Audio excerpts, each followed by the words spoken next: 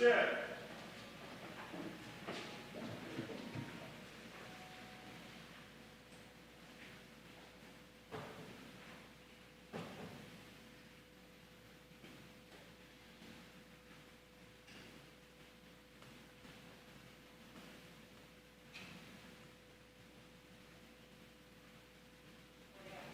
Morning, Madam Chair.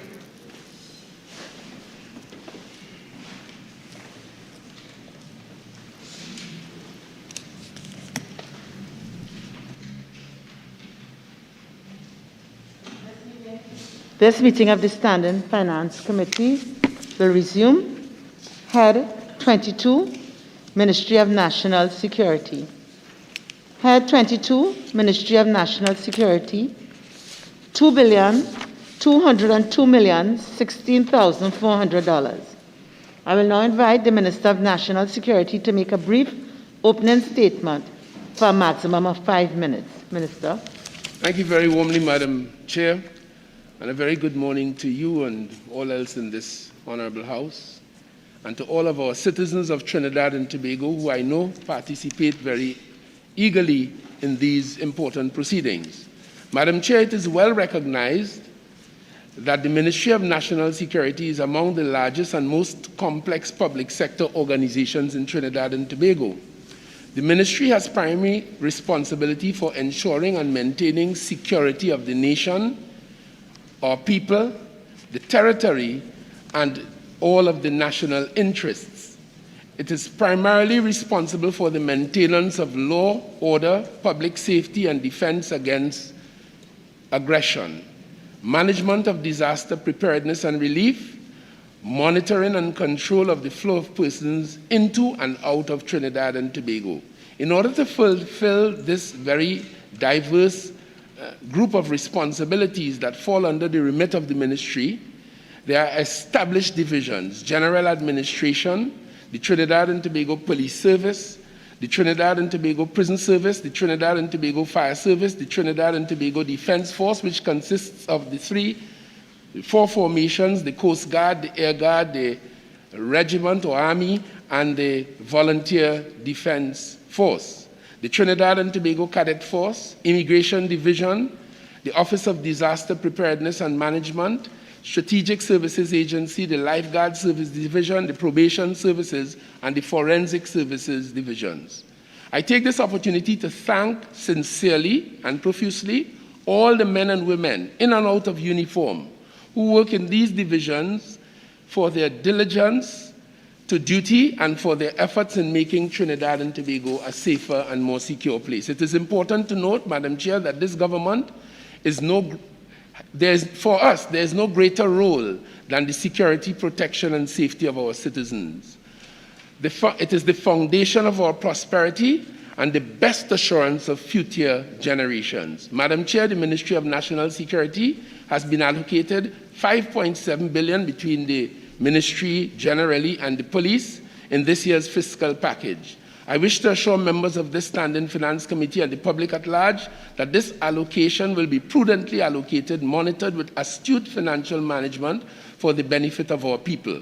We must take into consideration that, like other ministries, ours is also managing its resources during the challenging times of the global health pandemic.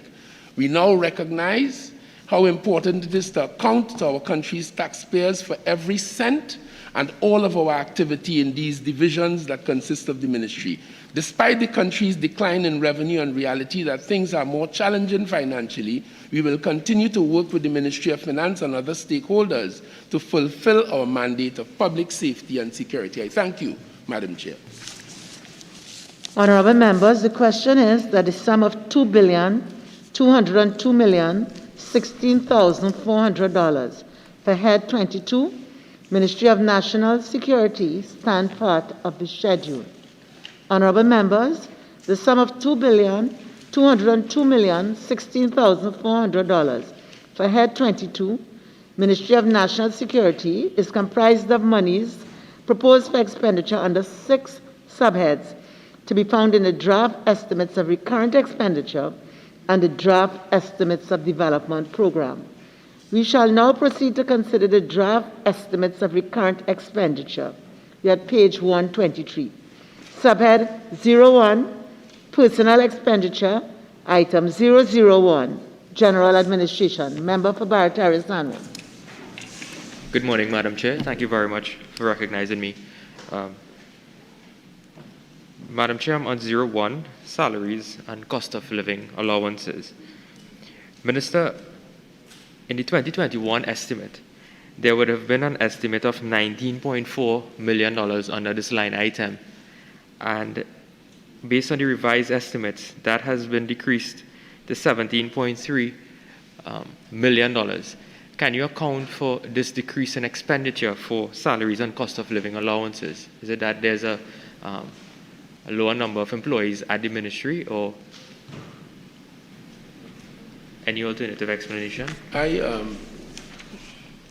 did not follow you. You said that could you repeat that? So if you watch, Minister, if you're with me at the 2021 estimates, yes, you see 19.4 million, 01. Yeah. And then the revised estimate for that fiscal would have been 17.3 million, which means that there's a decrease of about $2 million. No.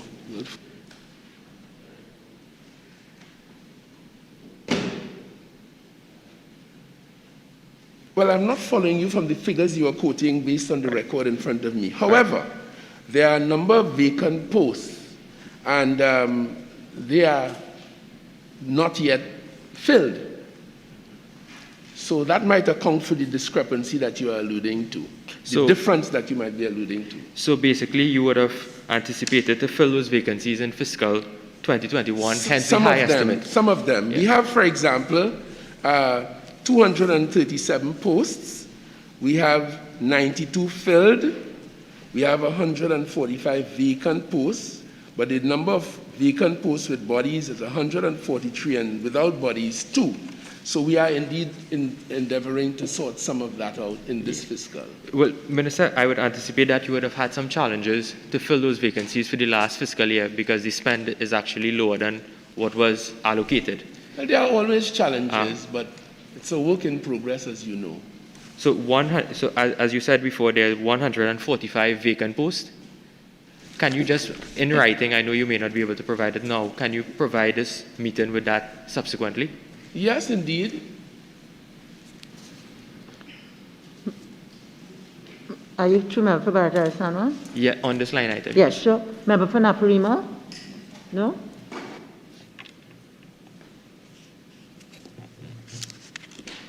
Item 002, Fire Services. Member for Barataria Sanwa. Thank you very much, Madam Chair. Again, Minister, I'm on 01, Salaries and Cost of Living Allowance. Minister, I see that in the, again, for the estimates of 2021, there's $232 million allocated, but the actual spend was 296 more. That's about $64 million more than that was allocated. Can you give an explanation for that increase in expenditure?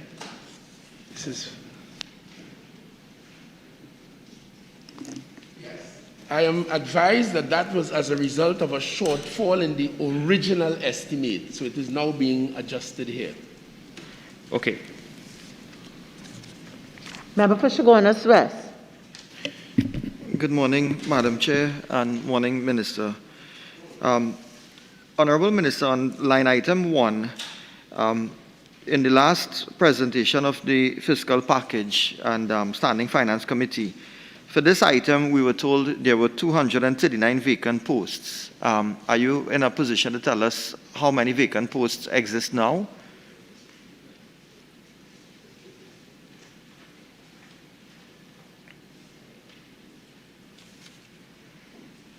Tell you. Not general admin.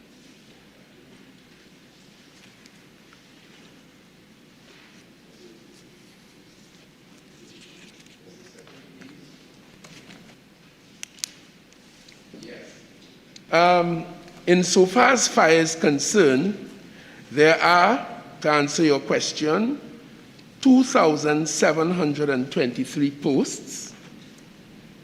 The number filled is 2,415.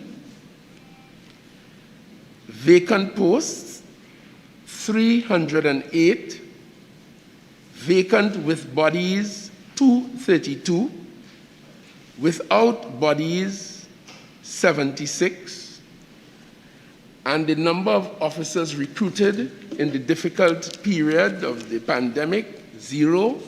So we are aiming to ramp up our recruitment across the Ministry of National Security's platform in the immediate or the foreseeable future. Member for Chaguanas West. Information. Would you be in a position to tell us how many persons are holding acting positions? Yes. Where you see there are vacant positions with bodies, those are persons who are acting in those positions. So the position is vacant and persons are acting up in them. In this case, 232.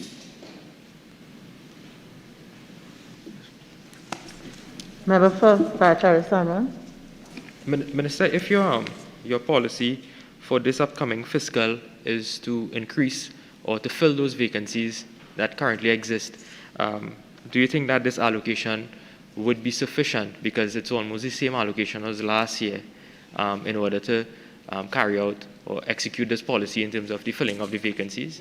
General issues that would surround the question you have asked, and this applies to all similar questions. One, given the state of the nation's economic circumstance, the budget division generally was very mean and lean in its allocations for obvious reasons.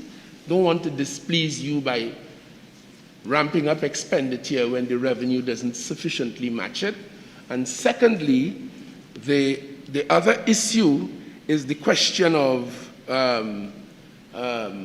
if, for example, it is absolutely necessary and you recruit more persons, then we have the mid-year review. Or, in some cases, you can via money in order to deal with those situations. So this is of general applicability. Member for Chaguanas West. Minister, in terms of line item 10, remuneration to auxiliary fire units, on the last occasion, we were told that this group of officers, they were seeking to get on the permanent establishment, and discussions were ongoing. Is there any update in terms of those discussions with the CPO?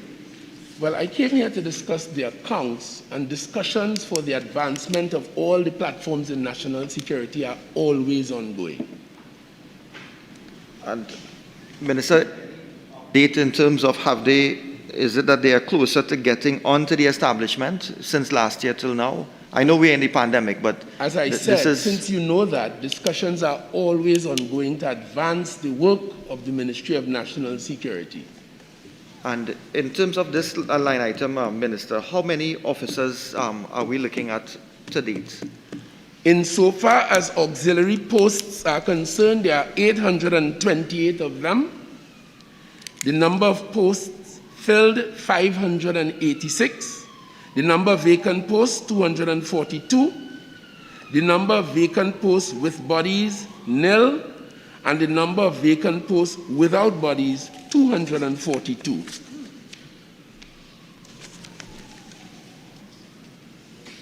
Item 004, Member for Naparima.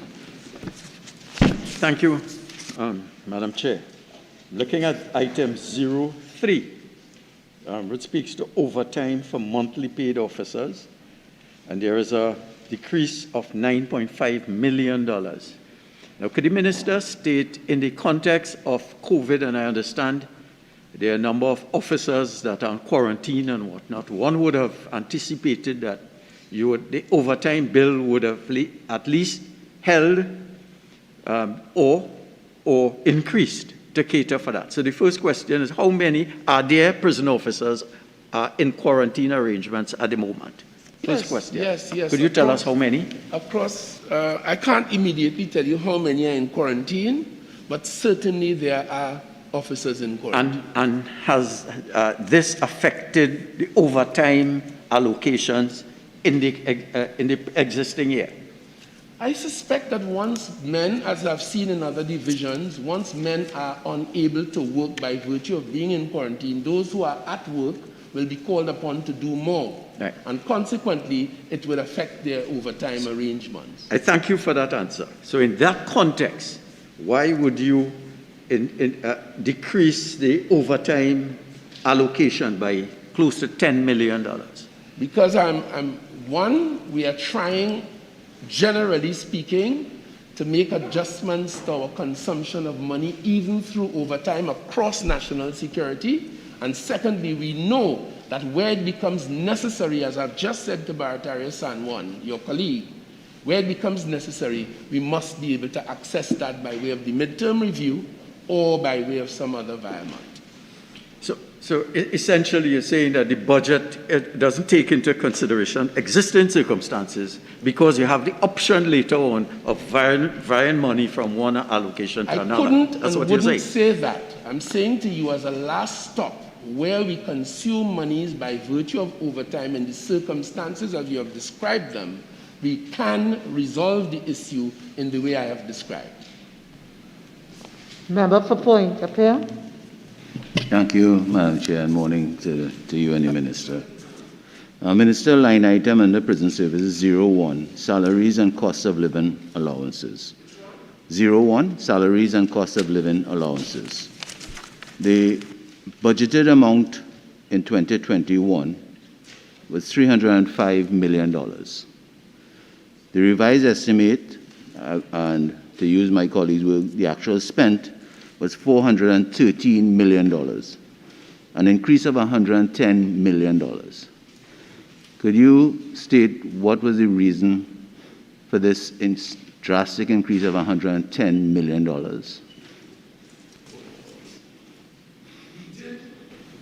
Receive what we consider to be a shortfall in our expected allocation in the last fiscal.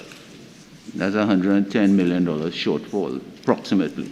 Yes, we would have wanted to have it, very... but circumstances in the Ministry of Finance did not allow it. Madam Chairman, I could offer some clarification here.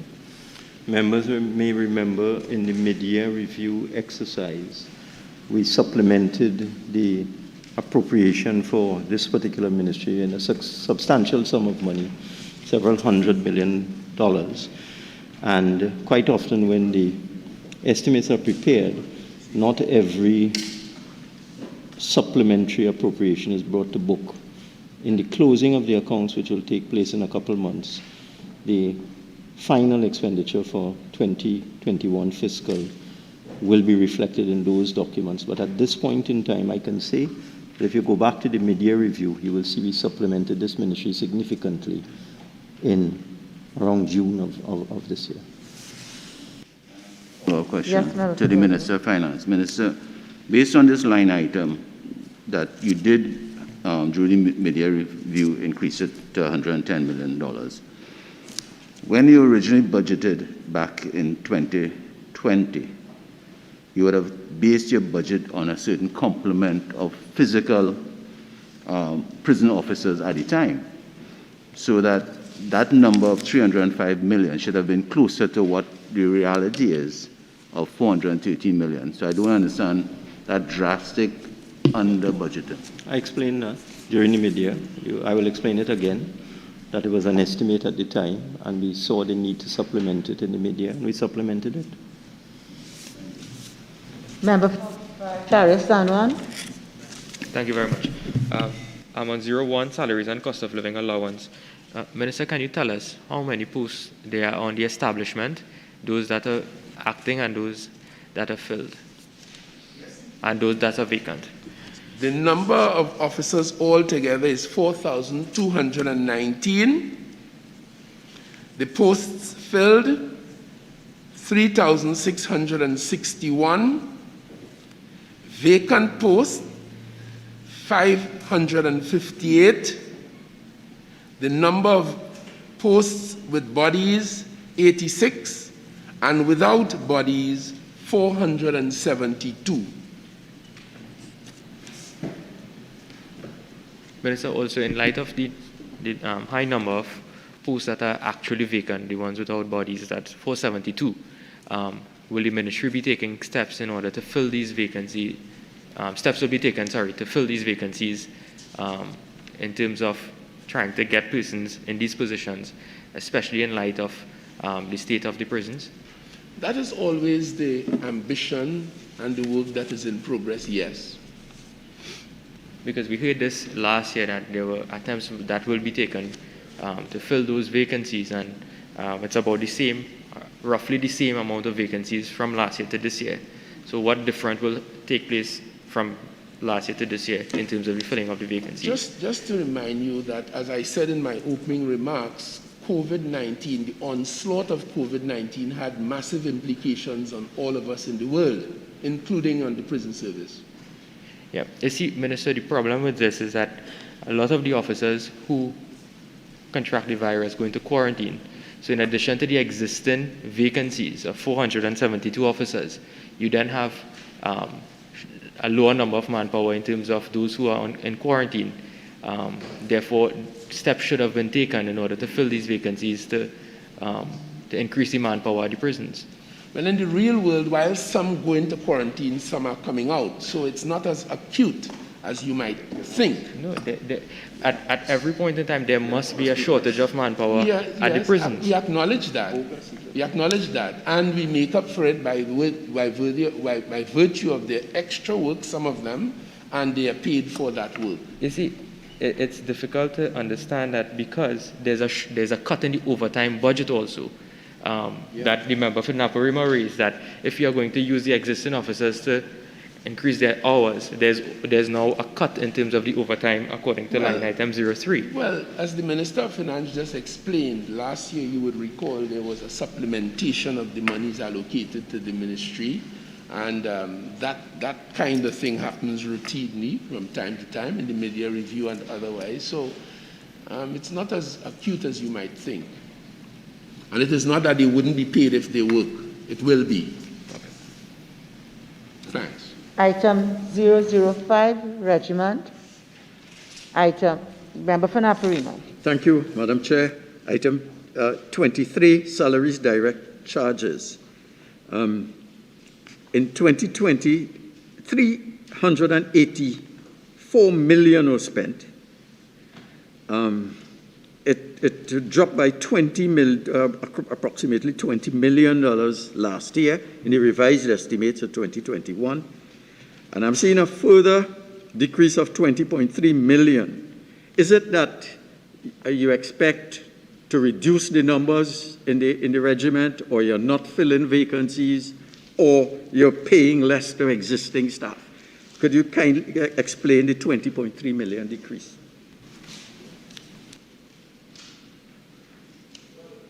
Actually, there's no plan to reduce the numbers. As a matter of fact, the regiment would have trained personnel in the last fiscal, and there are personnel in training as we speak. So you're saying that you intend to increase the numbers? Sorry, 1 second.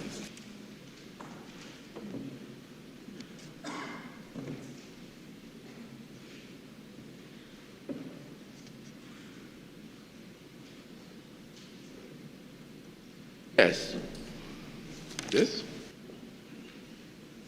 In terms of the numbers, just to answer you,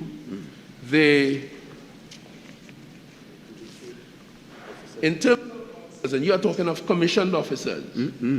In terms of officers, the number of posts filled is 107. The officer post vacant is 90. The number of officers recruited in 2021 would be 8. The number of other ranks of the regiment, 3,671.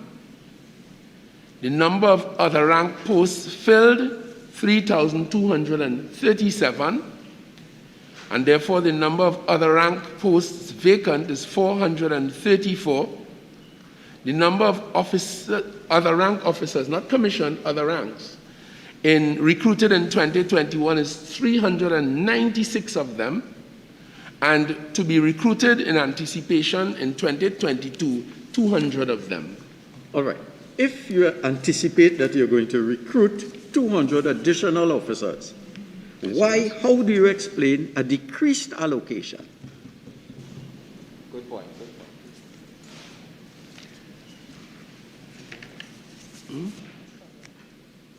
Good point there, The figure you see allocated is what was allocated by the budgets division. We would have indicated, as all ministries do, what we would desire to have, but the budget allocation that we had is as you would have read it. And we know, as I explained before, when necessary, we will have those funds supplemented. So we proceed in the confidence. Am I hearing correctly that you make allocations and you justify it? And, no, and somebody somewhere in the budget division, they cut it without coming back to you and saying, if we cut this, you cannot recruit 200 officers. As you know, you make requests and you take that which is allocated, all things considered. If, as you anticipate, you do recruit and get engaged in the training, you make a requirement for an adjustment in that at the midterm review to accommodate that. That's how the process works. Yeah. Madam Chair, I know that is how the process works, but we have figures in front of us. And every year we are told, don't take on these figures, because in the mid-year review we will change as what now. And what we are seeing, as in the case of the overtime, where there's clearly a manifestly a situation that has to be budgeted for, it is not because you could rely easily on the excuse that you're going to change it in the mid-year review. I think that is unacceptable. 006, Coast Guard. Member for San Juan, Barataria San Juan. Thank you very much, Madam Chair. Madam Chair, there are two related line items. That would be 01, salaries, and then 23, salaries, direct charges. Minister, I know that there's, with respect to the Coast Guard legislation governing certain officers, based on the separate line items 01 and 23, can you just give us the total number of positions in each of the line items, and again, those that are filled and those are, that are vacant? As the public servants at the Coast Guard is concerned, you're talking about public servants, right? Yeah. There are 8 posts, 3 are filled, and there are 5 vacant positions. And for the officers, that will be 23, line item 23. Yeah, one moment. Yes. There are 182 officer posts, of which 116 are filled. Vacant posts, therefore, 66. New recruits or persons, officers brought on in 2021, 6. And projected for 2022, so far, nil. Insofar as other ranks are concerned, posts 1,749, posts filled 1,437, vacant posts, therefore, 23. 85 recruits were taken on in 2021, and we do not project any recruitment for 2022. Thank you. Member for Orupu, Chief. Thank you very much, Madam Chair, and good morning to all. Minister, I'm at line 23, salary direct charges. From what is before us, there's a decrease of $25.6 million. We have an actual of $222 million for 2020, revised slightly downwards for 2021. We will not have a final figure yet. But this is a further decline of 25 million. I just wanted two things. One, an explanation of this. And secondly, given the fact that there have been public concerns about the manpower, Coast Guard manpower, to use the assets that are available, and indeed there are new assets now, could you also give us an inventory as to whether or not the Coast Guard has suitable manpower to properly utilize the assets and vessels that are in their possession at this time?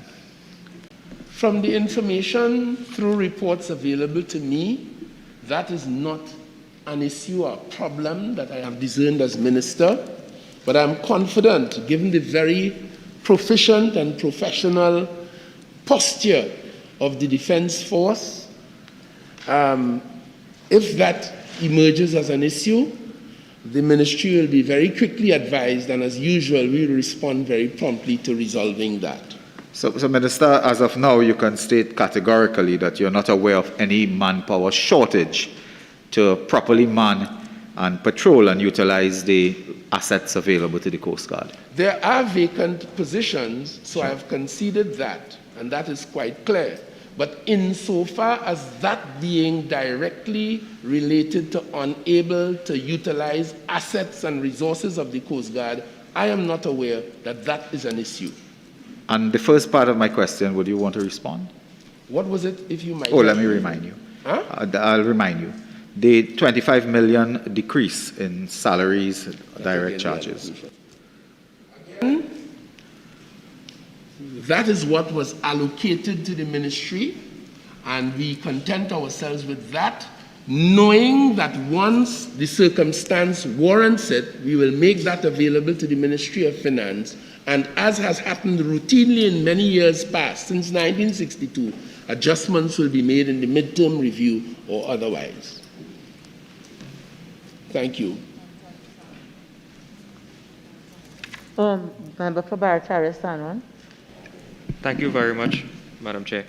Now, I'm back on line item 23. And Oropouche East did indicate that there's a shortfall in the estimates by about $25.6 million. Now, Minister, in 2021, just looking back at the records from 2021 and the answers given by the previous minister, is in fact that in 2021, there were more vacant positions. So that means vacant positions were filled within the year, and there are less vacant positions now. So when there were less officers, you allocated $215 million. But now when you have more officers for this fiscal year, you now allocate less in the sum of $190 million.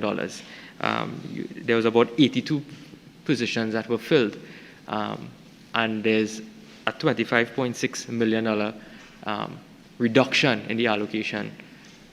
Should it have not been an increase in the allocation, seeing that the vacancies were filled?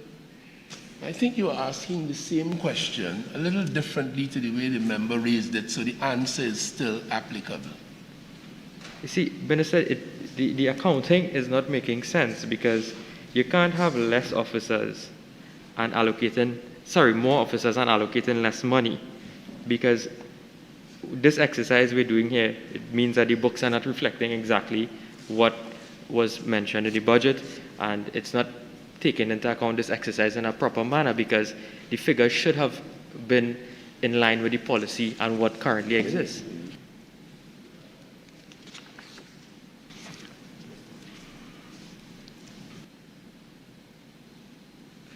And even if you look at line item 31, there's also a reduction in the NIS contributions for about $9.7 million.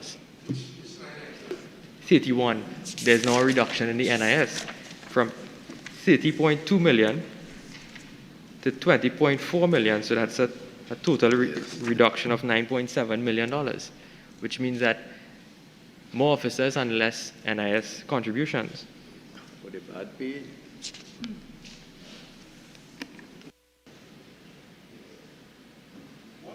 What would have happened in 2021?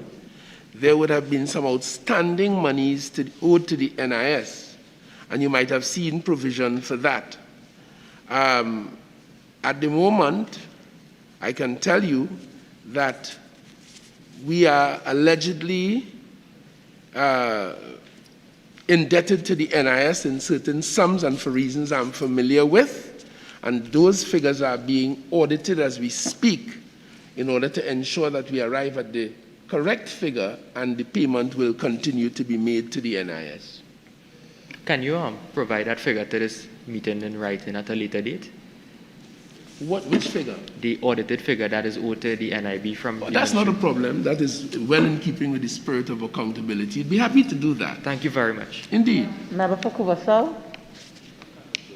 Thank you very much, Minister. And with respect to the said line item, salaries and 31 government's contribution, 23 and 31, government's contribution to NIS, you just raised it in response to Sama Baratari, and you indicated that the government is in the process of auditing, or your ministry, sorry.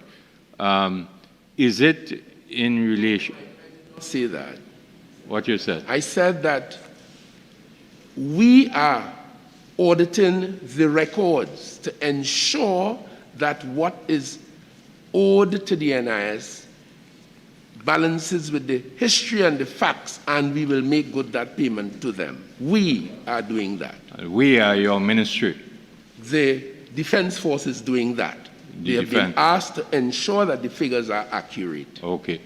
And you are asking that from a Defense Force, from an administrative point of view, in terms of the government's contribution and the officers' contribution? Yes. So is it that deductions have been made from officers' contributions and they were not remitted to the NIS? No, it's not that. It's not that. It is that with the Defense Force from 1962, there are some special NIS arrangements.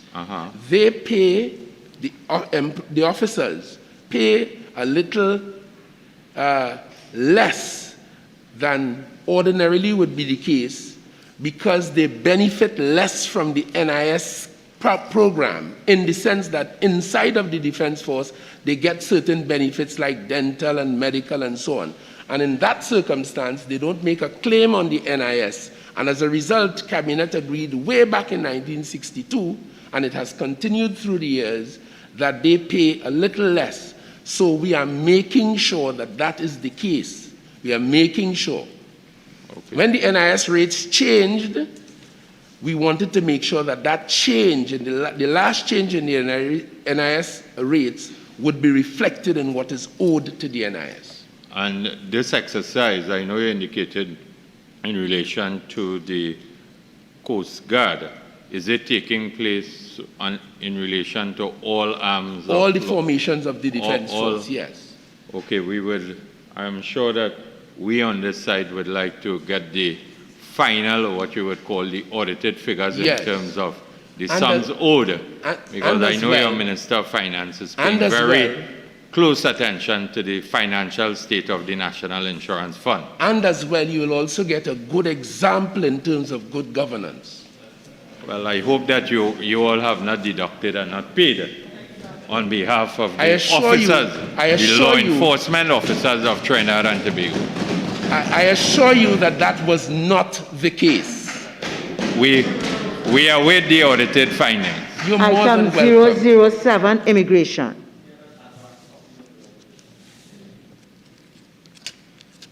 Item 008, Probation Service.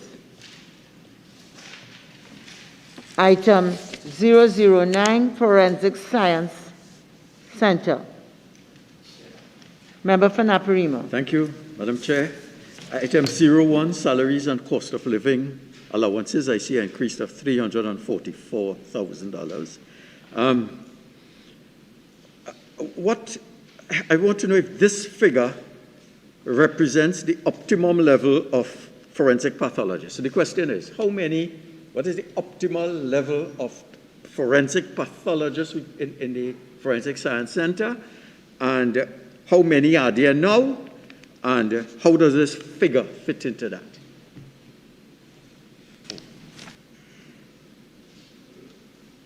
answer your question, the positions are 4. At the moment, we have 2. We have taken a decision that we would like to bring it to its optimum level. As such, I have, as Minister on the direction of the Cabinet, mandated, and the process is now ongoing, to invite young, bright citizens of Trinidad and Tobago who are so inclined to make application, which will be advertised promptly or shortly, for scholarships in this regard. This is not new. This has been done before. And persons were recruited as pathologists to the Forensic Science Center in the service of the people of Trinidad and Tobago on that basis in the past. But then you have attrition, people leave, they go to greener pastures, they have other options in life, and so it's an ongoing situation. But that is our immediate response, and I can tell you that we have recently engaged the UNDP to assist in identifying suitably qualified persons internationally, and out of that, we identified a doctor of Indian nationality who is a man of high record, and we are happy to inform you that he should be taking post in a couple, well, probably about immediately. He should be very promptly at the service of the Forensic Science Center. That will take us to 3 for the time being. That is good news, Minister. Yes. Good news. Yes, yeah. But this figure of 344 does not reflect that known anticipated expenditure.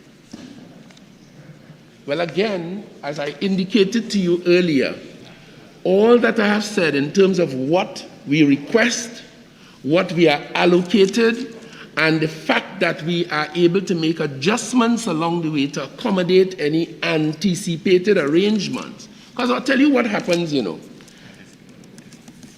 Yeah?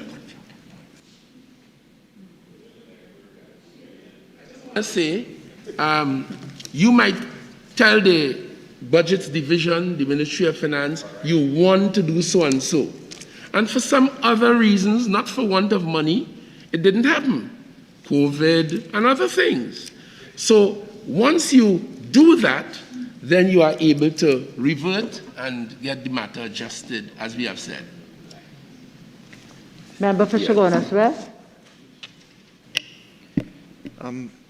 Minister, in terms of the same line item and what my colleague, Member for Naparima, had asked, what we had heard last year was what we have heard today, which is that the UNDP was engaged in terms of getting that number 2 up to 4, potentially, in terms of the pathologists.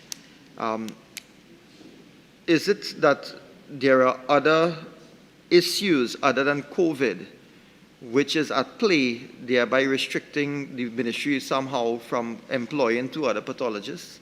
And the follow-on question to that is, what is the impact, you know, in your assessment, what is the impact of only having 2 pathologists at this time?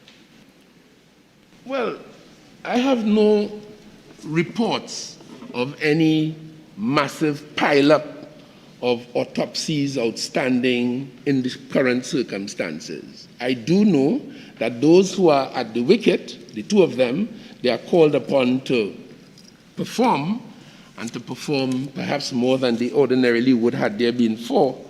But certainly, I have no reports of any problems as a result of it. But we are aiming, of course, to increase the number of persons at station in that regard. And the question that you asked about what other factors might be at work, that is really speculatory. I couldn't venture there.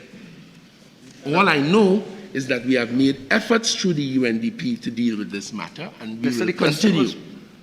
And we are making our own efforts with inviting citizens of Trinidad and Tobago suitably inclined and skilled to go on scholarship, to become skilled in order to fill those positions.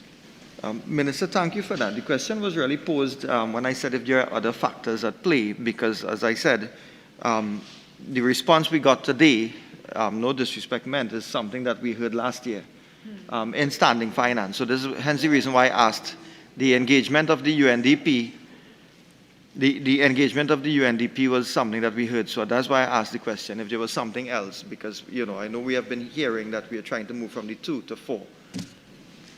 So that is why we had asked that question. I'm just being reminded that the UNDP actually started the recruitment process. Thank you, Pierce. Minister, I just want to focus on the ballistics department. That will also be 01? Yes. Salaries and cost of living.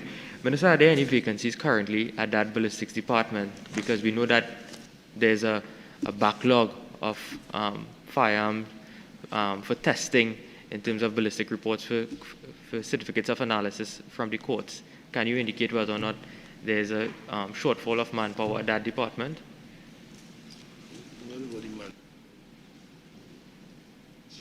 Speaking, so I can give you the general position with the Forensic Science Center. I'm unable to tell you specifically today about the ballistics in particular.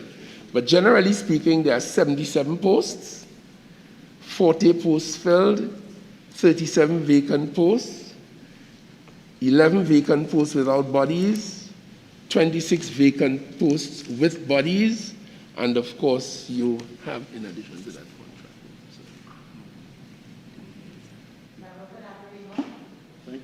Thank you, Madam. And I'm reminded, and quite properly so, that in order to deal with the backlog that you correctly identified, a decision was taken before I went to the Ministry of National Security, and I'm now seeing the fruits of that, where 25 persons have been specifically trained in dealing with the ballistic analysis and reporting, and they are at work at the Forensic Science Center.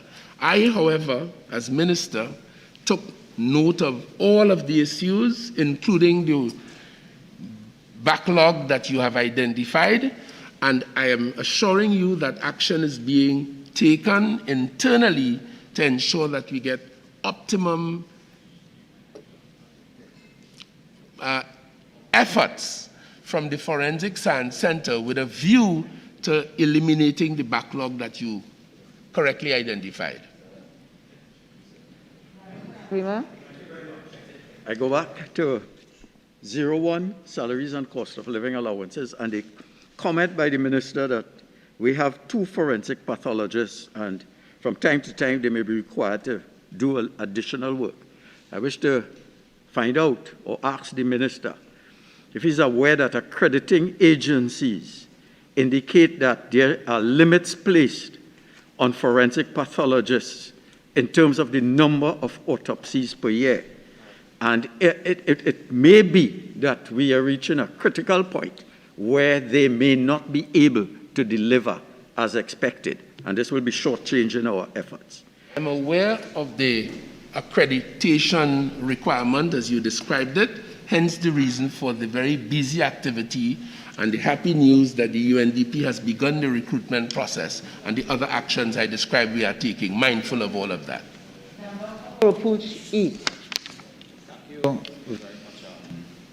On this issue of the staffing for the functions under 009, I just wanted the minister to indicate whether or not this includes staffing for the Special Evidence Recovery Unit at Komoto, whether this is also part of the ministry's operation and the status of that particular unit going forward. Contemplation and the purview of the ministry, but the CERU is different from the Forensic Science Center. That's a police unit that does particular police analysis. Yes. Item 012, Lifeguard Service. Item 015, Cadet Force, Member Pakuba South. 015, we had? no, 012. Okay, so I looked up, I didn't see anybody. So could I ask that we be a little quicker on the draw? Okay? Are you hearing me? So you're allowing me to? I'm allowing you. Yeah. But I'm just trying to advise that it's not a force that we will adopt. I always take your advice, Madam Chair. Mr. Minister, with respect to your vacant salaries and cost of living allowance, could you inform this meeting if you have the adequate or sufficient complement of lifeguards under this particular head? I can tell you that there are 6 posts insofar as public officers are concerned, and all 6 are filled. And in terms of these lifeguards, there are 126 posts on the establishment, of which 101 are filled. There are 25 vacant posts, therefore, 15 with bodies, and 10 without bodies. The number of regular workers are 19, and casual workers are 8, insofar as that division is concerned. And again, I have had no report of any difficulties in the circumstances. Well, beaches are closed currently and Yes, so on, but yes. prior to the COVID-19 pandemic, we always had instances, especially around Easter time and what we would term to be the August holidays, Yes. that there's a shortage of lifeguards and so on. So I'm hoping going forward and so on, there's not, and this doesn't become an issue in terms of shortage of lifeguards when beaches are reopened. I should tell you that when I assumed this office a few months ago, I had the honor to hand over very critical life-saving assets to the Lifeguard Division of the Ministry of National Security.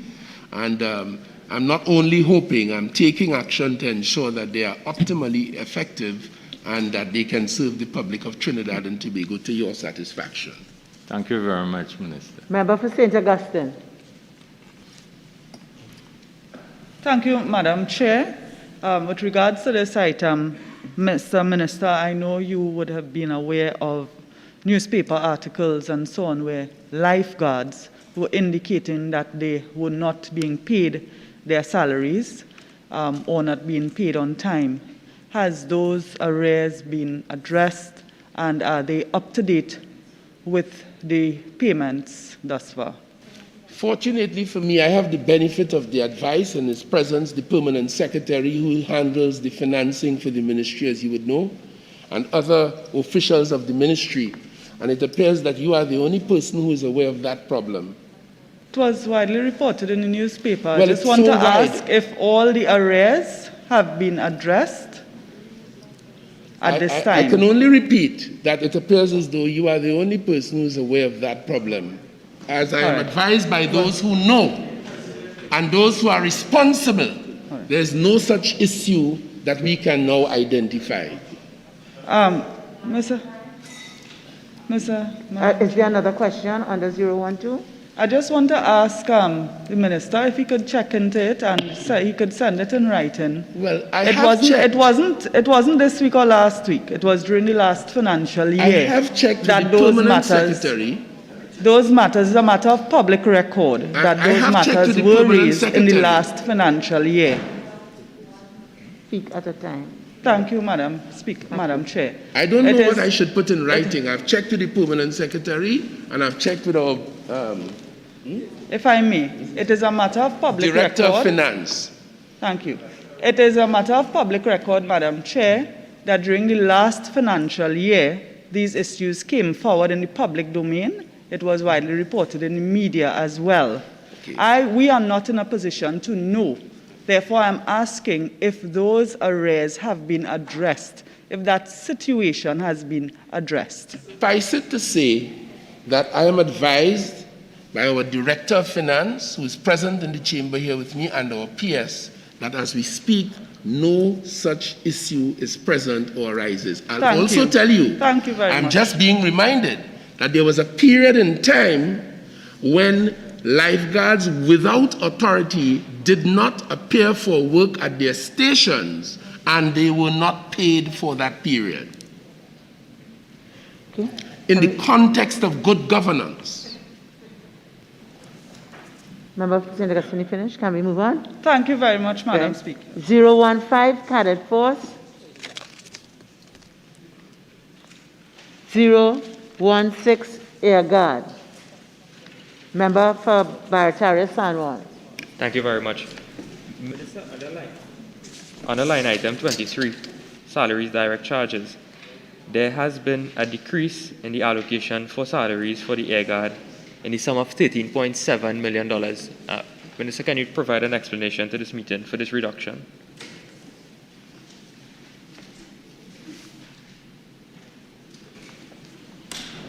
Member?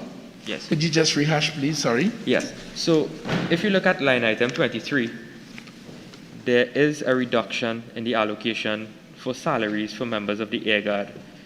It went from 53.5 million to 39.87 million, which is a shortfall of $13.7 million decrease. Can you explain why this decrease in terms of salaries? I told you earlier that when you see that kind of thing, it is the allocation that we have had. I told you as well that there will be no issue insofar as payment to them. The one thing I can tell you in response to you is that every single public officer in the Ministry of National Security would have received their salaries on time every month, notwithstanding the financial constraints that we have had as a nation to resolve through the pandemic. And even prior to that, every single officer can tell you that they would have received their salary.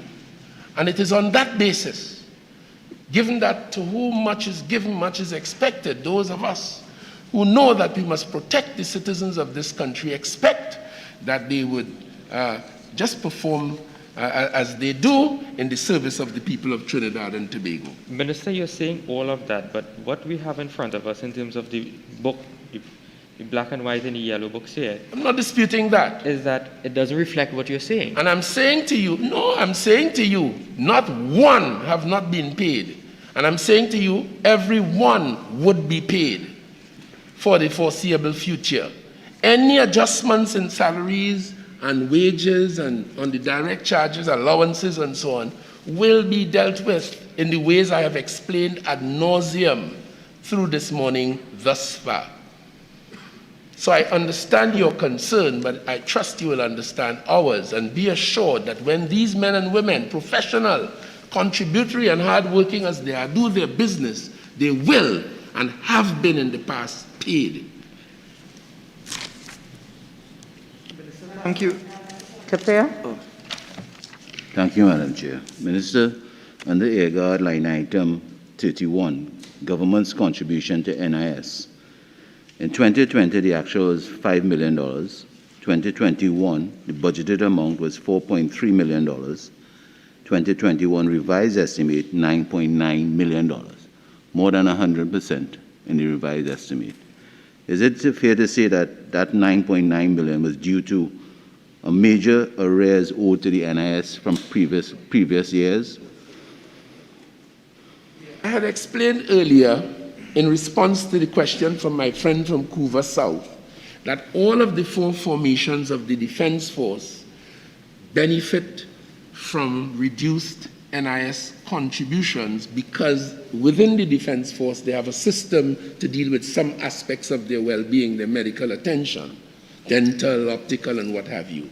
As a result, we are now looking at the figures that are allegedly owed to the NIS to ensure that they are in accord with that policy, that position, especially since NIS would have increased their rates some time ago. You have to make sure that the figures match, and that's what we are dealing with at the moment. All the four formations. Follow-up question, Madam Chair. Based on your response, Minister, I understand what you just said, but let me just put it to this question then, based on the NIS. If under Air Guard, the officers did not pay the correct amount of NIS, the employee part of it, because of whatever reasons that you just gave, is it then that the government will be picking up that responsibility of whatever shortfall or underpayment that was charged by the I have not said that there was any underpayment. So let me make it lucidly clear. I have not said that. I said that the figures are being reviewed to ensure that they are in accord with the demand of the NIS.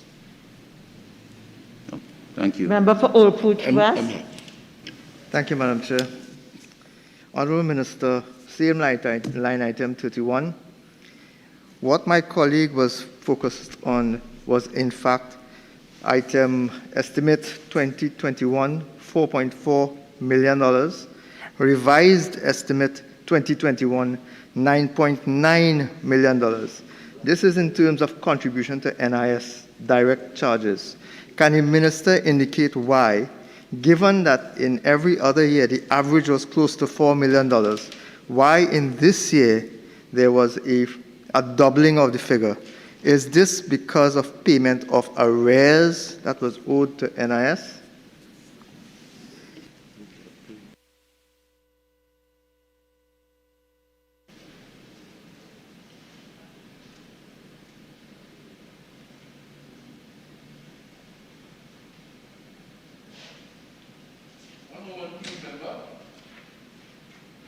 Sure.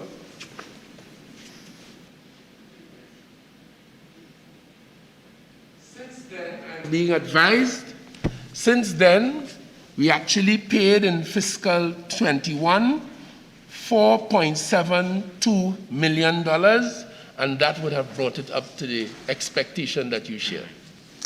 Just a follow-up. So I want to confirm then that this payment, this additional payment, this doubling of the figure in 2021 revised estimate was in fact payment of arrears outstanding. That was indeed for arrears, to settle arrears. Subsequent question with regards to item 24, allowances, direct charges. We have a similar situation with the estimate for 2021 being 14.7, but the revised estimate being 18.6. Is that the same situation at 18.6? Is that the same situation that arose, that we had arrears of allowances to representatives and employees of the Air Guard of upwards of $4 million, which would have been paid in 2021, having not been budgeted for previously?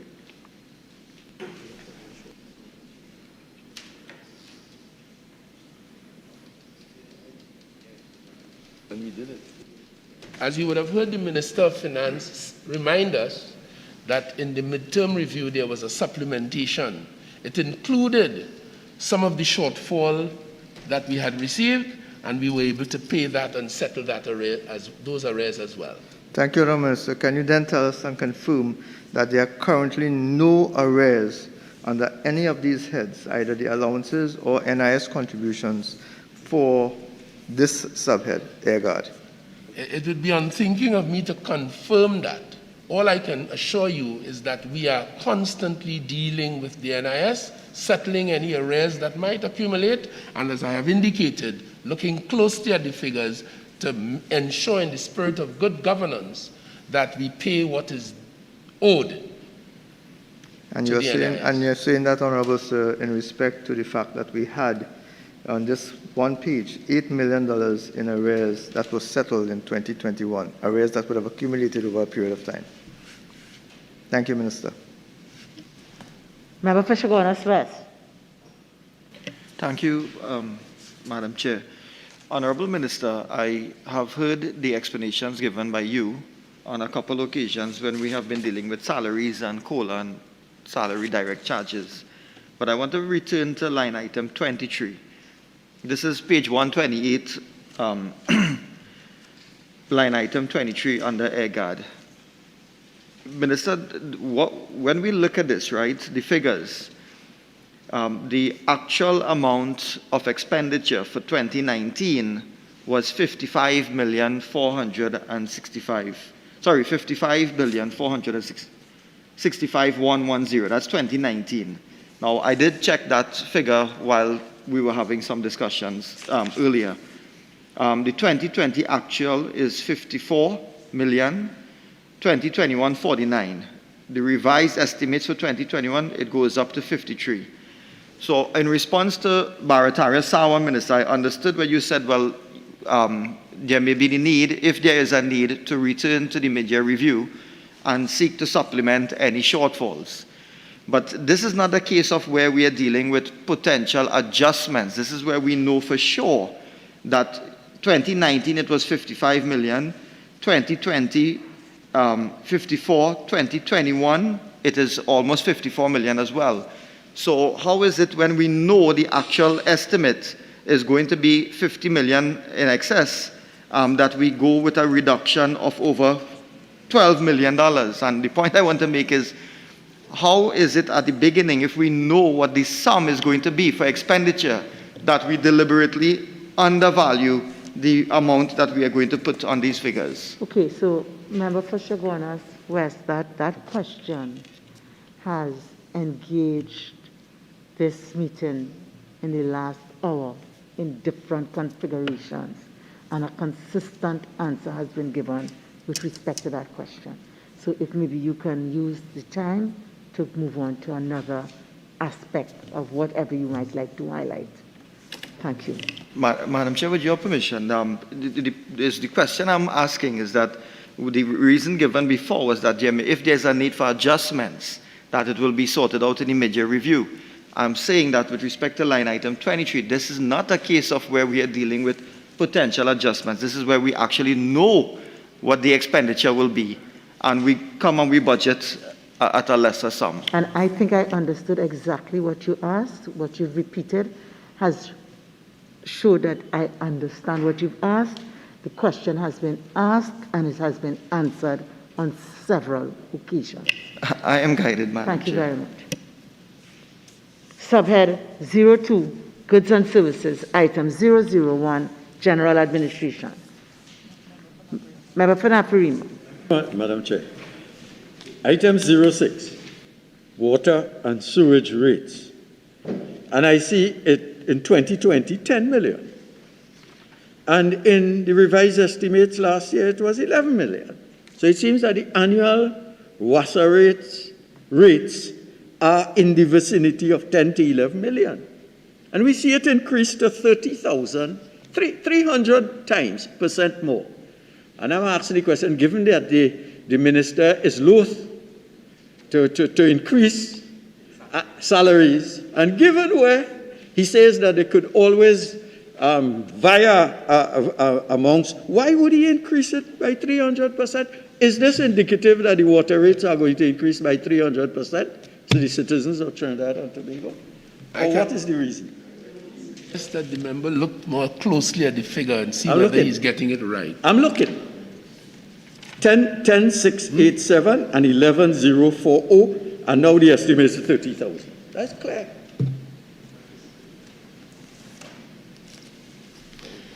Yeah. If that is the case, it can only explain an attempt to allocate, to sort out any arrears that might be owed to that state enterprise. Again, please. I think it can only be an anticipation of settling maybe arrears that might be outstanding to them, to that state enterprise. And you are guaranteeing that it does not reflect an anticipated 300% increase in the water rates? I can guarantee nothing.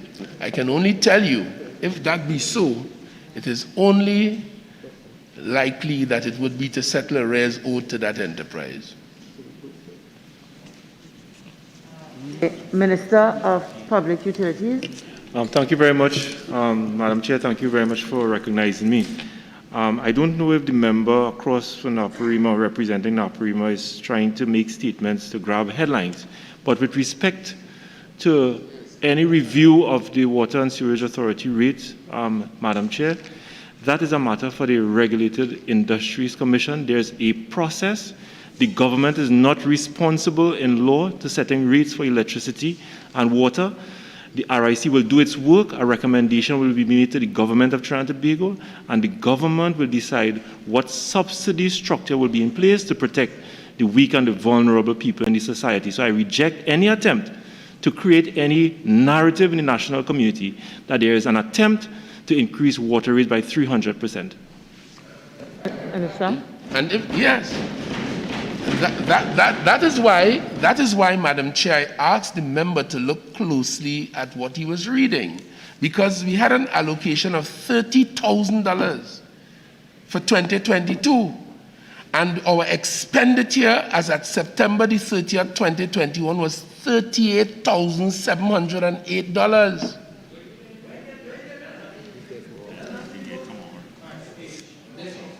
Codes. And that's 6, Madam Chair. 06. You can't make up figures. It's not in the book. It's 10.6. It is either this is valid or it's not. And if not, well, then let me throw away the book. 10. Then I could throw away the book. The book is no use. Minister of Finance. Yes, Madam Chairman. If we are on page 128, item 02, goods and services, sub-item 06, water and sewage rates for the Ministry of National Security, under general administration, then a provision of $30,000, which is approximately $2,500 per month for the Ministry of National Security, is not unreasonable, and there's no indication whatsoever that there will be an increase in water rates. And I'm saying that you underpaid in the previous years. It is quite possible that there are arrears. The Minister of National, it's just one more clarification, Madam, if you don't mind, to deal with that supplementary question. The Minister of Public Utilities, in his presentation previously, did give some details of amounts owed to the Water and Sewage Authority by various ministries and agencies. So it is not unknown and it is not unusual for ministries and agencies to be in arrears to the Water and Sewage Authority. In fact, the Minister said there's $1 billion outstanding there from the public and private sector. And therefore, there is nothing unusual about a provision of $2,500. I want to repeat, $2,500 per month for water rates for the Ministry of National Security. That is not an exorbitant amount, and it cannot lead to a conclusion that water rates are going to go up astronomically. Member for Oropouche is? Madam Chair. On this very matter, I don't want to mix up the matter, and I would like the Minister to clarify. We are dealing with the water and sewage rate for the Air Guard, not the Ministry of National Security in total. General Administration. What page are we on? 128. Yes, under General Administration. General Administration. Madam Speaker, in this matter, it is the answer appears to be owing money to WASA. There's a debt to WASA of some kind, because it is not foreseeable that you would have 10.6 thousand in actual 2020 and then 30,000 in 2022.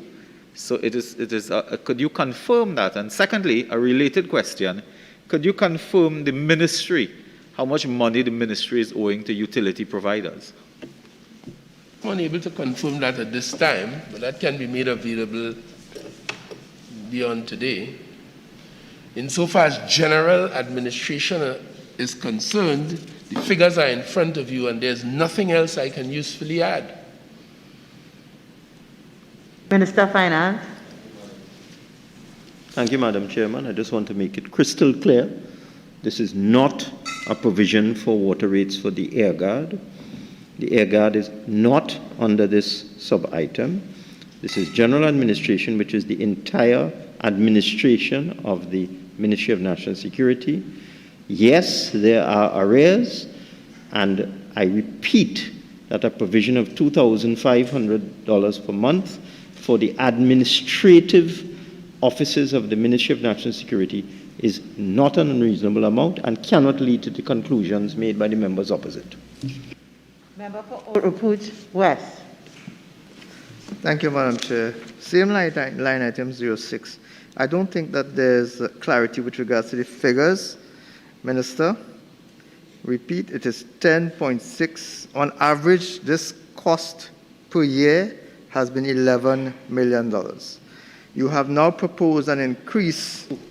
You have now proposed an increase to $11,000 you pay attention a little bit, please. You have now increased it by over 100% to $30,000. All that is being requested is an explanation as to why, because you would have projected a reason for the increase. Is it that there are arrears? If you do not know if there are arrears, then say so. If you have specifics that can be brought forward later, then provide it later in writing, Minister. Madam Chairman, I already said there were arrears, so stop that. What were the arrears being considered that would have increased this figure by 100%, and for what period? Let me repeat, Madam Chair, that the actual expenditure for 21 was $38,708. Actual expenditure.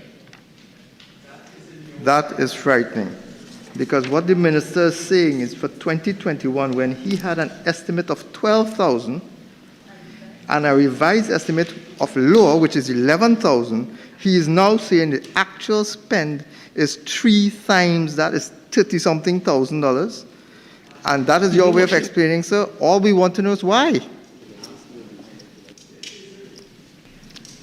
Madam Chair, the question has been asked pretty clearly and answered very equally clearly. Minister, you are quoting figures that are not Madam in this Speaker, book before the Parliament. I need your protection. Are you going on to another question? Because the minister's response is that it's been asked and answered. The minister, Madam Chair, the minister has not responded. He has not provided any explanation. In fact, his explanation, what he attempted to make, made it even worse, because those figures he's citing is not in the books and are higher than the revised estimates in the books. Member for Barataria, Sanwan. Madam Chair. Madam Chair, on line item 16, contract employment. Minister, I see that there's an increase in the allocation for contract employment in the sum of $8.4 million. Can you give an explanation for this increase?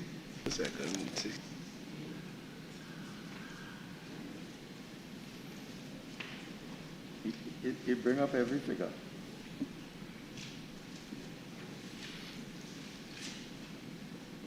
A moment, please.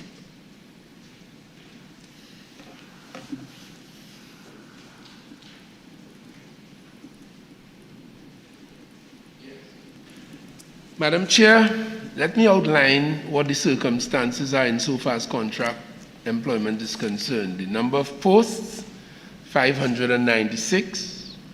The number of those posts filled, 267. The number of persons recruited in 2021, 15. The number of contracts renewed in 2021, 59. And the number of contracts not renewed was 1. However, it is the intention of the ministry to fill in 2022 53 positions. That includes the director of the legal department, CCTV manager, the IT system manager, procurement specialist, senior IT infrastructure specialist, to fill the position of Director International Affairs and the manager of the National Drug Council. And those are some of the positions we intend to treat with in the pursuit of optimum efficiency in 2022. So, Minister, when you anticipate to hire more people, you allocated more money, which makes sense.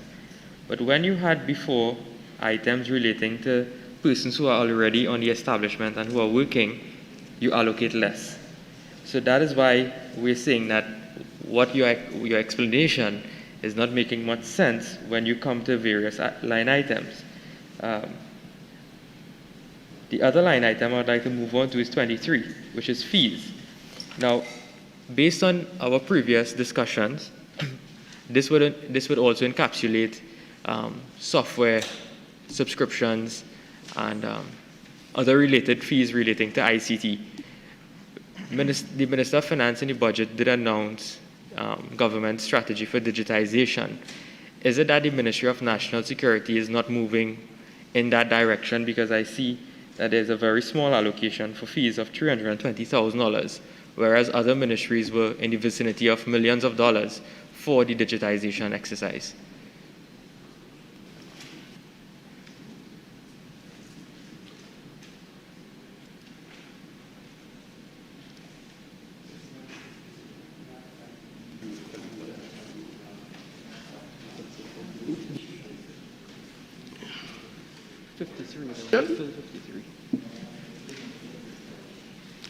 The Ministry of National Security, as all other ministries across the governance platform in Trinidad and Tobago, is in accordance with government's policy headed off in digitization and digitalization of all of the platforms.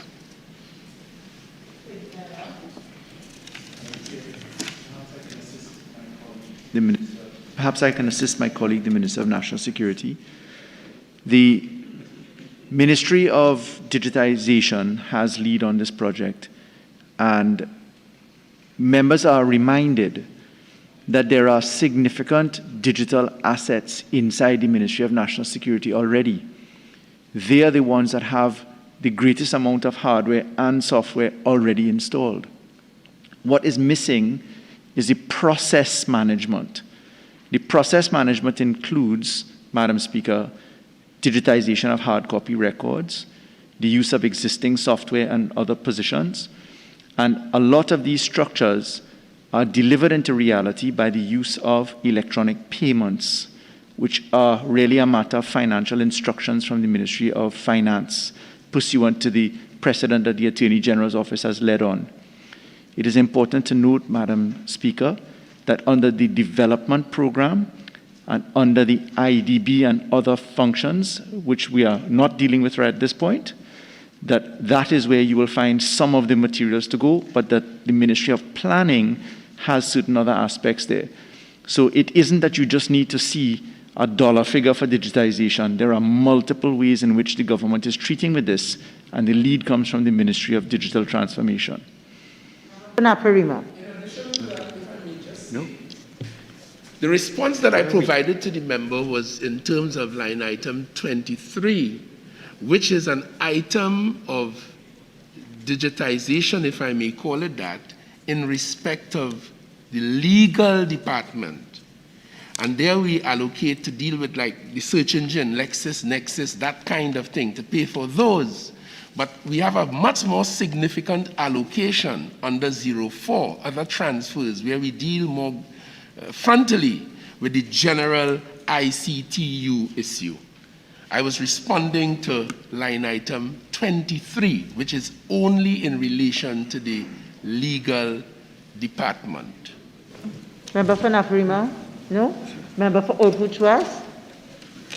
Thank you, Madam Chair. I think it is important to note that this is the first time during the Standing Finance Committee that we are seeing the actual 2020 revised estimates 2021 and estimates for 2022. In that vein, I'm looking at line item 09, and I note a $201 million actual spend for vehicles and equipment rental and lease in 2020. I'm seeing an allocation this year for 2022 fiscal of $1.689 million. Can the Minister indicate why there's this huge gap between actual spend in 2020 and proposed 2022? Maybe he might be able to give us a breakdown as well as to what vehicles and equipment are being rented, from whom, and at what cost. Straightforward. This was the vote that was previously used to deal with the CCTV camera operation and payments. That has since been transferred to another division, the SSA, of the Ministry of National Security. Thank you, Minister. My pleasure. Member for Cuba South? No point. Member for Barataria Sanon? Thank you, Madam Chair. Madam Chair, item 36, extraordinary expenditure, found at page 129. Minister, I saw that there's a very high increase in terms of what was estimated in 2021, 50 million, and there was a spend of 80 million for 2021. Minister, can you explain what items of expenditure fall under this line item and why this massive increase of $30 million in expenditure for 2021?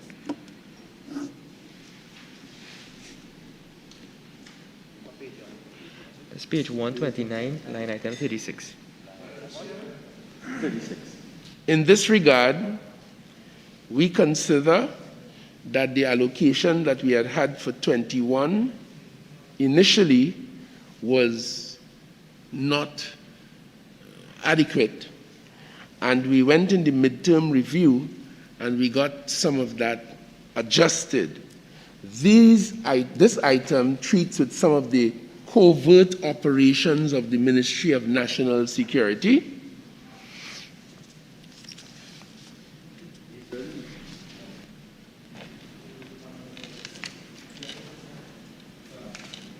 Member for Oldbridge East.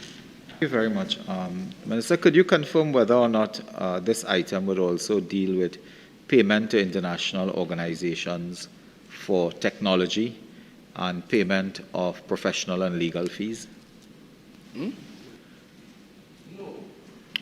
Could you also confirm whether or not this expenditure provides for contract settlements? Say again? Contract settlements in the event that the ministry has to settle matters of breach of contract? No, this is not taken care of here. Thank you. Madam Chairman, can I just clarify, we're dealing with page 129-02-001-36? Yes, extraordinary period. Well, I'm advised that during 2021, without saying any more, because this is a security matter, that there was expenditure on the, what do you have your hand up for? There was expenditure on the coastal radar system, which would not have been incurred in 2020, which is one of the reasons why the expenditure in 2021 was revised from 50 to 80. Which is? Thank you very much, Minister. Just to seek further clarification, you indicated that extraordinary expenditure involved covert operations. Could I ask the Minister to explain, by way of policy, certainly not example, whether the Ministry of National Security undertakes covert operations? Remember, you start from the question, so you're talking about policy. As a matter of policy? You're not asking policy here. Well, could I ask the Minister then on expenditure? Whether the expenditure that is identified here is for covert operations of the Ministry of National Security? All of the Ministry of National Security, its agencies, its... But this is for the administration of the Ministry of National Security. This is not for an arm, or is this for an arm like the SSA or something like that? This is for covert and operations overseen by or financed by the Ministry of National Security. So this would include the budget of the SSA? No. The SSA will have a separate budget? Yes. Member for Oldbridge West. I think my colleague for Oldbridge East has asked the question, although it was not answered properly by the Minister himself. Item 002, Fire Service. Member for Naparima. Item 13, maintenance of vehicles. And I see item 13, 13, maintenance of vehicles. I see it was 7 million in actual in 2020, and there's been a consistent decline by 50% over the years, and there's a 125,000 decline this year. Now, I'm asking the Minister, in view of the fact that 2 years ago, according to the Express, March 26, the acting chief fire officer, I think his name is Mr. Kenny Gopal, indicated at least half of the fire trucks in the Trinidad and Tobago are broken down and off the road. And I'm asking the Minister, if that situation has been improved, because I have friends in the fire service who tell me that most of the appliances are not working, and there's this 124,000 increase likely to deal with that issue. I believe it's item 13 you're referring to? Yes. Yes? Yes. Okay, it's just that, I'm trying to follow with the figures. Yeah, the figures, it was 6.9, there's a 3,000, and so it's cut in half then. No, that is 3 million. You see, 3 million. Sometimes we just look at the figures to try and identify. No, I'm sure I know what I'm saying. It was cut to 3 million, and this year there's been a decrease of 124,000. Okay, you said increase just now. So that's yes, saying. I apologize. I apologize. Sometimes you're not sure where you are. Yes. But the core issue is, are these sums and the decrease adequate to treat with the fundamental problem of broken down fire trucks in Trinidad and Tobago? Yes, Madam Chairman. If one looks at the original estimate in 2021 for this item, it was 3 million. And therefore, the estimate for 2022, the starting estimate is 3 million. There's nothing unusual about that. They spent an additional 124,000 in 2021. That's just under 5% over the original estimate. Therefore, these figures are within any statistical range of probability. It's nothing to quibble about. And I also doubt that he has any friends in the fire service. They would have retired over 10 years ago. So I don't believe you. Follow-up question. Could the minister indicate how many fire trucks in Trinidad and Tobago and what percentage are operational at this moment? Just for the benefit of the viewing and listening public, as Minister of National Security, and I have regular briefings with the heads of all of the divisions, including the fire service, there is no condition or circumstance of half of the trucks down, as has been suggested by my friend opposite. From time to time, as everything else, vehicles will malfunction, they will need maintenance. As the Minister of Finance said, these figures here are within the reasonable and anticipated range, and there is no such issue as we speak. When there is need for maintenance, it is routinely done, and therefore the scaremongering that I am sensing here is not helpful.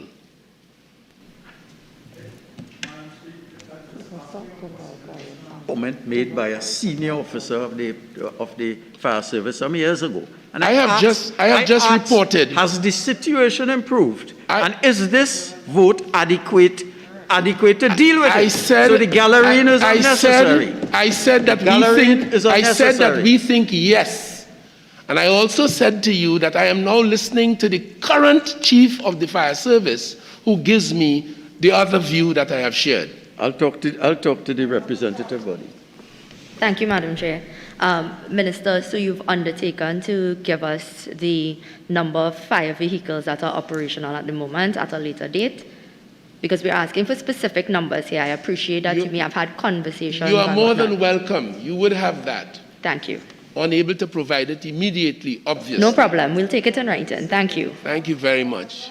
Could fit in your timber? Member for Chaguanas West. Thank you, Madam Chair. Minister, page 129, line item 17. In terms of training, there were no allocations or releases for 2021. Whilst we're in a pandemic, training continues to be, of critical importance to fire officers and related staff. Any reason why no allocations for that year, fiscal year?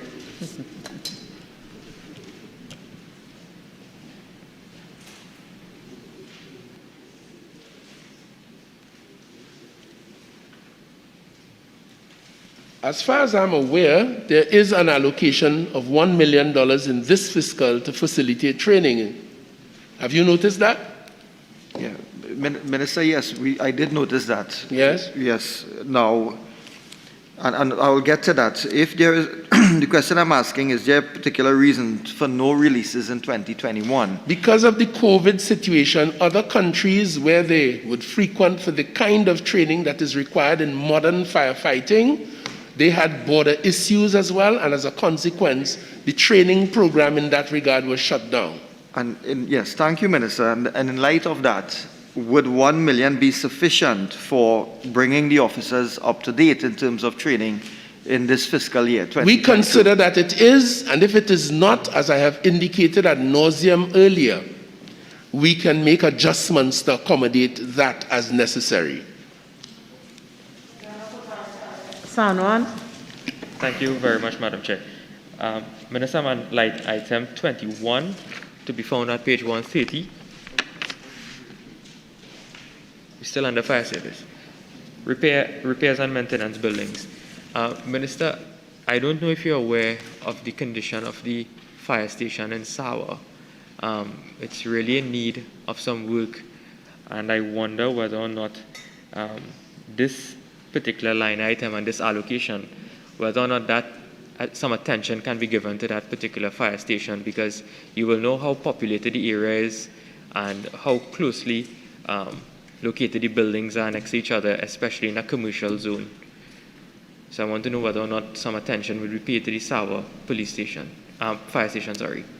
This allocation is to deal with the maintenance of buildings across the fire service.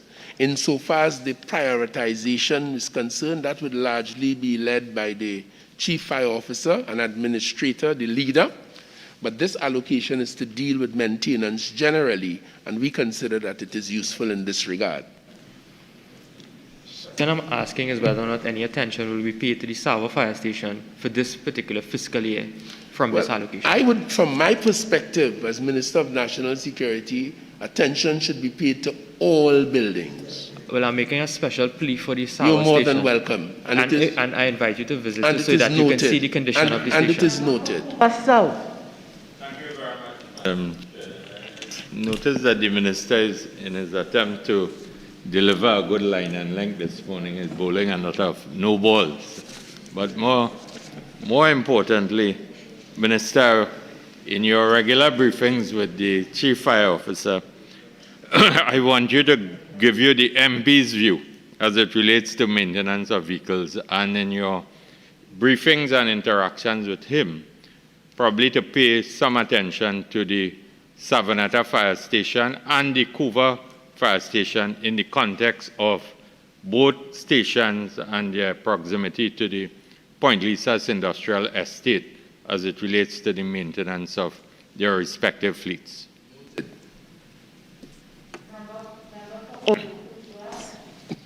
Thank you, Madam Chair. I am looking at line item 96, fuel and lubricants. Your actual for 2020 was $2.5 million. Your revised estimate for 2021 is 1.3, and you have an estimate for 2022 of 1.2. This is about half of what was spent actually in 2020. Can the Minister advise why that is so, given that by his own admission, there are increased number of fire appliances, etc., currently in use?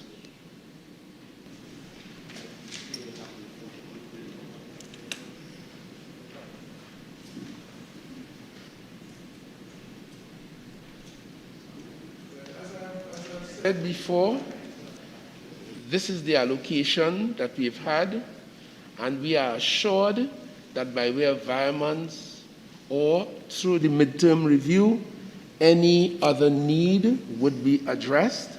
And I can tell you from the Finance Department right here, we have a commitment of $60,000 to be paid from this allocation, and this allocation is really to deal with fuel and oil and grease and etc. Those things, for fire service vehicles. Minister, every time you give a statistic, you seem to create more queries than before. Yes. What is this $60,000 for, given that I am speaking specifically about $2.5 million being cut down to $1.2 million? What is this $60,000 commitment that you refer to now? That would probably be invoices that have been presented to be paid. So, Just give you that so this little detail. 1.2 million includes arrears, $60,000 at least at this point that you can refer to. $60,000 worth of arrears is catered for in $1.2 million, which is already half of what you actually spent 2 years before. The allocation that we have of $1.2 million will deal with monies owed and debts to be incurred in the future, and it is an ongoing process. If we need more money to do those things, by way of the midterm review or environments, we can treat with them. But we give you the assurance, these items for those vehicles will always, as they have been, provided for the fire service. Minister, your estimate for the year going forward must be based on previous experience and appliances that have been added to the fleet, which is why I'm asking. Your previous experience would have told you actual expenditure 2020 is $2.5 million. If you have now budgeted $1.2 million for 2021, which includes arrears, it suggests that you have under budgeted by 50% what you expect to spend in 2022. That means that the budget figure for Ministry of National Security is actually underestimated and understated, and that pervades throughout these estimates of expenditure. Number 4, Chaguanas West. Minister, in terms of line item 15, when we look at the decrease, yes. When we look at that sum, that is the estimated sum for 2022, $250,000, a decrease in over $1 million from the 2021 revised estimate. When we allocate these small sums, I know it seems as though the trend is, well, we can go to the mid-year review if we need more. But when we allocate these small sums and you have vehicles that are in need of repair, wouldn't there be a slowdown in the process or continuing stalemate in the process in terms of getting the vehicles, up and running and any other equipment, actually any equipment, to be functional within a short space of time? So what would happen is if we wait for the mid-year review, then you would have to get that release, then to take control of some of the repairs that we want to effect. So I'm asking, isn't this really a sort of gross underestimation of what is required to make sure that all equipment is up to date?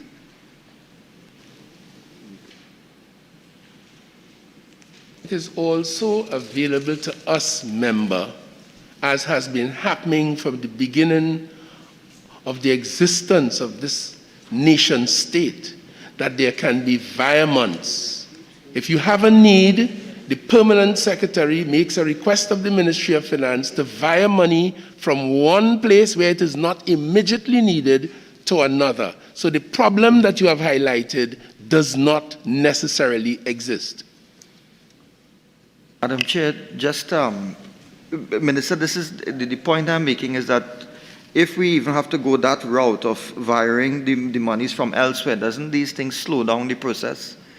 This is fire service. It's not one of those things that we can shelve and wait for the release of funds. Whereas if you budget up front, you can see a more holistic approach in terms of treating with repairs. I disagree with you. Gouverneur.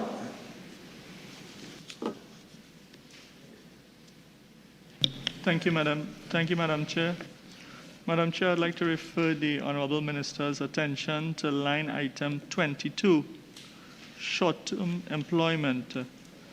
Minister, this was estimated at $2.6 million in 2021, but the revised estimate shows nil. Can you advise why this was not utilized?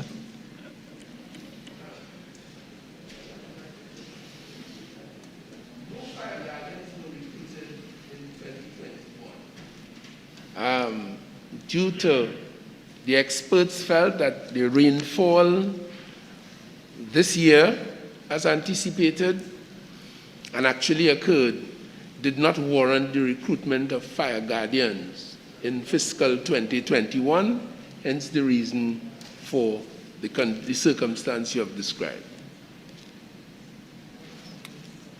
Thank you, Member for Obuchuas.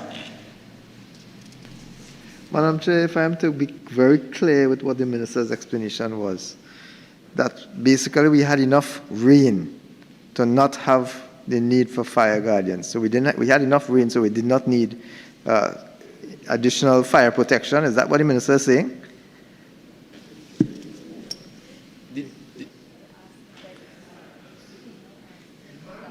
Fire service and the reforestation programs that are operational across Trinidad and Tobago were considered and in fact were sufficient to deal with that threat. That's what the minister has explained. That's not what the minister said just now. Member for Comutio Manzanilla. Thank you, Madam Chair. To the Honourable Minister, line item 99, the Employee Assistance Program. I saw, Honourable Minister, there was no allocation 2020-2021, and in 2022, a paltry sum of $10,000. Minister, can you explain the rationale, or is the program defunct, or employees are sent elsewhere?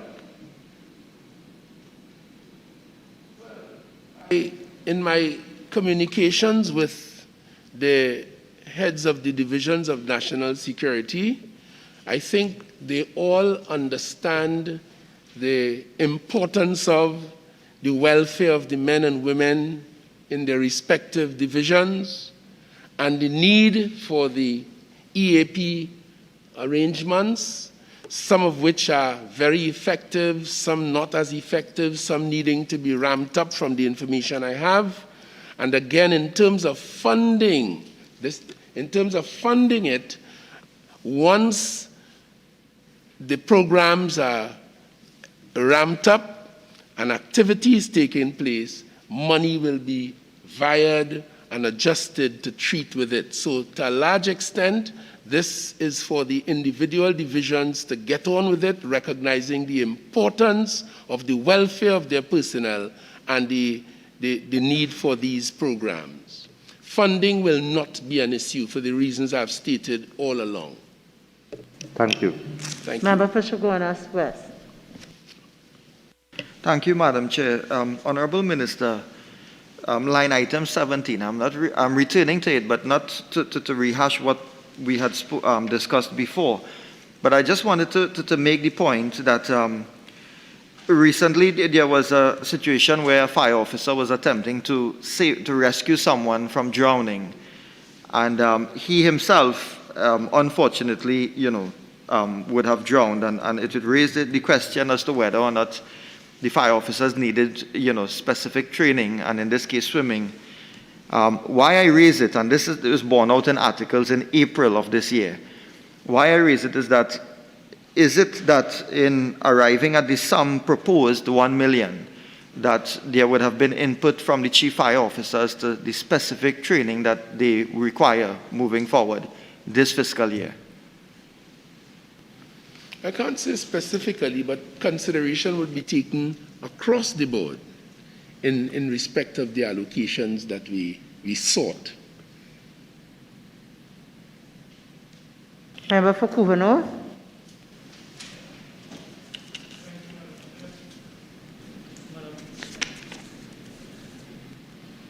Thank you, Madam Chair. Madam Chair, I'd like to draw the Minister's attention to line item 28, other contracted services.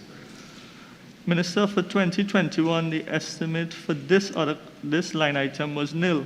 However, your ministry went about spending 1.5 million. Can you indicate what these other contracted services were?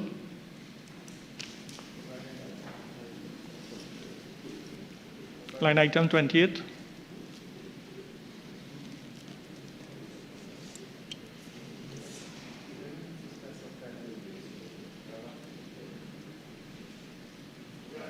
I am advised that expenditure was to treat with some outstanding bills, cable bills owing to providers, service providers.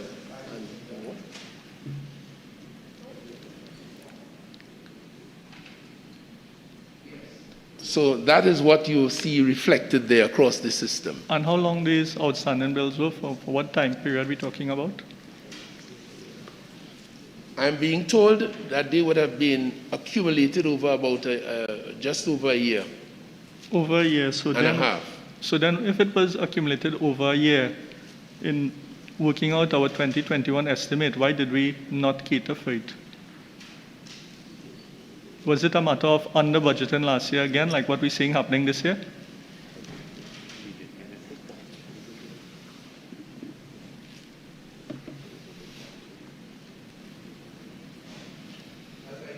Earlier, the ministry, like all other ministries, would make a request or make requests, and the allocations that we have, we work with. Where necessary, we will make adjustments as I have described it.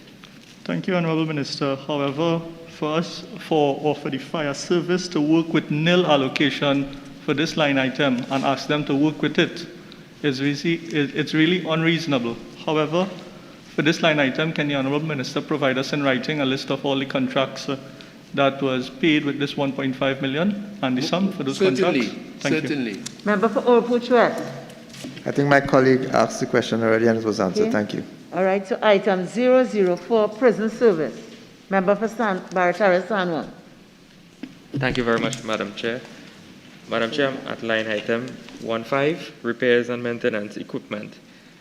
Minister, based on the budget statement for that fiscal year, 2021, there was an indication given and the debate that there will be upgrades to the prisons in terms of the alarm system, because there are several prison officers who raise this matter in the public domain that the alarms are not working in the prison system. Can you indicate whether or not any work has been done? Because I saw that there was a spend of just a little shy of $1 million for fiscal 2021. Yes. Yes, I can assure you that at the MSP, the contractor has been put to work as we speak, maybe about a week or two ago, on the job, reworking the alarm system at that institution. Huh? And what about Port of Spain? I don't know specifically where that is at, but I can provide that to you at the shortest possible time, recognizing the importance of these systems for the security of the environment. And the security of the prison officers. Yes, I thank you. And I want to move on to line item 96 with your leave, Madam Chair. Then that subhead, sure. Yes, fuel and lubricants. Minister, I saw... Which line? 96, fuel and lubricants. Yes. There was an estimate of $486,000, and I would have anticipated that that estimate would have been low simply because of the prisoners would not be required to be taken to courts because of the establishment of the virtual courts. But then I see that there was a spent of $1.3 million for that fiscal year. Can you account for that increase of $1 million or so from the original estimate?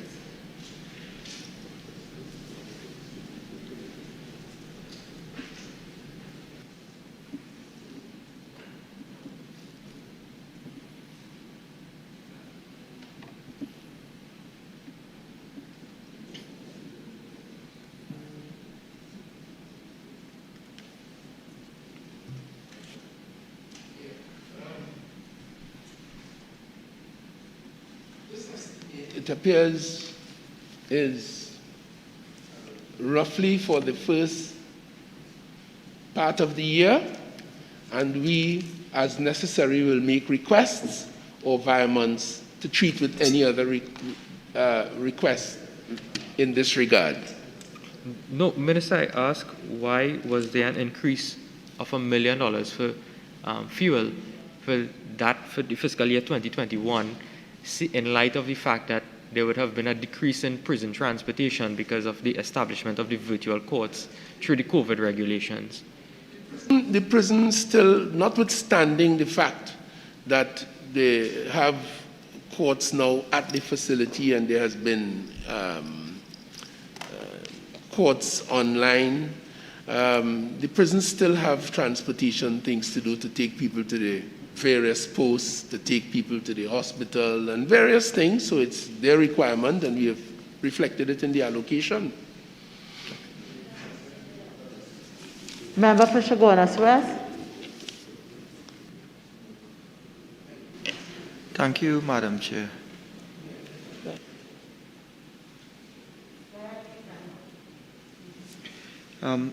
Honorable Minister, in terms of, again, I'm looking at training, which is line item 17, now at prison service. This is page 130. The sum that is estimated here, 17, for 2022 is $200,000.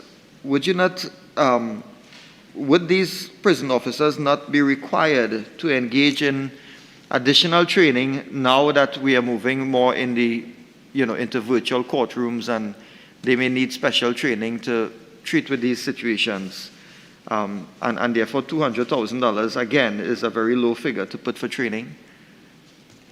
All the prison officers do is present the prisoners to the court, and they've been doing that for eons. So insofar as the other elements are concerned, that is really largely conducted by the judiciary. The prison officers simply present the prisoners, and the IT systems are in place to conduct the courts quite satisfactorily. Madam Chair, from the perspective of the Office of the Attorney General, the Judicial Education Institute conducts certain aspects of training. The Office of the Attorney General also conducts certain aspects of training with the coordination of international assistance. The Government of Canada, the United Kingdom, and the National Center for Courts in the United States have all been lending assistance in training. There are a number of programs afoot, and a number of them are in fact paid for by way of the contribution of international assistance.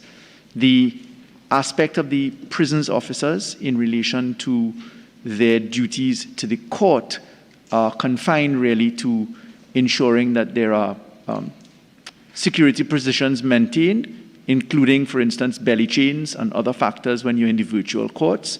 And just to add, Madam Chair, in relation to a matter just discussed within this head a moment ago, the transportation of prisoners is something that is conducted outside, in some instances, by the prisons. The figures that we see are in relation to the maintenance of vehicles and costs that the prison service itself owns, because they have equipment of their own. Thank you for that opportunity, Madam Chair. Member for Old West. It appears that the Minister does not know what's going on in the ministry. I'm glad his colleagues would assist him. Line item 43. Sure. Line item 43, security services. At a point in time when our nation's prison officers are under continuous attack, and when we have riots in prisons, etc., I see a movement from 22.7 million actually spent in 2020 to a revised estimate of 2 million in 2021, upping to 7 million, which is still substantially less than the actual spend in 2020. Can the Minister advise what has caused the significant and dramatic decrease in expenditure on security services for the prison service of Trinidad and Tobago?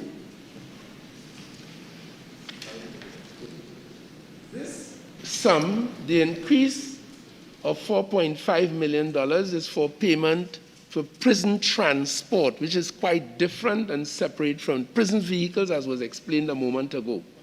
The last contract expired in July 2020, and a new contract is pending. Further, if an increase in the allocation is required, as I've said up umpteen times for the morning already, those adjustments would quite easily be made, as I've explained. And the line item is to process payments for prisoners' transport. Line item 43 is to provide for prisoner transport? No. I'm talking. Make up your mind, Minister. Yeah, just calm down.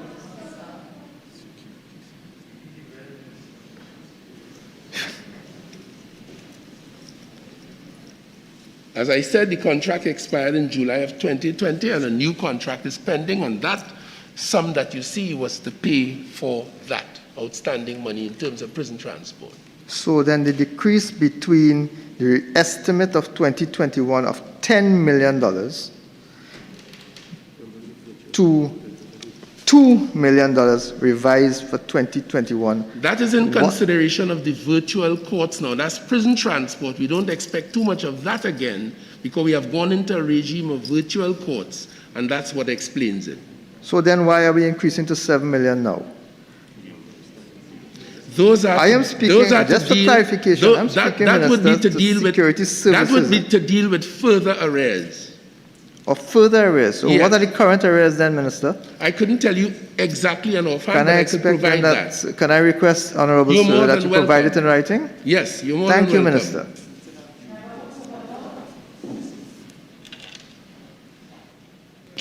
Thank you, Madam Chair. Madam Chair, I'd like to draw the Minister's attention to line item 03, uniforms. This was estimated in the 2021 budget at 3.3 million, but the revised estimate was 600,000. Is it that prison officers, the prison service, was not provided with the anticipated amount of uniforms for the financial term?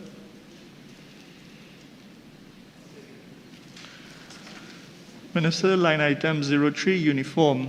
The estimate for 2021 was 3.3 million. However, the revised estimate was only 634,000 when the actual spend for 2020 was 4.4 million. Can the Minister indicate the reason for this significant disparity? Is it an issue that the uniforms were not provided? The expenditure obviously will vary from year to year. Uniforms provided a year and a half ago, 2 years ago, would be required to be replaced, to be renewed. So the increase is for new recruits. Remember I told you there are 3,464 officers in the prison service, and they are all given several uniforms and pairs of shoes for each one of them. So the amount would vary from time to time. Can the Honourable Minister advise us what is the arrangement in the collective bargaining arrangement in the provision of uniform for the prison service? I couldn't tell you off my head, but if you would like to have that in writing, most certainly. And does the Minister have any idea of if this agreement in the collective bargaining has been fulfilled for the last financial term? What I do know is that prison officers wear uniforms, and they have been, and they will continue to be provided for prison officers. We understand that, Honourable Minister. However, the actual spend for 2020 was 4.4 million, whereas the actual spend, when it was budgeted at 3.3 million, only 600,000 was spent.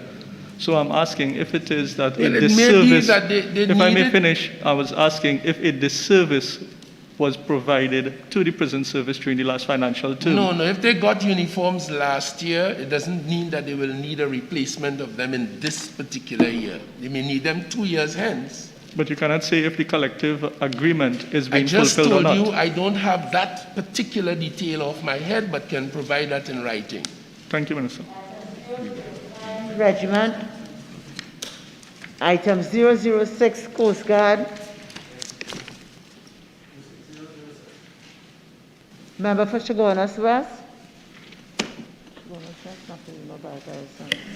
Thank you, Madam Chair. Minister, again, one of the things that we see here, and I will ask this question in relation to Coast Guard, is line item 17. And my question again is, would you deem this to be, a sufficient allocation for training in this fiscal year, $250,000? Is that all the divisions of the Ministry of National Security, and I imagine across the platform, are constantly engaged in training and upgrading their skills in order to serve the public as well as they must. And therefore, dynamic as that is, there'll always be a need for more, and you make requests and you get allocations and you work with that, and as the need arises, you make further requests. But training is a very critical component of the work in national security, and this is happening across the board.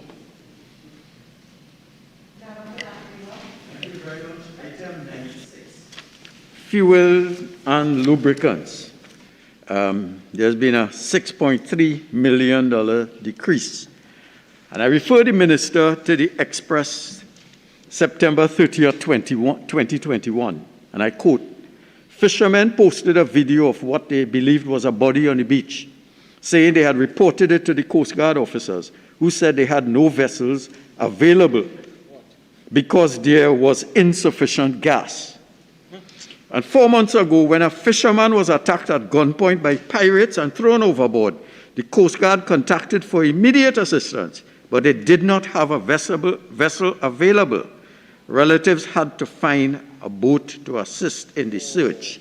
And the question I ask is, given reports that vessels are not available because of fuel and or lubricants, how do you, and last year, the expenditure was 14 million, and yet our citizens were saying that when they called on the Coast Guard, they were not available. And now, in spite of that, you have decreased the fuel and lubricants allocation by 6.4 million. Doesn't make sense, but then explain. Say that you want me, like you, to rely on what somebody say in a newspaper. And that's not the way a sober government behaves. What I rely on are the reports that I would receive officially from the Trinidad and Tobago Coast Guard and all the formations. I'll tell you this, I also pay attention as a member of parliament and as a citizen to reports in the newspaper, but I can tell you, we have been working closely with the fishermen, and your colleague from Couva North behind you will testify to that fact. He complimented me recently. We have been, yes, we have been, that's we have been working that's misleading this committee, with the fishermen. Minister. And that's misleading this. Madam Chair, I'm being distracted, drowned out by unsober noises. Don't mislead the committee. Member, you'll get an opportunity if you wish to add something, please. And as I was indicating, Madam Chair, we worked very closely with them. We provided training, we provided technical advice. We put an advanced base in San Fernando in order to assist them. We used the riverine patrol, and we are working very closely with the fishermen in that area. And I will also let you know, in respect of our border security arrangements, the Trinidad and Tobago Coast Guard and the Coastal and Riverine Patrol Unit of the Police Service are very actively at work, along with other formations out there. So this suggestion about fuel and all of that, it is all exaggerative, and it is all scandal mongering. And I am not going to do what you have done, rely on what somebody say that somebody say reported in a newspaper.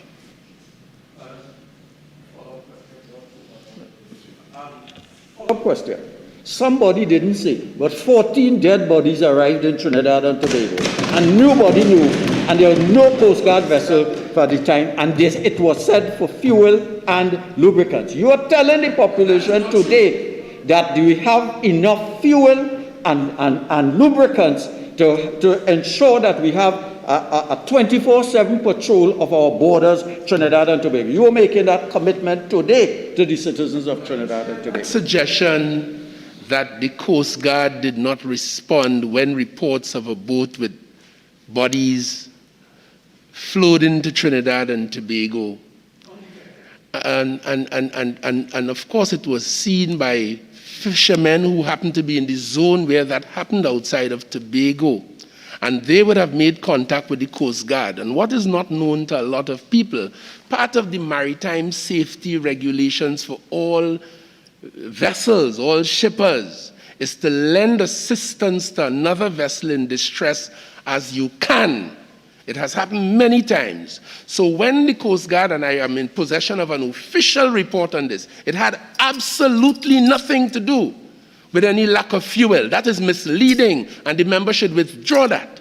The official report is the fishermen brought it to the attention of the Coast Guard. They were on their way, and the Coast Guard, quite naturally, in accordance with maritime rules, asked them to lend any assistance that they could while the arrival of the Coast Guard was impending. By the time the bodies and the vessel got to the shore, the Coast Guard were present along with the police, and the police took control of the investigation. Since, the Minister of Foreign Affairs has been brought up to speed with the outcome, and efforts have been made to contact the government of Mauritania, from where it was discerned that these bodies had emanated, and the matter is now in that course. So it is wrong, absolutely wrong and misleading to suggest that it had anything to do with a shortage of fuel, as the scandal mongering suggests. Member for Barataria-Sanwan. Minister, can you confirm for the last fiscal year that there were no reports of fuel shortage by the Trinidad and Tobago Coast Guard? What I can confirm is that allocations have been made, and the Ministry of National Security provides resources to all of the divisions of national security, and their work is ongoing. Thank you, Madam Chair. After this very enterprising commentary ad nauseum by the Minister of National Security, I want to return to line item 96, fuel and lubricants. The figures are here and they are very clear. In actual 2020 actual expenditure, $13.4 million. Revised estimate 2021, $14.4 million. Despite that, the minister is now proposing an expenditure of $8 million. So actual 13.5, revised estimate 14.5, that is past. That is 2020 and 2021. And for some reason, the minister believes now an allocation of $8 million, which is $6 million less than he said he spent last year. An allocation of $8 million would suffice for the year, given the track record, which was substantially higher than that. Can the minister account for why we have a substantial decrease in the allocation of fuel and lubricants? Just to suggest, fortunately, we have with us in the chamber here a very senior commander of the Trinidad and Tobago Coast Guard, who is responsible for their financial and other circumstances, who has just given me, and I give the public the assurance, that there has been absolutely no report of any lack of fuel for any vehicle or vessel belonging to the Coast Guard. Absolutely none. Okay? So you all can continue to follow who say and she say and them say in the drunkenness. Absolutely none. Madam Speaker, I would further say, my friends, in respect to the question about the 8 million, I cannot understand it. My friends on the other side behave with us as though there are no constraints on the exchequer in terms of revenues and in terms of management of the budget. We could want what we like and we are entitled, but the Minister of Finance in budgeting has to take into account the revenues for Trinidad and Tobago, and he will budget accordingly. We on this side understand that. They pretend as though that does not exist. They pretend as though COVID-19 did not Madam exist. Speaker, is this a budget debate or is this standing finance committee? Yes, it is. Madam Chair. Because Madam Chair, if I may please, I have asked a specific to repeat ad nauseum. Every ministry, including the Ministry of National Security, will make requests based on proposals coming from all of the divisions. Having so done, you go before the budget division, you try to persuade them of your needs. but they have budgeting priorities. They have constraints. Trinidad and Tobago is not making runs, earning money as she used to. Good. Thank you.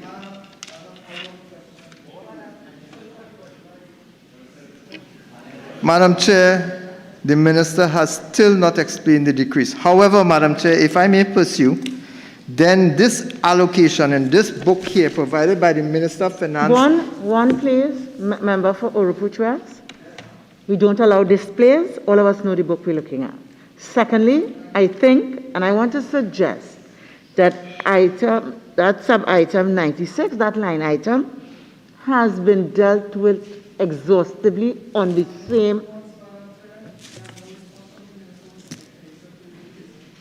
Member for Chaguanas West. Madam Chair, I just want to place it on the record.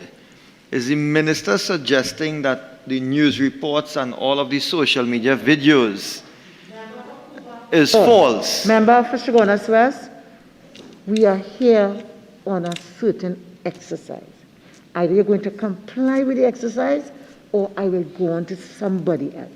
Madam Chair, in let's relation... be productive. Sorry. We're Madam not Chair. talking about newspapers reports. It was asked in a particular context.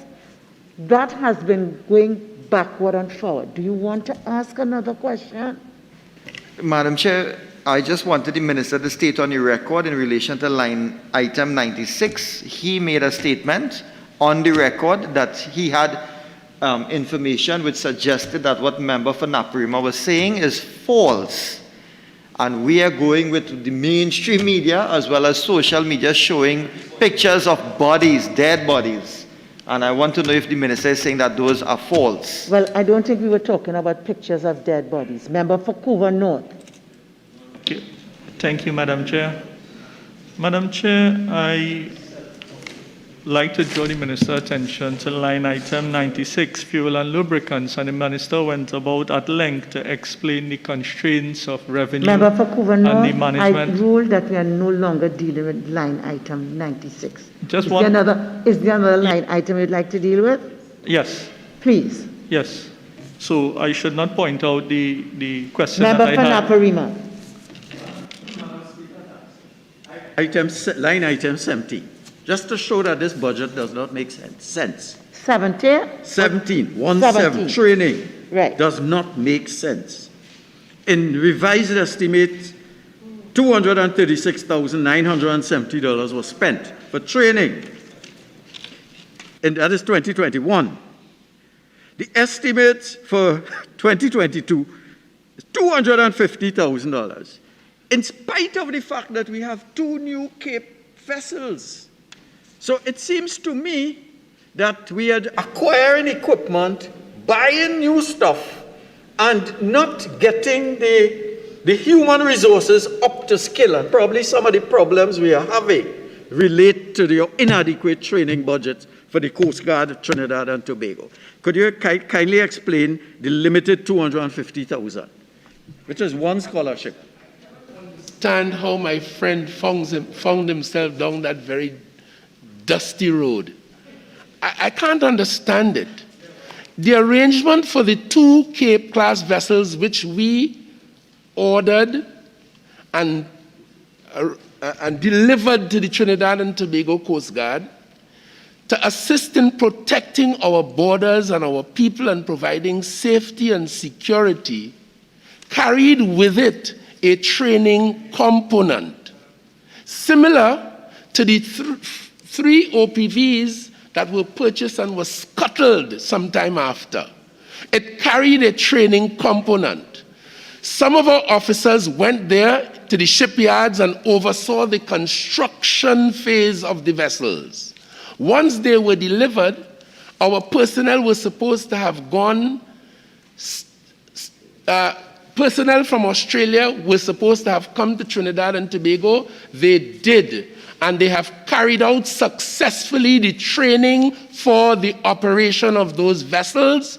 And in fact, I received correspondence 2 days ago from the Chief of Defense Staff. Now that the vessels are here, and now that the training program have been completed, they are ready to to commission the vessels, and that will be done in a few days from now. Of poor maintenance of you are raising a separate issue. And the 12 dayman, it's related. No, Madam Chairman, what line item is this? Madam Chair? Madam Chairman, is this the correct line Are we item? down to training? They are down, Madam Speaker. They are down because of training. They're tied up in Stobbles Bay. You know it. Madam Chairman, what line item are we dealing with? Line item 17. Is this a correct discussion for that item?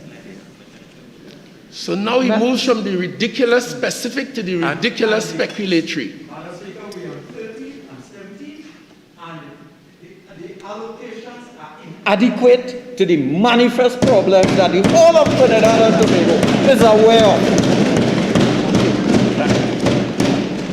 Member for Barataria Sano. Thank you very much, Madam Chair. Madam Chair, there's a line item 24, refunds and rebates. Minister, can you explain what this line item, what refunds this line item refer to?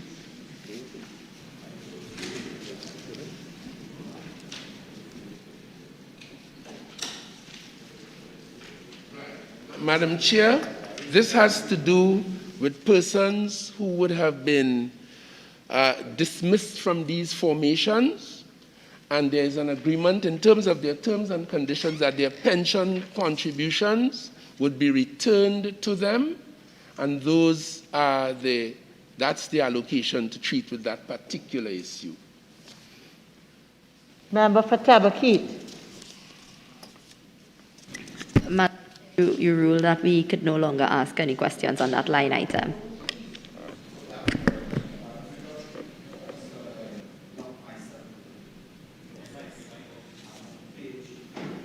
Oh yeah, I'm on page 132, Coast Guard. Could I speak to item 40? Sure, you may. Yes. Minister, of course, we have heard the default answer that when you budget and there's a decrease, you can always come midterm and get some monies and so on. At the food for institutions, there has been an increase of $359,630. Now, it struck us as interesting that there would be a decrease in fuel, but an increase in food. Is there some functions that we expect this year that the cost of food will increase this way? Because I'm sure you will support that your Minister of Finance reduce the cost of pigtail and cricks and so on. So the food prices may be cheaper. But is there some function? Is there some catering? Is there something that is happening? Or if you don't know, it's fine. I just indicated, earlier indicated that recruitment has taken place. They have recruited more persons into the formation, and that is a small increase that might account for that. There's no particular function or so. It is just the ongoing business of that important formation of the Trinidad and Tobago Defense Force. No? Thank you. Thank you, Madam Chair. Madam Chair, I would like to point the Minister's attention to line item 08, rent, leased office accommodation and storage, and line item 05, telephone. You're taking them together or one at a time? I can take it one at a time. One at a time, please. I'll take it one at a time. Sure. Minister, when we met earlier in the financial term, you gave an undertaking of setting up a Coast Guard base in central Trinidad. From then to now, that has not taken place, and none of the issues and the commitment that you gave in that meeting concerning the Coast Guard, the telephone we will deal with after, but none of the undertaking you gave concerning the Coast Guard was adhered to. Under this line item here, do you think there is sufficient, or is there another line item that is going to address the establishment of the commitment that you gave for the setting up of a Coast Guard base in central Trinidad? I did not give any such commitment. That is an operational issue about which this minister will give no such commitment unless I'm so advised by the head of the Trinidad and Tobago Coast Guard or the Chief of Defense Staff. I gave no such commitment. However, I was able to report truthfully that the Coast Guard set up an advanced base in San Fernando to be able to respond more quickly to the calls and the cries of the fishermen. I also gave the assurance that we would provide the training and the working with them in order that they can better protect themselves. I am fully aware that that ensued. I got a report recently from the Riverine Patrol Unit head that they had met with the fishermen after some difficulty and they continued to work with them. So to suggest that nothing we agreed at that meeting is just disingenuous and typically UNC. Minister, we will deal with the Riverine unit on another line item. We were dealing with the Coast Guard. And you are saying now to us and to the public that is looking on, we are dealing with the Coast Guard, and you are now saying to the public that you as the minister does not see the necessity in guiding the way forward with the establishment of a Coast Guard presence in central Trinidad, taking into consideration the plights that the central fishermen have been facing for years. You do not see that as a necessity? Madam Chair, the question that is now being posed by my friend is quite different from the one he asserted a while ago. What he said a while ago is that I gave a commitment that that will happen. I gave no such commitment. He's now asking me about whether I see the need and whether it is a good thing. That's a quite different story. If you want me to recommend and suggest that to the Coast Guard after deep consideration as to its common sense and viability, I might. But for the most part, those operational issues, this government, this minister leaves to the experts. All right, member. Just on the telephone. Member, we are at item according to you, 08, which is rent, stroke lease, office accommodation and storage. Let's deal with that, please, as identified by you. I'll move on to another line item, Madam Chair. Line item 05, telephone. Minister, at that said meeting, we exchanged telephone numbers, and phone numbers was given to the presidents of the various fishing associations that were at that said meeting. Minister, you held a public... We're talking about telephones under Coast Guard. Yes. We're not talking about telephone numbers. Please ask your question under 05. Madam Chair, Coast telephone. Guard, no. The Coast Guard 05. telephone, yes. Okay. Yes, So and this please- is related to what I'm saying. Yes. Right? I'm just trying to bring the minister attention to the issue at hand. Right? Because the last statement we saw in the public space is he was sleeping when the incident took place with Mali. And he did not present himself in this debate. Member, while I could understand that we will throw barbs at each other, listen, I would like all of us to be mindful, all right, of the fact that it is 2.5 hours and we have really got nowhere with this exercise. So I Thank would you, like Madam us Chair. to With be- respect... I would like us to be prudent in our management of our time. We, according to you, we are on 05 under Coast Guard. Please proceed. I did accordingly, Madam Chair, and thank you for such guidance. Line item 05, telephone. The actual spend was 2.5 million in 2020. It was budgeted for 1.5 million in 2021, but the revised estimate again was more than what it was estimated for. And we're seeing under budgeting here at 1.5 million again for 2022. Minister, with respect to the telephones at the Coast Guard base, the number that you gave the fishermen to call, I was present when calls was actually made to that phone number, and the calls go to an answering machine. There is no direct line. Fishermen has to wait an extended... Member no. Could you deal with the financial issue that is before you? And I am suggesting that so far you have not. You may have another issue. There may be other avenues for you to raise your other issue. It is not allowable hear about the exchange and numbers and so on. Could you ask your question in light of the financials that are before us? Madam Chair, I was guided by your gracious self And please continue taking into account the guidance. Okay. It's to make my contribution. I thought I had 5 minutes at the start of this committee. Member for Oropuch West. Thank you, Madam Chair. I refer to line item 04, electricity. In 2020, we had an actual spend of $1.95 million. The Minister of National Security then estimated an $800,000 spend, but the revised estimate was $1.3 million. He's again estimating an $800,000 spend. Madam Speaker, I want to know whether or not this heading 2022 estimates should actually be 2022 half-year estimates, because it is clear that the Minister has under-budgeted for his statement here. This is a 2022 estimate expenditure for a financial year. That's what these books are for, the estimates for the financial year 2022, not the estimate for half of 2022. Can the Minister explain, given the fact that they've spent $1.95 million in 2020, estimate at $1.3 million in 2021, why is it that he is now estimating a significantly less figure for 2022? Minister. Chair, I'm getting weary to repeat the same position again.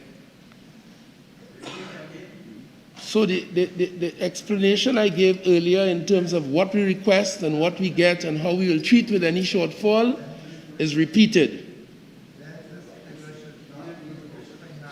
Year 2022. This figure clearly, as projected by the Minister himself, is for half of the year 2022. Therefore, these books, Minister, in addition, Minister, these books then are wrong, because they do not contain an estimate for the year. By your own admission, this estimate is inadequate. By your own statement, Minister, on a multiplicity of occasions, ad nauseum, according to you, you have said that they will come, you will have to go back to the Minister in the mid-year review for additional funding. So you know that in advance that the numbers are wrong, they are understated. This is not for the financial year, but for part of it, Minister.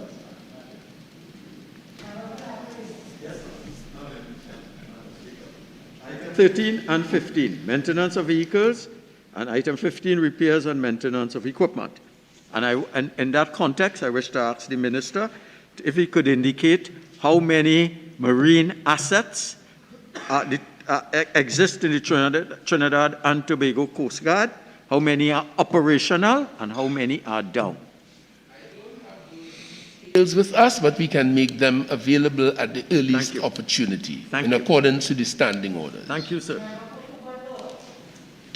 Thank you. Line item 05, telephone. Can the Honourable Minister advise if a direct telephone line will be installed for the upcoming financial year, taking into consideration that phone calls to the Coast Guard goes through an answering machine, and fishermen who are in distress have to wait long extended hours before they can get an answer? So very possible that he must have called one of his Venezuelan business friends accidentally too. So, Madam Chair, any further clarification on this? Line item. 07. Madam You have other? Yes, please. Yes. Member for Governor. Thank you, Madam Chair. Moving on to another line item, because clearly the Minister doesn't want to address the situation. Uniform, item 3. Line item 3, uniform. There is a significant decrease in this line item. Can the Minister advise us what is the collective bargaining agreement and arrangement with the Ministry and the Coast Guard with respect to the provision of uniforms? I would like to help my friend for Vancouver North to suggest that when it comes to the essential service of the Trinidad and Tobago Defense Force, there is no collective bargaining or collective bargaining arrangement. Please be guided accordingly. Can the Minister advise? The significant difference in the revised estimate of 1.4 million to 500,000, as the minister would have indicated, additional persons were recruited, but we are seeing a significant decrease here.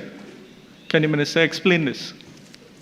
I can only suggest that maybe previously they required certain, having done their stock taking and so on, certain items of kit and uniform.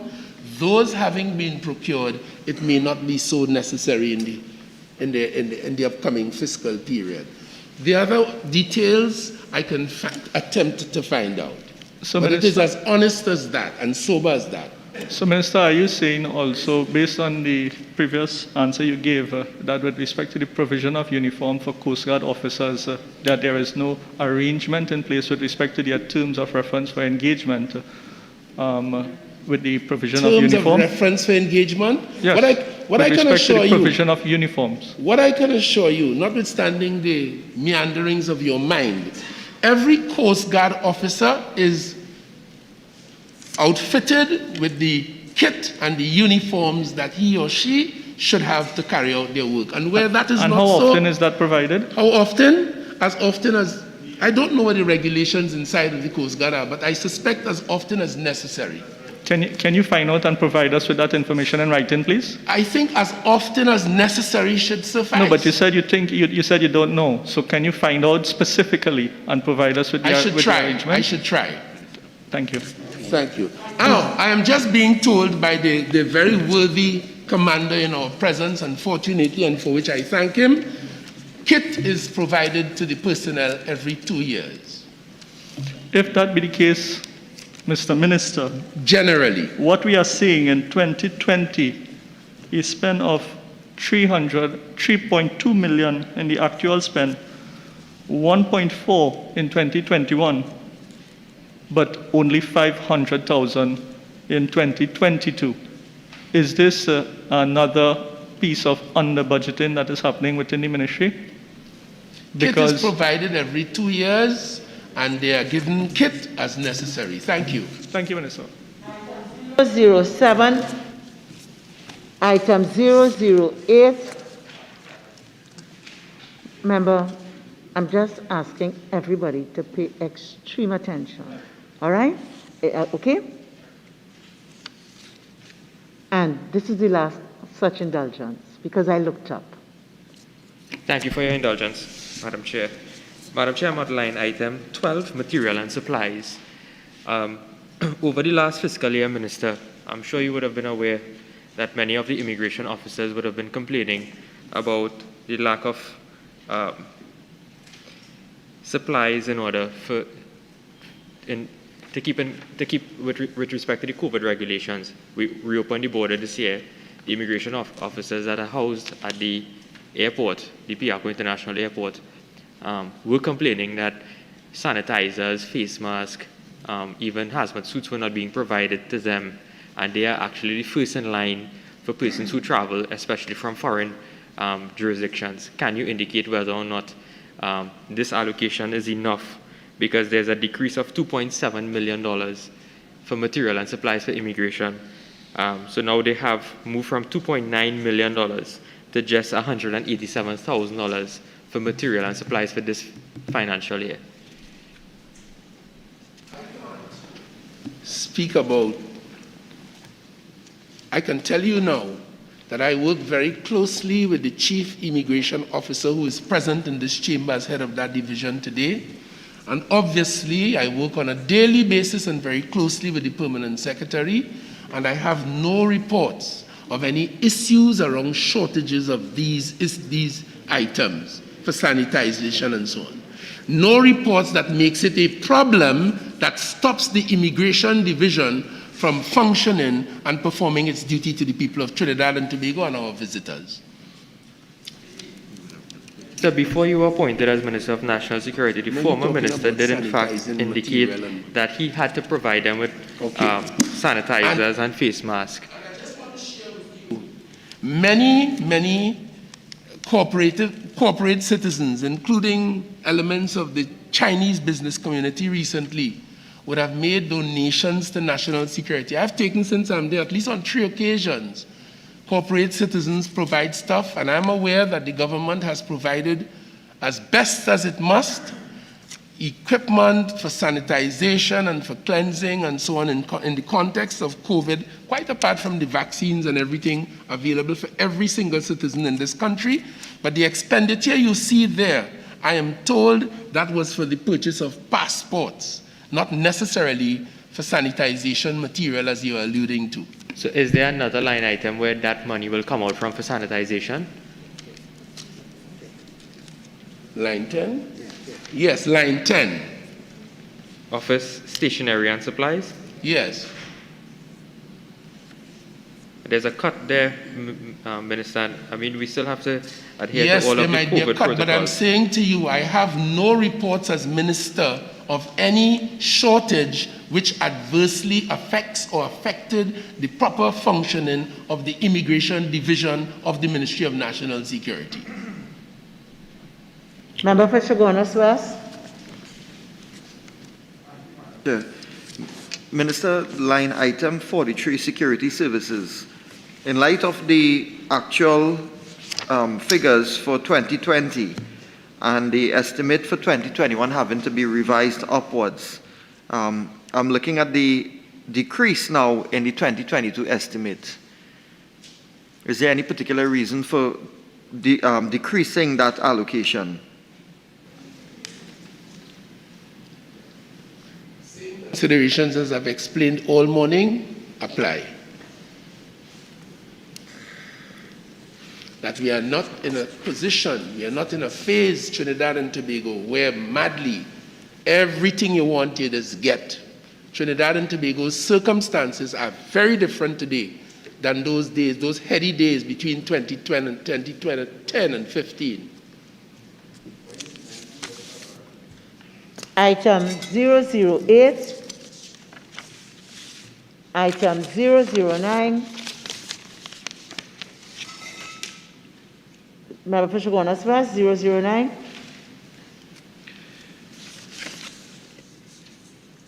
Thank you, Madam Chair. Minister, in terms of the Forensic Science Center, there's an overall decrease when you look at the cumulative figures. Wouldn't that impact adversely or negatively on the Forensic Science Center, being part of the whole trend of detection rate? And I know last budget we were talking about increasing the capacity of the Forensic Science Center so that we can have better detection rate, it can fulfill its demand. And here it is, we are seeing now, coming into 2022, we are seeing an overall decrease in funding. Wouldn't that adversely affect the functioning of... Member for Chaguanas West, in the exercise that we engage in, I can't allow that question. I am sure you could maybe use that question against one of the line items here, so that I give you an opportunity to react, but I can't allow that global question in this exercise. Thank you, Madam Chair. Madam Chair, I will hone into probably line item 12, materials and supplies. Minister, my question holds, even when taking one item, a decrease in something like materials and supplies to the Forensic Science Center, wouldn't it have some negative impact in terms of the functioning of the institution?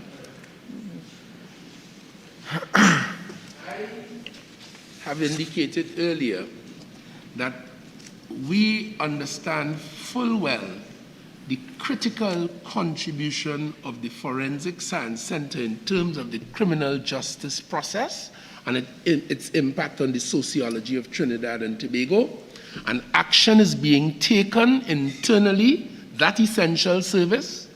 We have brought out all of the staff.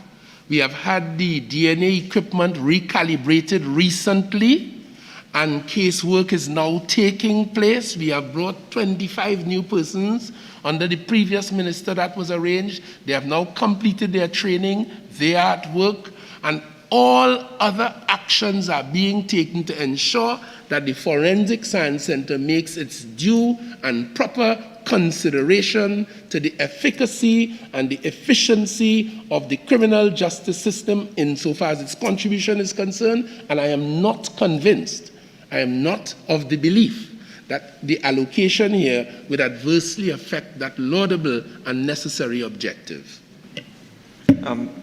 Minister, thank you for that. And I mean, again, we on this side, I will say that the figures do not bear out what you are saying.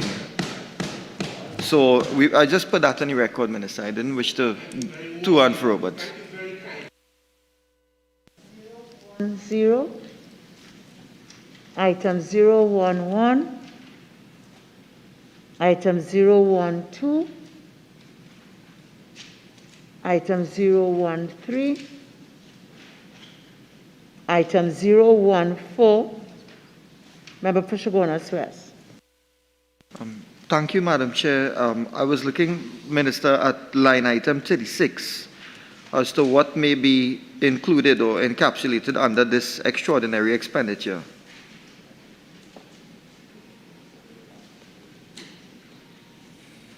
This includes issues such as response,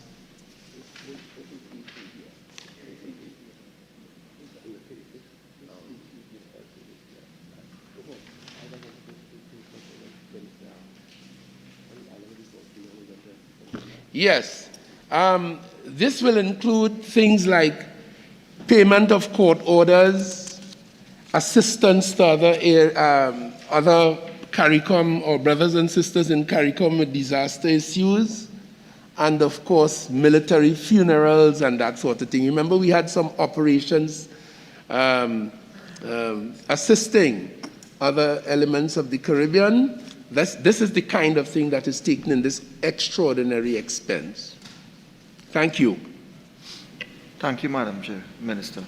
Item 015, item 016, Member for Barataria-Sano. Thank you very much. On light item 1313, Minister, there's a large allocation of $50 million on this line item. Can you kindly provide us with the total number of air assets that we currently have, the number of assets that are operational and those that are not operational, please? Question of my friend? The total number of air assets we have, those that are operational versus and those that are not operational. I am advised, since I don't have personal knowledge of this, I am advised that we have 2 C-26 fixed-wing aircraft. We have, these are for maintenance, or this is our asset? All of our assets. I continue, 6 rotary wing aircraft, and that includes 4 AW139s and 2 light twin engines, engine aircraft. I'm aware that the C-26 aircraft are operational. The 6 rotary wing, they are in preservation mode, they are being preserved. I understand that they are in different stages of preservation. So that is insofar as aircraft are concerned. That's as far as I can go. Minister, when you say preservation mode? Yes, you have aircraft and they may not be operational, but they have to be preserved and they have to be managed even though they are on the ground. So in the event that they're required... In accordance with aviation rules and regs and law. In the event that they're required for use, they will be operational? They can become operational. Thank you. Yes. Thank you very much as well.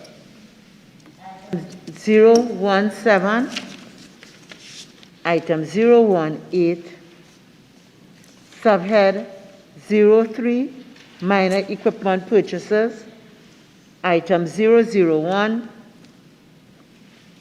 item 002, item 004, member for Barataria-Sano. Thank you very much, Madam Chair. Madam Chair, with respect to 00404, other minor equipment, Minister, I believe this line item will have covered the promise by the government to provide the prison officers with stab vests and also firearms for the use and protection of themselves at the nation's prisons. Minister, can you indicate how many of these vests and firearms were provided for the prison officers for the last fiscal year and how much you intend to purchase for this upcoming fiscal? To say that publicly, but if the member insists, I can provide that in writing. Definitely will appreciate that information in writing. And I hope that the member would not allow it to fall into accidentally someone else's mailbox. No, I will ensure that I hold the government accountable. These are matters of the safety and the security of our personnel. That all of the officers get the necessary equipment as promised by the government. As a matter of fact, I'll go a little further, Madam Chair. I will take advice as to whether I can make that available. That information was already answered in the public domain, you know. No, Madam Chair, just as a follow-on on that line item, it is a matter of accounting to just ensure that all officers have the vests. I don't know that, giving the information as to the amount in any way threatens any national security. They should all have one.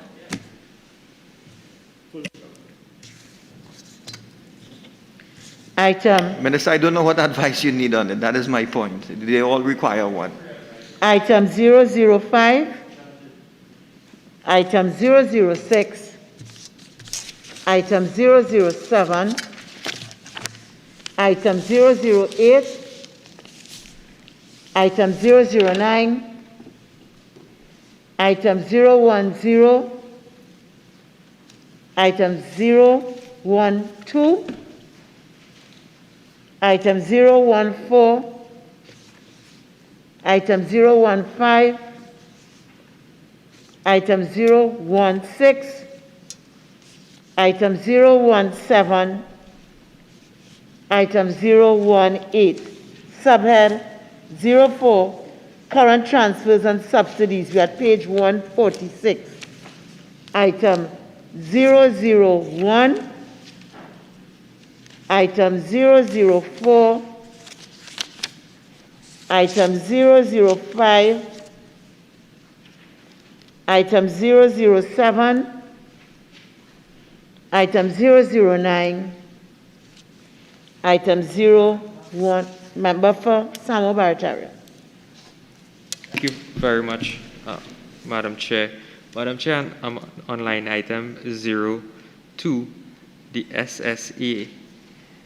Minister, we have seen that the SSA was allocated $215 million for 2021, and the actual the revised estimates reflect an expenditure of $350 million, which is a significant increase from what was originally estimated. Minister, can you give an explanation as to the reason for this massive increase in expenditure by the SSA? I did indicate that along the way, the entire CCTV management operation was transferred to the SSA. So you will see a reflection of that. Minister, can you indicate to us, because we know the CCTV cameras has been quite contentious in Trinidad and Tobago, by just way, can you indicate to this committee or this meeting the percentage of cameras that are currently working, because there were issues with respect to the renewal of the contracts with TSTT. Are we at a better place in terms of the functionality of those CCTV cameras? Because we have heard numbers before where it was very unacceptable, the number of cameras that were actually working. I am advised and verily believe that it to be true that 84% of those cameras are now in the service of the people of Trinidad and Tobago, and I'm also aware that the government is in full flight, making further arrangements to improve this substantially for the benefit and the safety and security of the people of our country and visitors. Minister, can you just confirm, because last year for this committee, we were told that Johnson Controls would have been the new management company with respect to these CCTV cameras. Is Johnson? No, not the management company. I don't know what you were told, but Johnson & Johnson is not the management company. The provider, they were sorry. contracted to do something. Yes, so they are the providers now for the cameras. Yes. Some of them at any rate. Some, okay. Yes. And they are on the job and doing that. Ma'am, if you would just allow me. Minister, based Well, on... I think what you should do is ask your friendly member from Oh, the north if he'll allow you, because I recognize him. Yeah, I'll come back after, Madam Chair. Minister, are there any arrears being owed by the SSA or the Ministry of National Security to TSCT for the existing cameras that were in place? There are claims, and those are being resolved. Is it possible that you could provide that information in writing?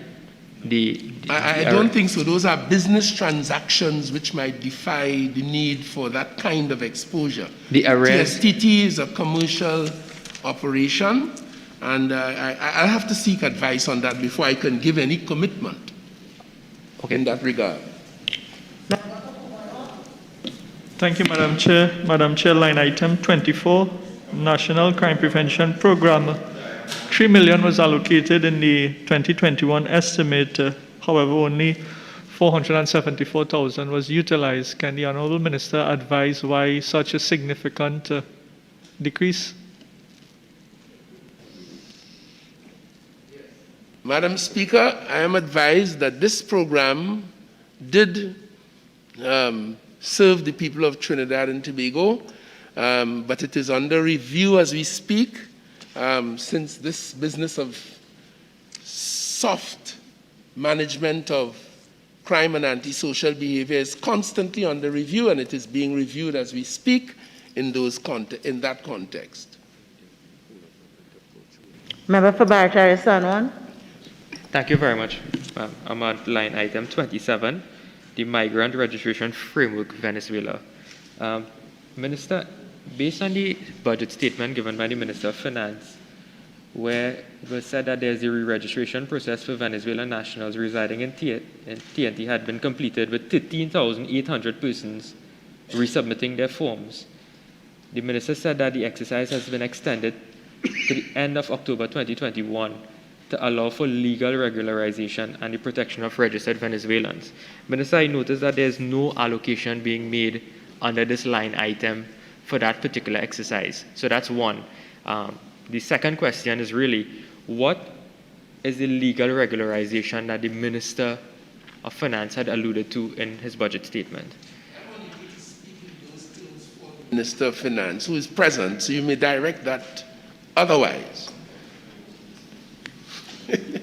But insofar as the re-registration process... please? I wasn't listening. Minister, in your budget statement, you said that the registration exercise for the Venezuelans would be extended to the end of October, and that is to allow for legal regularization of these Venezuelan nationals. Can you explain what that legal regularization is? That is not really a question for this exercise. Well, ma'am, if I may rephrase. Irrelevant. Well, ma'am, if I may rephrase, it's falling under the Migrant Registration Framework line item at 27. So is it the same exercise of the re-registration under this line item that you were speaking of? So it will now be a re-registration? So are you asking what this allocation is for? Yes, and if it means the legal regularization that the Minister alluded to. The allocation is to register Venezuelans. Under the same exact framework that we currently have. It's to register Venezuelans. So legal regularization is not in terms of citizenship or residency. The allocation is to register Venezuelans.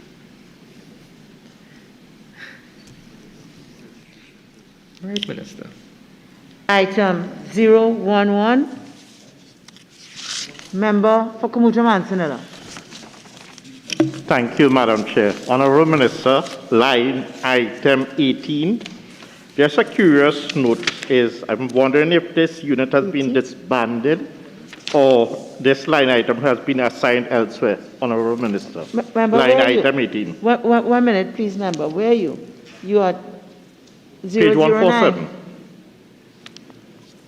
I'm at 011. Where are you? Oh, well. You're at 009? No, I'm at 18. That was on 009, yes. Madam Chair. Yes, so you're under other transfers? Yes. Yes, okay. So I'll allow you because you are the lower end of the chamber and you may have lost track with what is going on. Thank you, Madam Chair. Okay, good. Yes, please.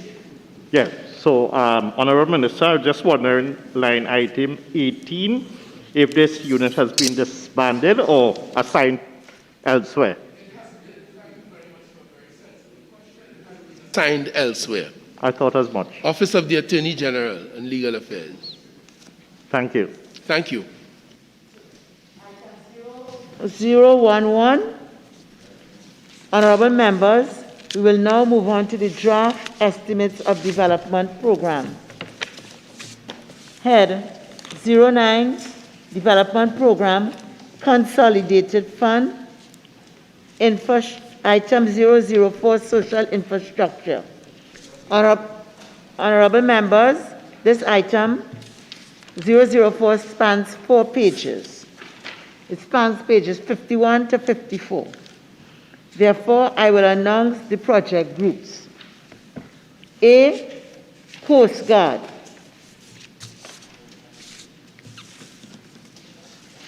B, Regiment. C, Air Guard. D, Defense Force Headquarters. E, Defense Force Reserves. C, Prison Service. Member for Barataria Sanu.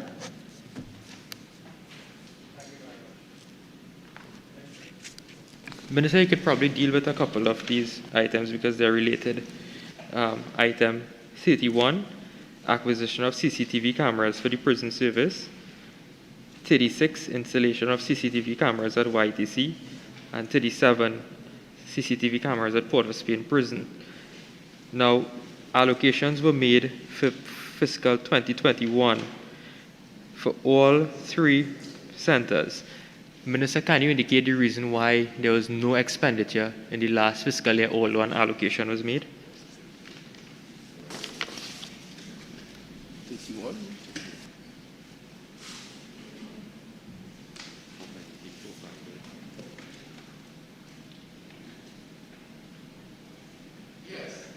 I am advised that the COVID pandemic affected, this is not number 31, affected the ability of the foreign service provider who was contracted to come in to get the project going. And we continue to be in communication with such provider who is expected to return to the project in January of 2022. And of course, I must also add that the system is about 95% completed. 5%? Yes. Much work has already been done. At 008, Minister, improvement works to prisons as well? 008, improvement works to prison buildings. Are you at that line item? It's still yes, yes. Yes. Minister, I know in the PSIP, it was indicated that works were done with respect to the prison cells, the installation of toilet facilities at the prison. What percentage so far has been completed? I had the benefit of visiting myself a couple of months ago, and I'm told... Is this a remand yard you're referring to, Minister? Minister? Yes, remand. What percentage completed I'm reminded that that project is about 50% completed now. That is the improvement of the remand block, as you have indicated, and that work is ongoing. Okay. Expected to complete in this fiscal? And that is under the IDF, huh? Is the IDF? Okay, yes, sorry. yes. Well, when we get to there. Huh? We'll get to there after. Right, right, of course. Member for Naparima. Thank you very much. Item 031.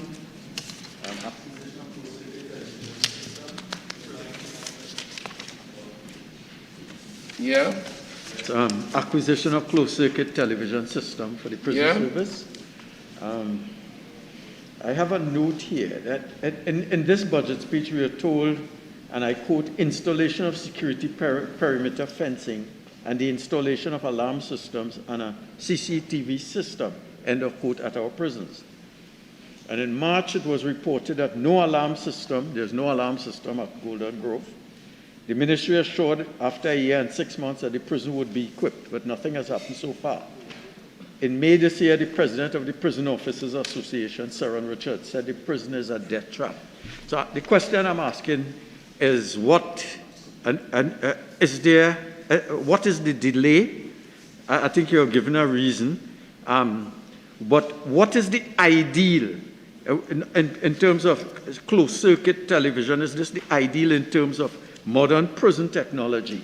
And I'll just quote, in the Federal Correctional Complex in the United States, there are surveillance cameras that are 360-degree view.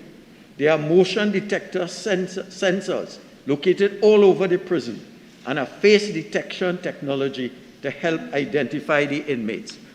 When could we look forward to the completion of this project and the incorporation of these new technologies? As for the Golden Grove alarm system, I am happy to advise that that is completed and operational. And insofar as the MSP is concerned, the contract was settled, awarded, and the contractor is already on the job. And he is actually on the job. The contractor, is already on the job. When I came to this platform, the prison service made a request as a high priority of that, and I gave them that assurance, and the project is on. E, Immigration. F, Fire Service. Member for Chaguanas West. Thank you, Madam Chair.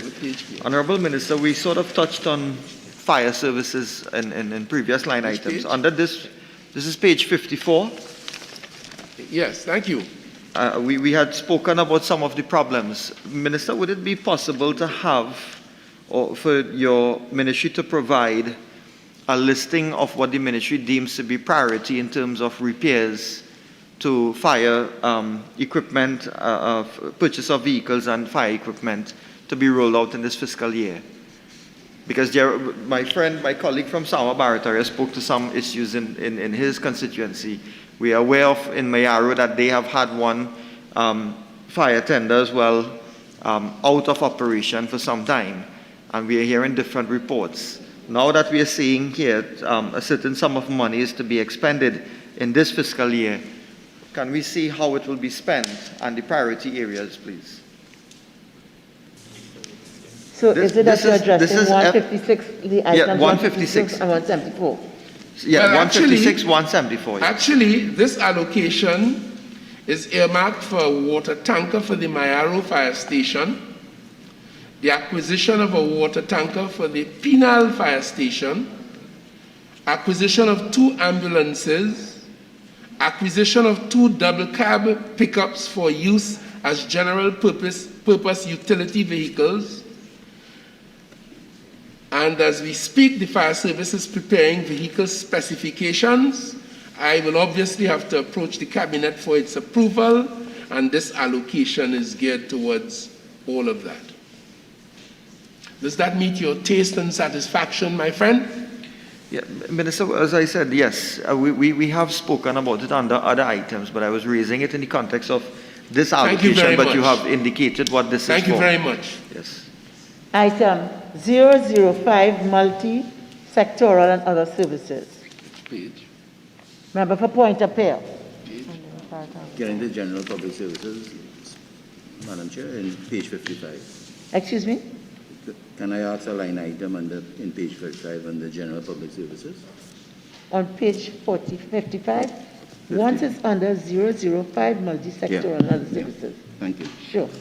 Minister, line item 46, upgrade of machine-readable passports to e-passports.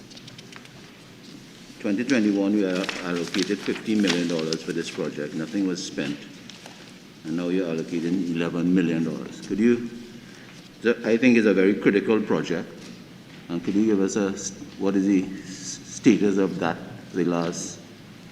This is geared towards the extension of the current passport issuance system for upgrade of the machine-readable passports. It's an upgrade to e-passport travel document. The Immigration Division is, as we speak, in discussion with the provider and the current border management system on the upgrade required. Of the current border management system on the upgrade required. And the technical specifications and RFP are now actually being prepared. Okay. I agree with you, it's a very important project and we are pursuing it in those terms. It's another line item. Thank you, Madam Chair. Line item 45, Minister. The same sort of question I will pose to you that I posed for line item 46. Well, I'm happy to report to you on behalf of your constituents and all of the listeners across Trinidad and Tobago that the extension of the border management system to incorporate a new component of fingerprinting at all ports of entry into Trinidad and Tobago. This is what this is all about. The Immigration Division is again in discussion with the provider of the current border management system on the upgrade required, and the specifications and RFP are also actively under development. And this, once it's instituted, will not only be at the airports, but also at all ports of entry. At all ports of entry. Yes. Thank you. So all anti-slopers will be found out. Those coming in and those Thank going. Thank you, Minister. Yes, and there are many anti-slopers around. Thank you, Minister. Thank you very much.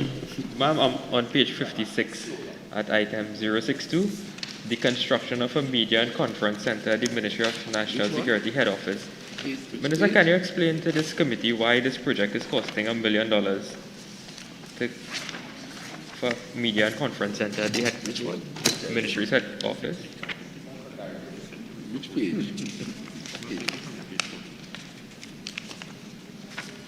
Item 62. Yes. This is a new project. At present, there is no fit-for-purpose media and conference center at the entire Ministry of National Security to host the media and confidential conferences sometimes. At present, these events are hosted in an open space that is far from suitable. The construction of a purpose-built, modern media and conference center is an absolute requirement in these very modern times, and this is what we are in pursuit of. Since we intend to be in Member for Oropouche East. Madam Chair. I'm looking at 006, establishment of an electronic monitoring program for Trinidad and Tobago. As the Minister is aware, this matter has been before us for some time, and I just wanted to get an update in the context of the 2021 estimate of $5 million being revised downward, significantly downward, on a much smaller estimate at this time. What will be the status of this project that some of us have been monitoring for some time? You have not been monitoring sufficiently, apparently. Just about 2 months ago, this minister came to the public with the electronic monitoring team, and thankfully, if not boastfully, suggested that it was up, operational, and running in the service of the people of Trinidad and Tobago. In fact, at least 3 or 4 persons, as ordered by the courts, have been wired up, fitted with bracelets, in accordance with the laws of Trinidad and Tobago. So you need to improve your monitoring in this regard, my friend. Could I just follow up to ask the Minister, but the project itself involved, as you could recall, much more than 3 persons. It was a rather expansive project. I am talking about those ordered by the courts to be so wired up. So that you are saying that the equipment is in place, everything technology is in place, and the entire operation for the judiciary then to follow up by using that. The entire system is in place, up and functional. Fine.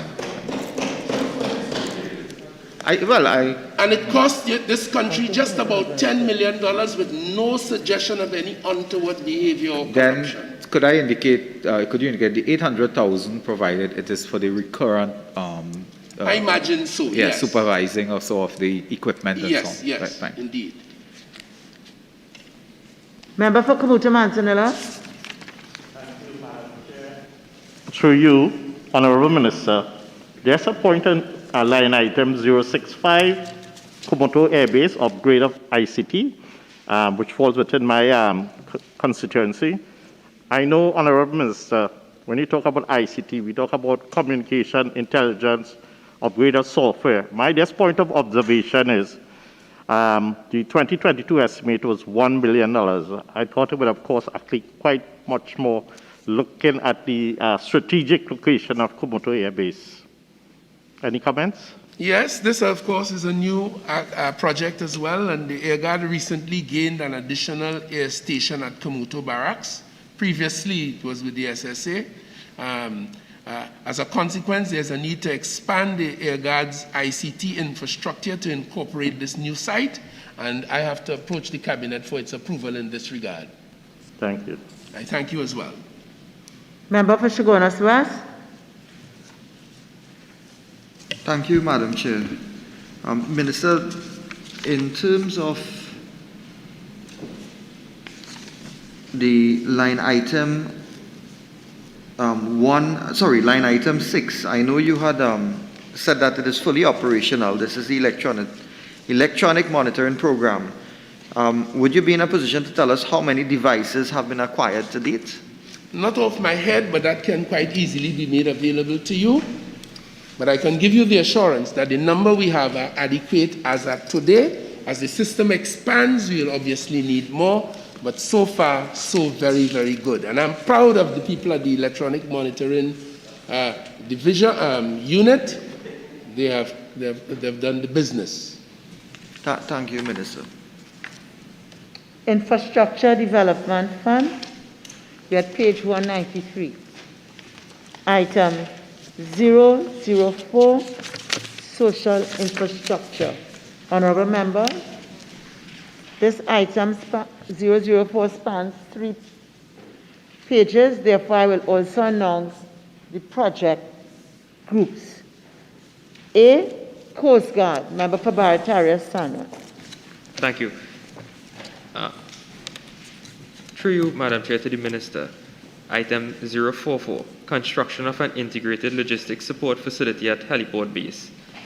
This was a project that was announced by the Minister of Finance in the last budget at a cost of $1.4 million. No money was spent in the last fiscal, and then I see the same allocation was made again for this fiscal. Minister, can you indicate why they didn't do any construction for this logistics support facility at the heliport base?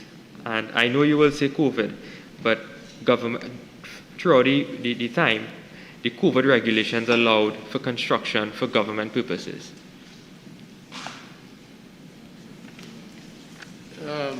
In respect of this project, it is a facility to carry out dry docking and maintenance of vessels and to allow for training of engineering and seamen. Development of the designs have been approved by the Cabinet. The contractual agreement was signed between the Ministry of National Security and NIPDEC. That was signed in July. July of this year? Yes, July of 21. And the contract sum is very clear, $1.4+ million. And the project kickoff meeting was held on August 11th, 2021. And the project is ongoing.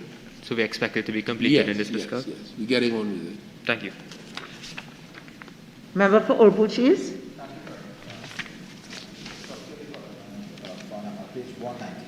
Member for Orbuchis, please. Your mic? Yes. Okay. Yes. Minister, could you indicate there's an allocation for the construction of the Penal Fire Station? As you would be aware, that fire station was constructed and completed.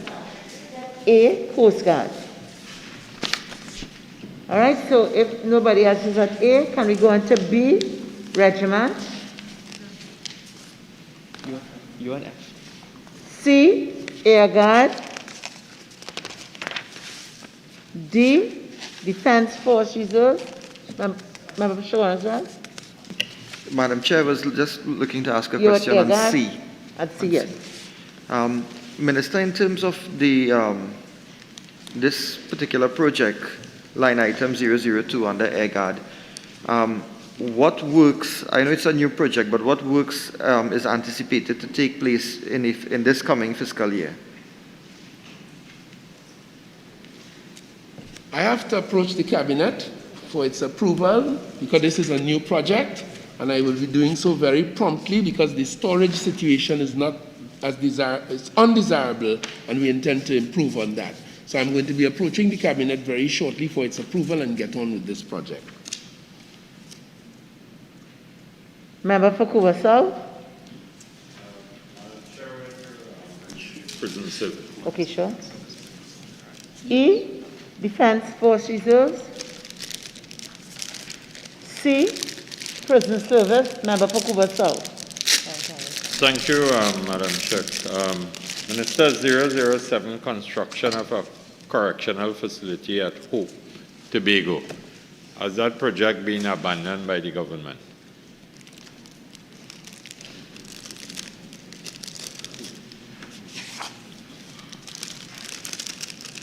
No, that project has not been abandoned. We don't behave so fleetingly.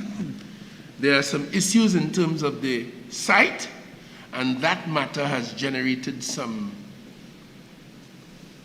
satisfaction for some angst for others, and we are trying to resolve that to get on with this project. So to answer your question, no, it has not been abandoned. Is it the issues with respect to the site, has it to do with ownership and any friends allegedly and their relationship to the Prime Minister? I am unable to provide any such specificity. Suffice it to say that it is an important project for us, and we are resolving land issues in order to get on promptly with it. I hope that there will be full disclosure as it relates to the land acquisition for the construction of this particular facility. Well, Minister of Finance, who owns the land? Member for Baratara San Juan. Thank you very much. I am at line item 12, construction of safe house for officers. Minister, can you give us an indication of how many houses you intend to build as safe houses for the officers? Actually, which one is that? Which number? 12. Yes. This is a new project for us, and it is really a repurposing of an existing building. Unfortunately, we live in a world, we live in a country where men and women who decide to stand up for what is lawful and proper and right find themselves under attack. All right. And this is an effort to take into account that, and it is the repurposing of a building in order to accommodate some elements of this, as this state pushes back against those who threaten those who stand in the service and the defense of this state. You see, Minister, I am very disappointed with an allocation of just $500,000 for this project, because to construct a press conference room at your ministry, it's costing $1 million, whereas the importance of the safety of these officers, you only spend $500,000. I am not surprised. I am not surprised at the applause of your friends, because all of you are as illogical as does not surprise Madam Chairman, are you allowing that? But the refurbishment and the repurposing of a building is quite different from the construction of and the establishment of a modern conference multimedia center. So I don't see the comparison. What is illogical is But spending... your logic doesn't surprise me. What is illogical is spending $1 million on a press conference You may room think so. and $500,000 for the safety of prison officers in this country. That is illogical. Of course. That is unpatriotic. Of course, Madam Chair, the member is not taking sight of the fact that this is only one of a number of measures that are geared towards the safety and security of the prison officers. Member for Tabakis. Thank you, Madam Chair. I'm looking at the line item 008, construction of the Point Fortin Fire Station. We are... No, we're not they're still in prison. Okay. Okay? Okay, I'll hold. Okay, Member for Shagwana. That's the Timble philosophy. Pardon? You have something to account for? Member for Shagwana, well, please, Yes, Minister. thank you, Madam Let's get on with Chair. this. Honorable Minister, earlier, I'm afraid I must confess the logic escapes me when you said we will be holding confidential press conferences at that media. Madam Chairman, may I ask what line item is this? Just for clarity, I did not say confidential press conferences. May I ask what line item is this, please, Madam Chairman? I said confidential conferences. Okay, and so if I said confidential press conferences, that was an error that I'm now big enough, sensible enough to withdraw. Okay, so let's go on, please. But I meant confidential conferences. Minister of National Security.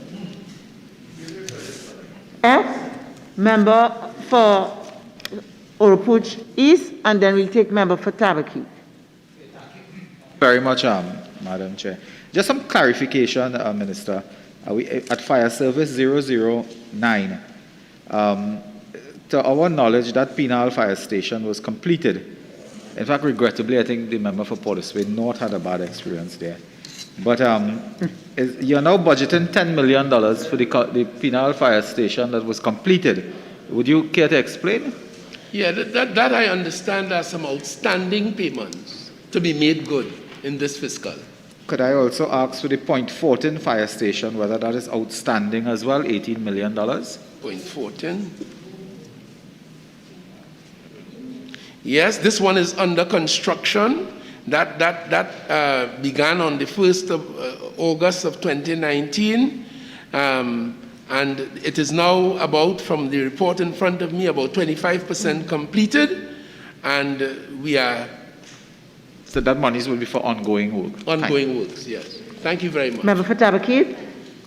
Thank you, Madam Chair. And while we note the significant expenditure for the construction of fire stations and the completion, finishing to pay the bills, how can the Minister then justify the allocation in terms of equipment purchasing? Do we have sufficient equipment to finish all of these fire stations? What item are we under, please? Well, I would look specifically at the Point Fortin and Penal fire stations if they have equipment to furnish these fire stations upon completion.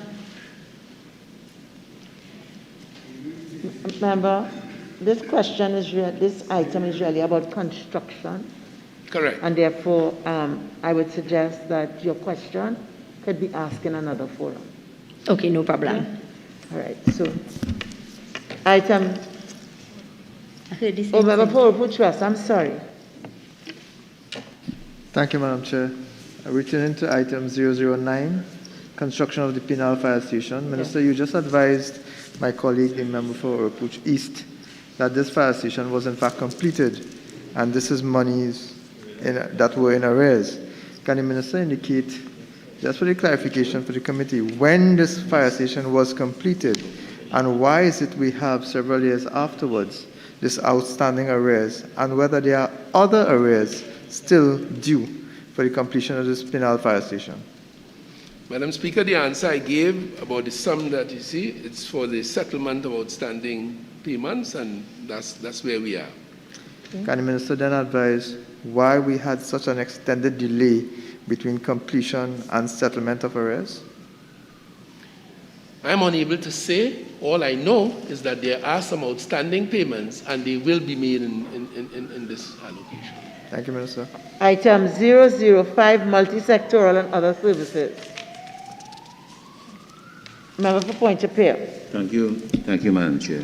Minister, under Public Buildings 002, the construction of a new facility for the Forensic Laboratory and Pathology Services. Is this the same building of the new forensic that was talked about under your last Minister of National Security, that was some consortium with China? I suspect it is, and I want to take the opportunity to congratulate my predecessor in this chair for advancing it as best as he did, and that is the project, and we are continuing. And where's the location of that new building? In the Mount Hope area, and the cabinet approved a particular location, and that project is ongoing. Member for Orpuchis. Minister, through you, Madam. 003, acquisition and outfitting of a building for administrative purposes. Would you be able to tell us which building you acquired and outfitted? There was nothing in 2021 and nothing in 2020, nothing in 2022. So was this $5 million spent?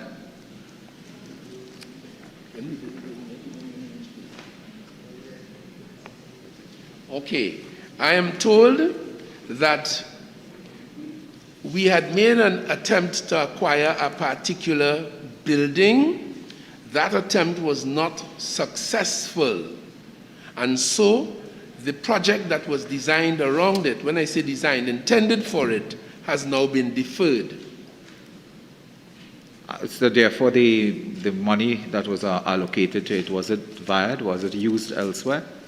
I am unable to say at this time, but that can quite easily be identified.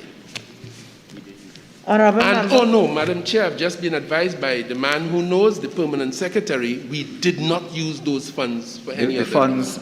The funds were unused. Unutilized, yes. But the question is that the sum of $2,202,016,400 for head 22, Ministry of National Security, stand part of the schedule. Those in favor say aye. Those against say no. I think the ayes have it. The sum of $2,202,016,400 for head 22, Ministry of National Security, now stands part of the schedule. Thank you, Mr. Minister. Thank you. Yes. Thank you to the representatives from the different agencies. Head 64, Trinidad and Tobago Police Service.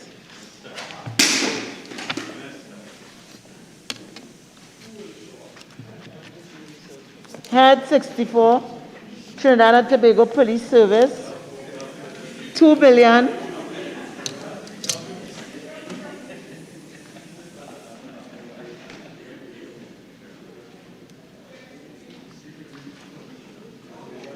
$2,471,164,000.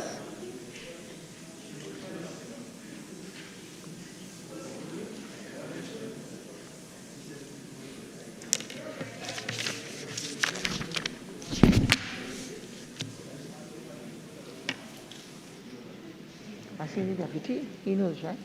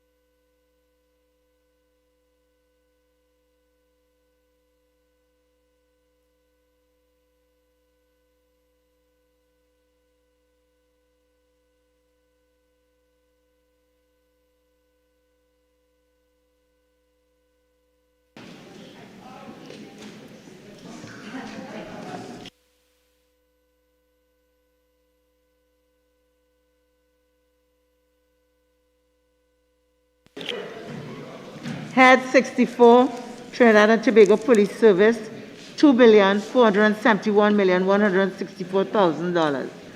I will now invite the Minister of National Security to make a brief opening statement for a maximum of 5 minutes. Thank you very much, Madam Chair. The Trinidad and Tobago Police Service is the institution in our Twin Island Republic tasked with the responsibility to effectively preserve law and order in this country. The Trinidad and Tobago Police Service Strategic Plan 2019 to 2021 and the Operational Plan 2021 has embraced this responsibility in our service. These plans are the underpinning of the actions and the directions of the members of the Trinidad and Tobago Police Service, which mission statement includes, and I quote, "In partnership with the citizens of Trinidad and Tobago, we provide for safe and secure communities and other places through professional policing, focused leadership, and consistent high-quality service." The Trinidad and Tobago Police Service's vision and mission are supported by alignment to 4 broad areas: public safety, community partnerships, operational excellence, and professional development.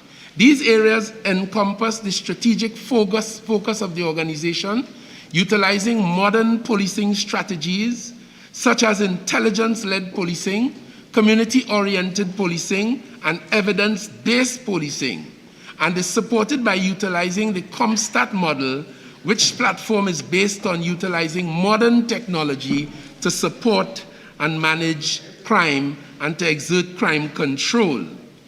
There were challenges to the police service and its operation given the impact of COVID-2019 like everywhere else. But the Trinidad and Tobago Police Service has demonstrated its resilience in serving the public, and I could bear personal testimony to that as minister. Although the organization has a sanctioned strength of 7,884 positions, 6,685 are currently filled. There's a high attrition rate with several officers reaching consistently retirement age, and as a consequence and in response on an ongoing basis, new recruits are brought on, of which 94 are expected to pass out in a few weeks' time in this fiscal. The Trinidad and Tobago Police Service continues to forge forward to serve the people of Trinidad and Tobago, pursuing its vision to make every place in Trinidad and Tobago safe. Mr. Deputy Chair, with those opening remarks, I am now in your capable hands. Deputy Chair, before you continue, I just want to ask a question. I noticed the acting Commissioner of Police is today left of the minister, which is he's the accounting officer. I don't know who the individual to his right is, because normally, it's just one individual is allowed. This lady is here in support of the police commissioner in terms of providing you, this committee, with the information that you want. No, I don't. Okay, let's move on. Thank you very kindly, Mr. Honorable members, the question is that the sum of $2,471,164,000 for Head 64, Trinidad and Tobago Police Service, stand part of the schedule. Honorable members, the sum of $2,471,164,000 for Head 64, Trinidad and Tobago Police Service, is comprised of monies proposed for expenditure under the following subheads, and items to be found in the draft estimates of recurrent expenditure and the draft estimates of the development program. We now proceed to consider the draft estimates of the recurrent expenditure, and we are at page 300, subhead 01, personal expenditure, item 001, police service. I recognize the member for Oropuchis. Chairman, I just want to reflect on the salaries and cost of living allowance matter. There's a significant increase here. and I wanted the Minister to be advised and, of course, relay to us the issues that are underpinning that. And on the issue of vacant post 08, yeah, sure. Right, I'll come to so the we next at one. 01. Yes, I'll come to 08. Yes. Right. So, Minister? Bill is intended to pay police officers, including SRPs and public servants associated with the police service. Arrears of $8 million to be paid to SRP officers, and there are about 1,004 SRP officers to be paid in this context. The increase is to pay arrears of increment and acting allowances. Go ahead, overages. On 08, if the Minister cannot, 08. Yeah, if the Minister cannot provide all the information now, there could be an undertaking to provide it later in writing. The quantum of persons that are declared to be as vacant, and Minister, could you clarify whether or not yesterday at the Ministry of National Security you indicated that it is not the wish of the government to have Mr. Gary Griffith return as Commissioner of Police? And is the office of Commissioner vacant? Mr. Chairman, is the office of can you Commissioner rule the vacant? member out of order, please? Could you just retract the last statement, please? I'll take the question, but you can retract the statement. I'll retract the last statement, but Thank the you. office is Thank you. vacant. Moving along Right. and slander. No. So the question, Mr. Minister? There's no question, except why does he bring that rotten Okay. Mubilang and slander? Okay, What okay, did you Mr. say? Minister. But you told the ministry yesterday you don't want him. Mr. Chairman, would you Member rule for that out Kuvanot. of order, please? Member for Kuvanot. Thank you, Chair. Chair, I'd like to refer the Line Minister attention to 01, salaries and cost of living allowance. Again, members, in order to hear Kuvanot, and I'm sure all of us would like to hear him so that we can get the necessary answer. Kuvanot. Thank you, Chair. Chair, on the line item 01, salaries and cost of living allowance, can the Honourable Minister advise if is under this line item that SRPs are paid their salaries? I think Urupuch East asked the question similarly, and an answer was given with regards to the SRPs and so on. In addition to that, the pre-deal larceny officers, are they also under this line item? Mr. Minister? Officer? Yes. Can the Honourable Minister advise us the number of pre-deal larceny officers and where they are located across the country? No, the pre-deal larceny police unit, they are now associated with the Ministry of Agriculture. They are, Honourable Minister, however, under the Ministry of Agriculture estimates, there isn't a line item that addresses the funding for the pre-deal larceny officers. So are you saying that they are not Mr. funded Chairman, under may this I line get a item? ruling on this, please? I would like a ruling. If the Minister of National Security said that the pre-deal larceny officers are catered under another head, why is he asking about it again? The Minister said yes, and then the Minister said...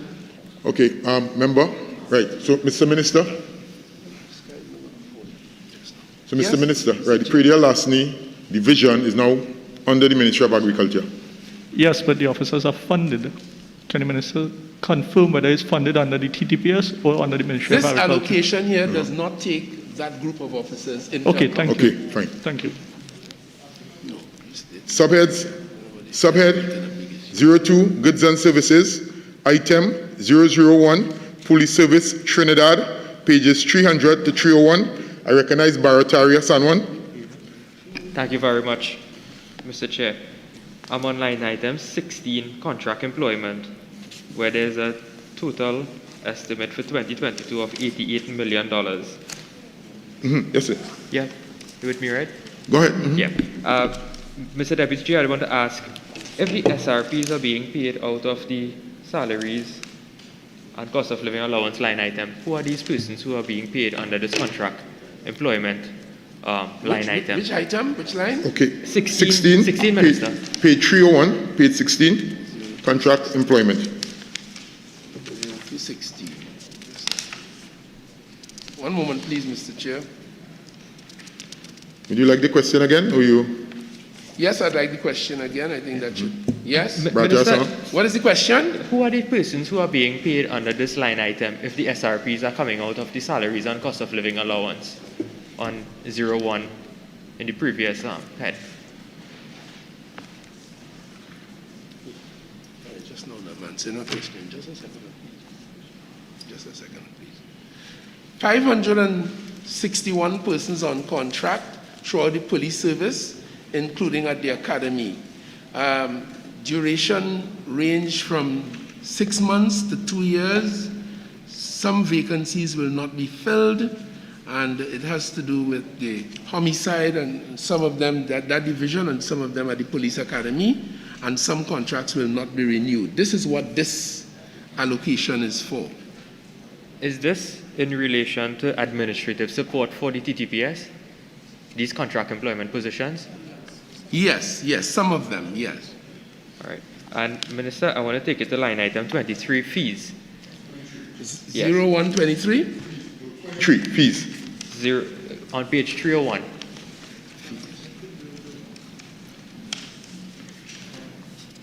Yes, thank you. Yes.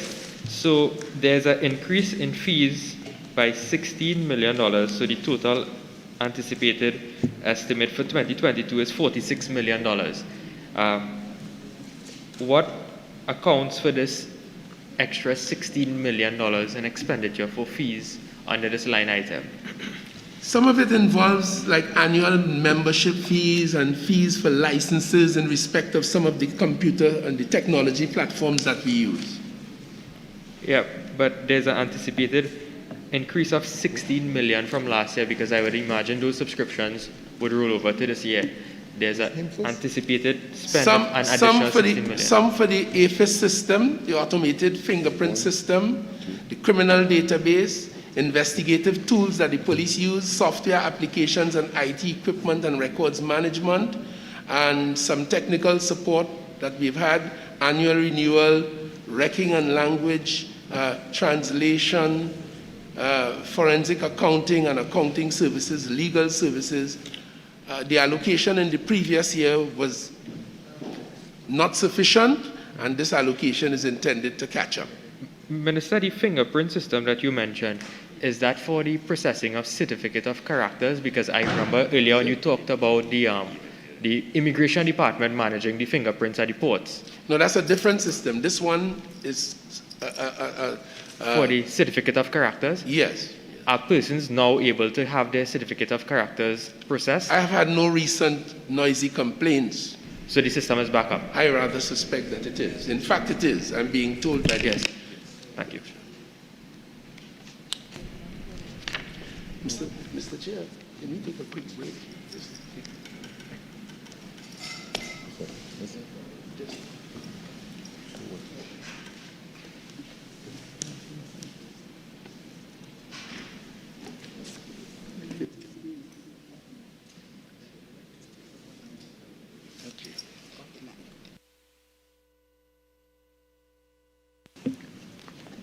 I recognize the member for Shogunas West.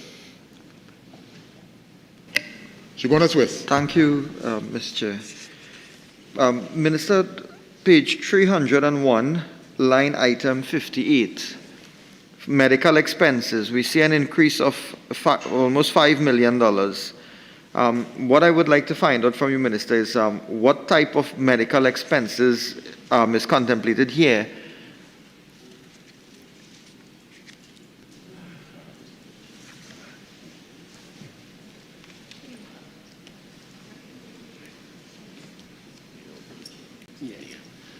They're insisting that this seat is for the chair.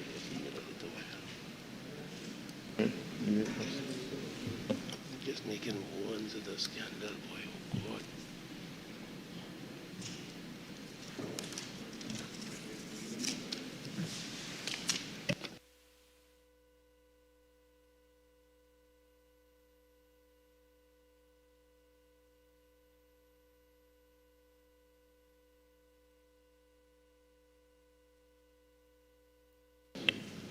Let's hold on a couple of minutes, honorable members.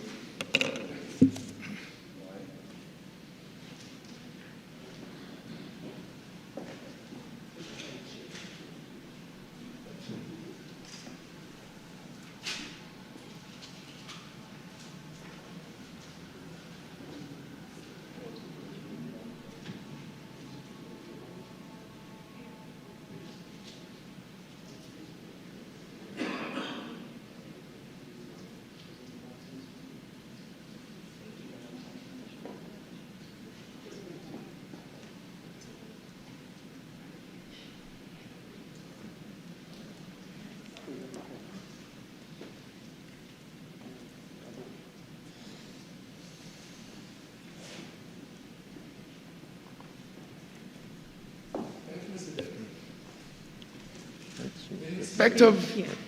Oh, sorry. Right, so sorry for that delay, honorable members.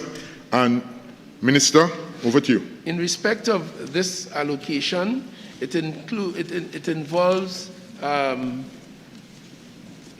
medical expenses, surgery expenses, dental, optical issues for police officers. And Minister, in accordance with would all of the officers be eligible for coverage? Yes, I'm told all officers, yes, are entitled. Member for Naprima.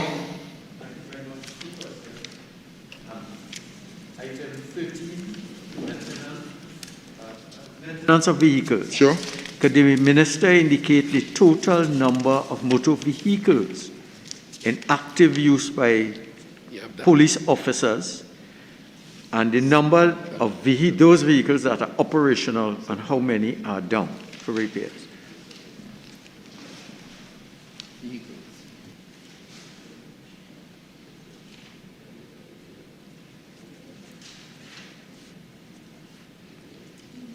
Thank you very kindly. Proceed, Mr. Minister. Insofar as vehicles are concerned, and this allocation is about their maintenance, the TTPS has a fleet of 1,905 vehicles, 1,905 vehicles, of which at the moment 1,181 are operational and 724 are not operational as we speak. Approximately 500 of these vehicles are considered to be sufficiently unserviceable to require disposal. Naprima. Yeah. Item 96, fuel and lubricants. I'd like to know how much is outstanding to state-owned NPMC, and of that amount, how much is outstanding over 90 days?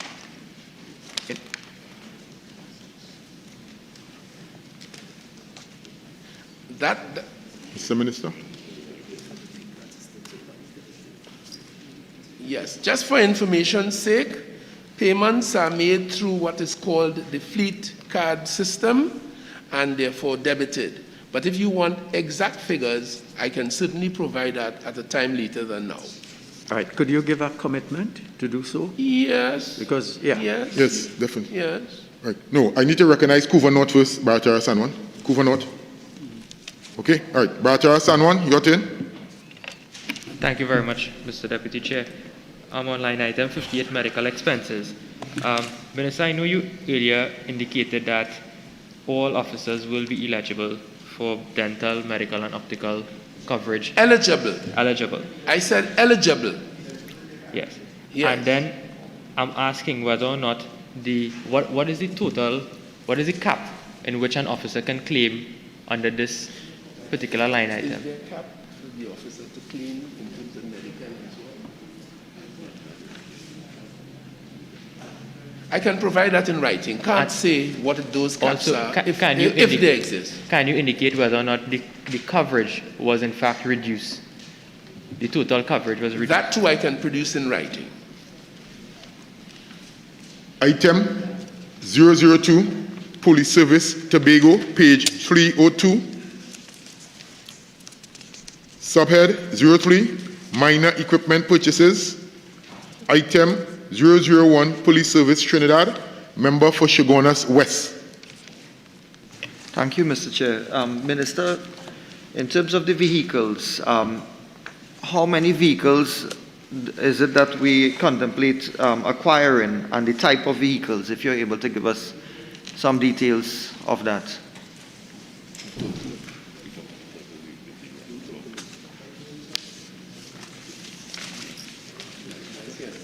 All right. And that light item will be which one? Yeah. We're not there as yet. 01. Yeah, we're not there as yet. Are we? Yes. All right, okay. The plan is to purchase about 100 vehicles. marked SUVs, unmarked SUVs, marked sedans, unmarked sedans, or Tobago. And insofar as Tobago is concerned, the plan is to purchase 12 vehicles, including marked SUVs, unmarked SUVs, small bus, and a semi-long wheel base. Minister, do you by chance have the average prices for the breakdown of those No, I models? don't have those. I don't have those, but I can assure you proper procurement processes are always to be undertaken. Just let me come in here, Mr. Chairman. Yes, if indeed. You look at Minister of Finance. if you look at the amount of money provided, 2.5 million, and if you take 12 vehicles, about $200,000, more or less, which is the normal price for one of these vehicles without taxes. Okay? So it varies depending on whether it's a sedan. I take your word, Minister. I only asked it because I know there were different models called. So Well, you I'm have just saying, SUVs, you have sedans, you have... It varies as to whether it's a sedan or SUV is obviously, as you know, a little more expensive than a sedan. The average price will be about 200,000.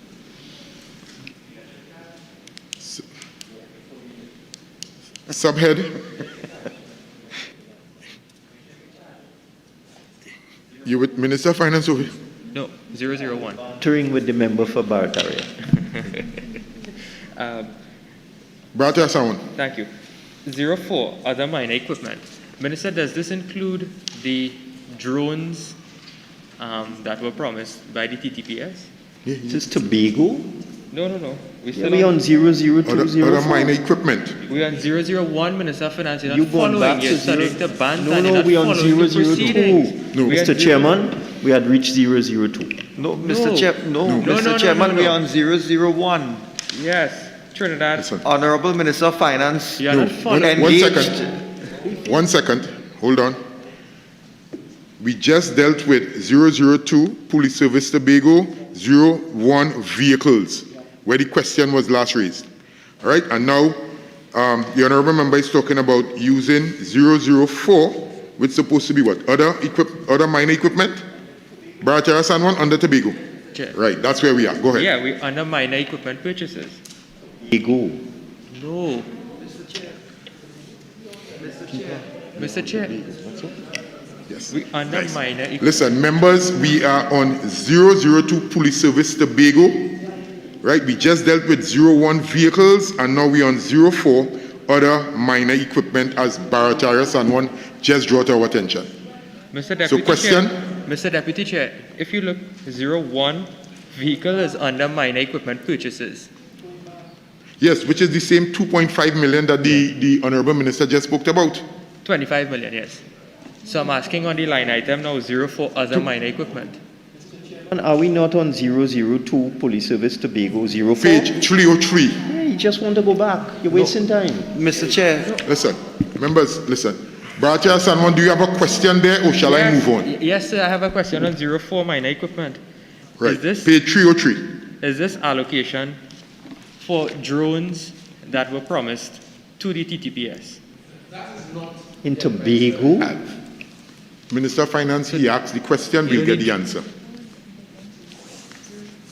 That is not the advice that I have. So this other minor equipment line It's item for like non-lethal equipment that the police would use and so on, replacement of those.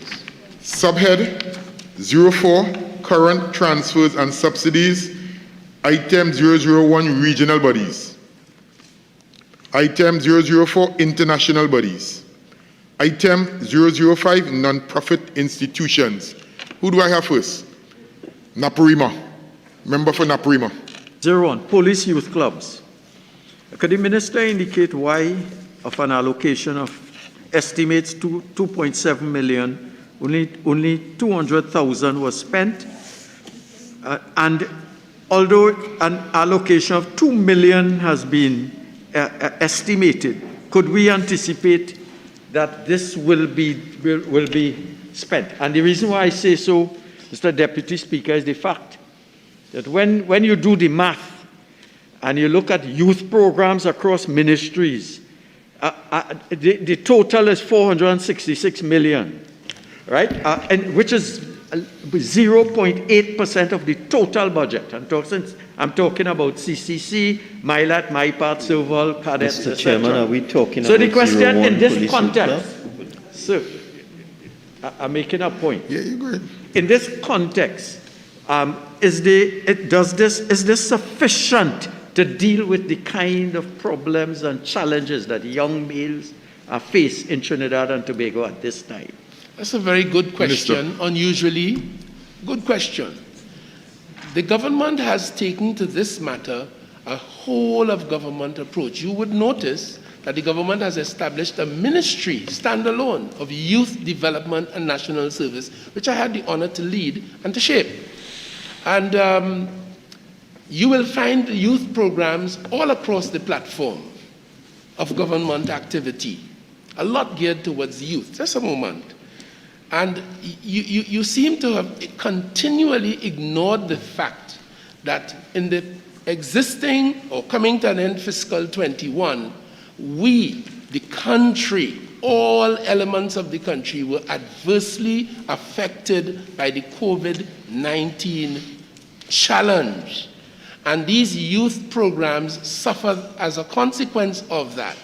The government is now having provided vaccinations for all the citizens and actively involved in promoting the use of these vaccines and taking the, I would say generally, a safe zone application or approach.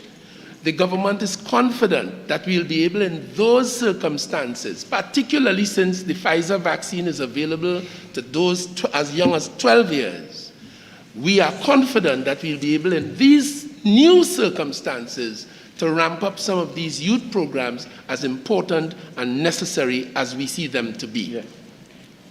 Member for Naparima. So it's good that the minister spoke about a whole of government approach.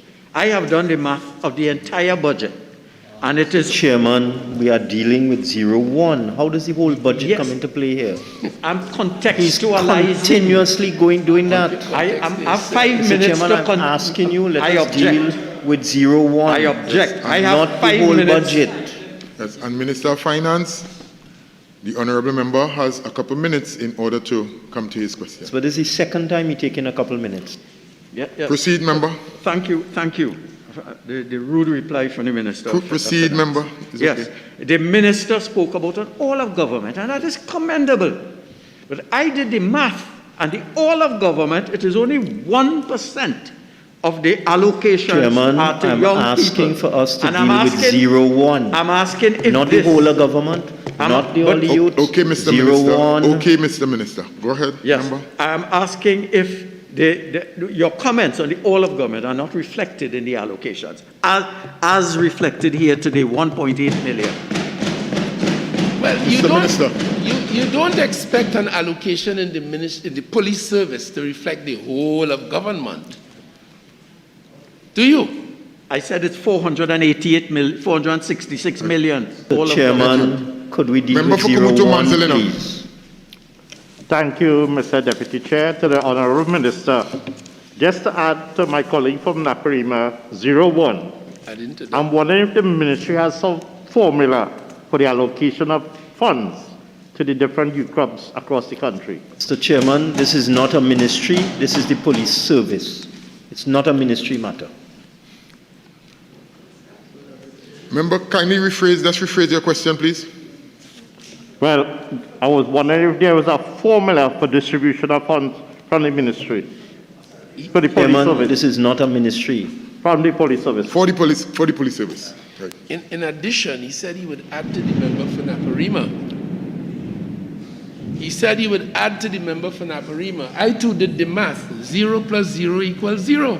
This allocation is for the police youth clubs. And insofar as an allocation for specific youth clubs would be concerned, this is a global allocation, and the police service will shape the direction of the funds in accordance with the demands of the particular youth groups and the activities they will undertake.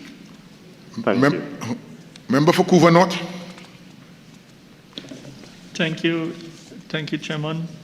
Chairman, to the Honourable Minister, Minister, I have been working closely with several police youth clubs across the country, and within recent time with the police youth club in the constituency of Couva North, the Waterloo Police Youth Club, where I have provided them with the support at the Getting a Home.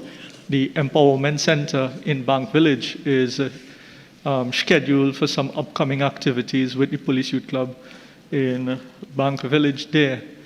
So, Minister, what I am seeing here under this line item, it was allocated $2.7 million for 2021. But we're talking about police youth clubs nationally with approximately 15,000 members across the country. Only 200,000 was disbursed or was utilized in the revised estimate. Minister, can you give us a commitment that the activities for the police youth clubs that is being budgeted here for this $2 million will actually be made available for these youth clubs to carry out their prospectus of program for the next financial year? Mr. Minister. He wants me to give a commitment that the allocations will be actually made available to them. I would not venture such a commitment. If I may, what I can say is that the fact of this allocation here and the planned activity of the Trinidad and Tobago Police Service, I am confident that the young people will be made to benefit from this allocation directed to them. Why I ask the question, thank you very much, Chair. Why I do ask the question, Honorable Minister, it is simply because 2.7 million was allocated to this line item in the last fiscal term, but only 200,000 was utilized for the revised estimates. And I know for a fact that the police youth clubs have been holding fundraisers, barbecue, etc. for the entire year, because many of them have advised me that they have not been getting the releases that they have been requested, and they had to do fundraising initiatives themselves. And we have to compliment, the parent councils associated with these police youth clubs and the communities that step up to assist where the line item has not been able to provide the funding. So all I'm simply asking on behalf of the 15,000 members out there and the parents of these families and the communities is that this $2 million that has been provided for the police youth club, that it will be dispersed. Given your, Mr. Minister, given your passion for exaggeration and hyperbole, I am not inclined to accept that many of them have been having fundraisers, cake sales, and so on. Okay, members. The question has been asked, and I have already answered. Right. Thank you, Mr. Minister. Thank you, Governor. Item 007, households, page 304, recognized by Atara Sanwan. Thank you very much, Mr. Deputy Chair. Mr. Deputy Chair, on 01, or it could also fall under 02. Minister, a lot of serving police officers have lost their lives due to the COVID-19 virus. And they leave behind them children and also mothers who are unemployed. And therefore it's difficult for those families to pull through with the death of their loved ones. Can you indicate whether or not it is a policy of the government, the TTPS, whether some level of relief can be given to the families of those police officers who have lost their lives due to the COVID-19 virus? Well, Minister? This is the amount paid under this head in 2021 was $738,000. And 11 officers received awards under this. I think that suggests that there is a commitment on the part of the police service to do exactly that which you are asking for. And of course, there are two matters that will affect awards that are before the court. And when these matters are resolved, then they too will be granted awards as the outcome of the court might dictate. So there is that commitment. Are you saying that under 01, they can be paid through the ex gratia payments, that those officers who lost their lives due to the COVID-19 virus can be paid under that? No, this does not take into account COVID. Yes. Death as a result of COVID. This has to do with members of the protective services who would have been injured or die in the context of their active duty. That's 02. 02 is for compensation of the estates of members of the protective services. The minister said those who died. Yes, 01 is that kind of compensation, and 02 is for persons who die in the active context of their duty. Can that now be widened to also include those persons who have lost their lives? You are making a recommendation? Yes, I am. That it be widened to accommodate persons who die as a consequence of COVID? Police officers, yes. It's not a very, well, you know, it's a matter that we would consider. Okay. Consider? I really do hope that the recommendation is accepted. I know, that's why it could only be considered. Thank you. Thanks, members. Item 009, other transfers. Item 011, transfers to state enterprises. Honorable members, we will now move on to the draft estimates of the development program. Different book.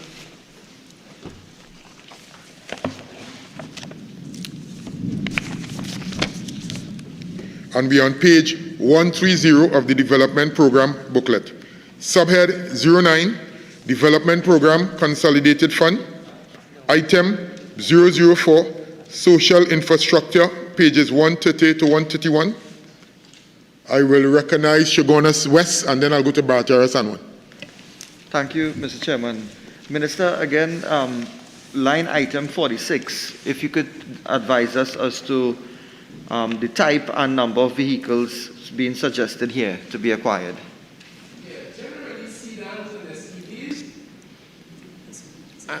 We are talking, yes, the cabinet, well, we approved and we're focused here on 80 SUVs, 70 SUVs, and 10 sedans. Yes. Member for Bartara Sanwan. Thank you. 001, improvement works to police stations and buildings. And sure. Also the upgrade of the police administration buildings. This question is in the context of a piece of law that we would have passed recently, which is the amendment to the Firearms Act, in terms of for the use of persons to use pepper spray, whether or not there would be facilities there for persons to come in to apply for the permits in order to be granted those pepper spray permits. You are proposing that a special room be developed in all police stations? I'm not saying a special room, whether the facility will be available, whether through, if it's an online application, whether it's through someone to assist them there to fill out the application for pepper spray. This deals with improvement works to police stations, yes, and I'm physical works. I'm asking also if it will also include any computer access or devices for persons to come into the station to fill out these forms in order to apply for the necessary permits. How could it? This can't apply to that? This deals with improvement works, police stations. The member is right. raising Beyond something. 001. The member is raising something extraneous. Nobody has a pepper spray in this country. Nobody. This is like repairing the roof, painting the wall. That's what nobody have a pepper spray in this country. Okay, right. Okay, members. Member for Naparima, I'll recognize you now. Item 047, purchase of equipment for the police service. And the question asks, does this include body cameras? They do. And could you give... It does. Could you... Thanks, and that's very good. Could you give an indication of how many officers of the 7,000 plus sanctioned strength, how many of them right now have body cameras? I can make that available to you at another time. I'm told it's less than 5%. Eh? Okay. Yeah. Item 00. Okay, Bartara Sanwan. Yeah. Minister, an allocation of $20 million was estimated for fiscal 2021 for purchase of equipment for the police service, item 047. But under the revised estimate, $5.6 million was spent. Yes. Naparima indicated that there's a deficit with the number of body cameras. Why didn't the police service utilize the allocation to them in order to purchase more equipment?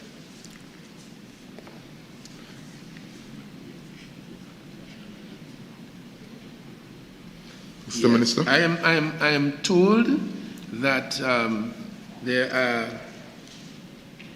orders made, and we are expecting some body cameras to come within short time again as a consequence of that. But I am advised that generally speaking, there were issues even with the providers abroad that were affected by the COVID-19 pandemic. And what about the drones? And doing business. Were there any purchase of any of the drones also? This includes, and this deals with body cameras, the cameras inside of police vehicles, GPS upgrade, tablets for the police vehicles, and that kind of modernization that we see in police services around the developed world. This is where we are heading with this. How many of these police vehicles have the tablets?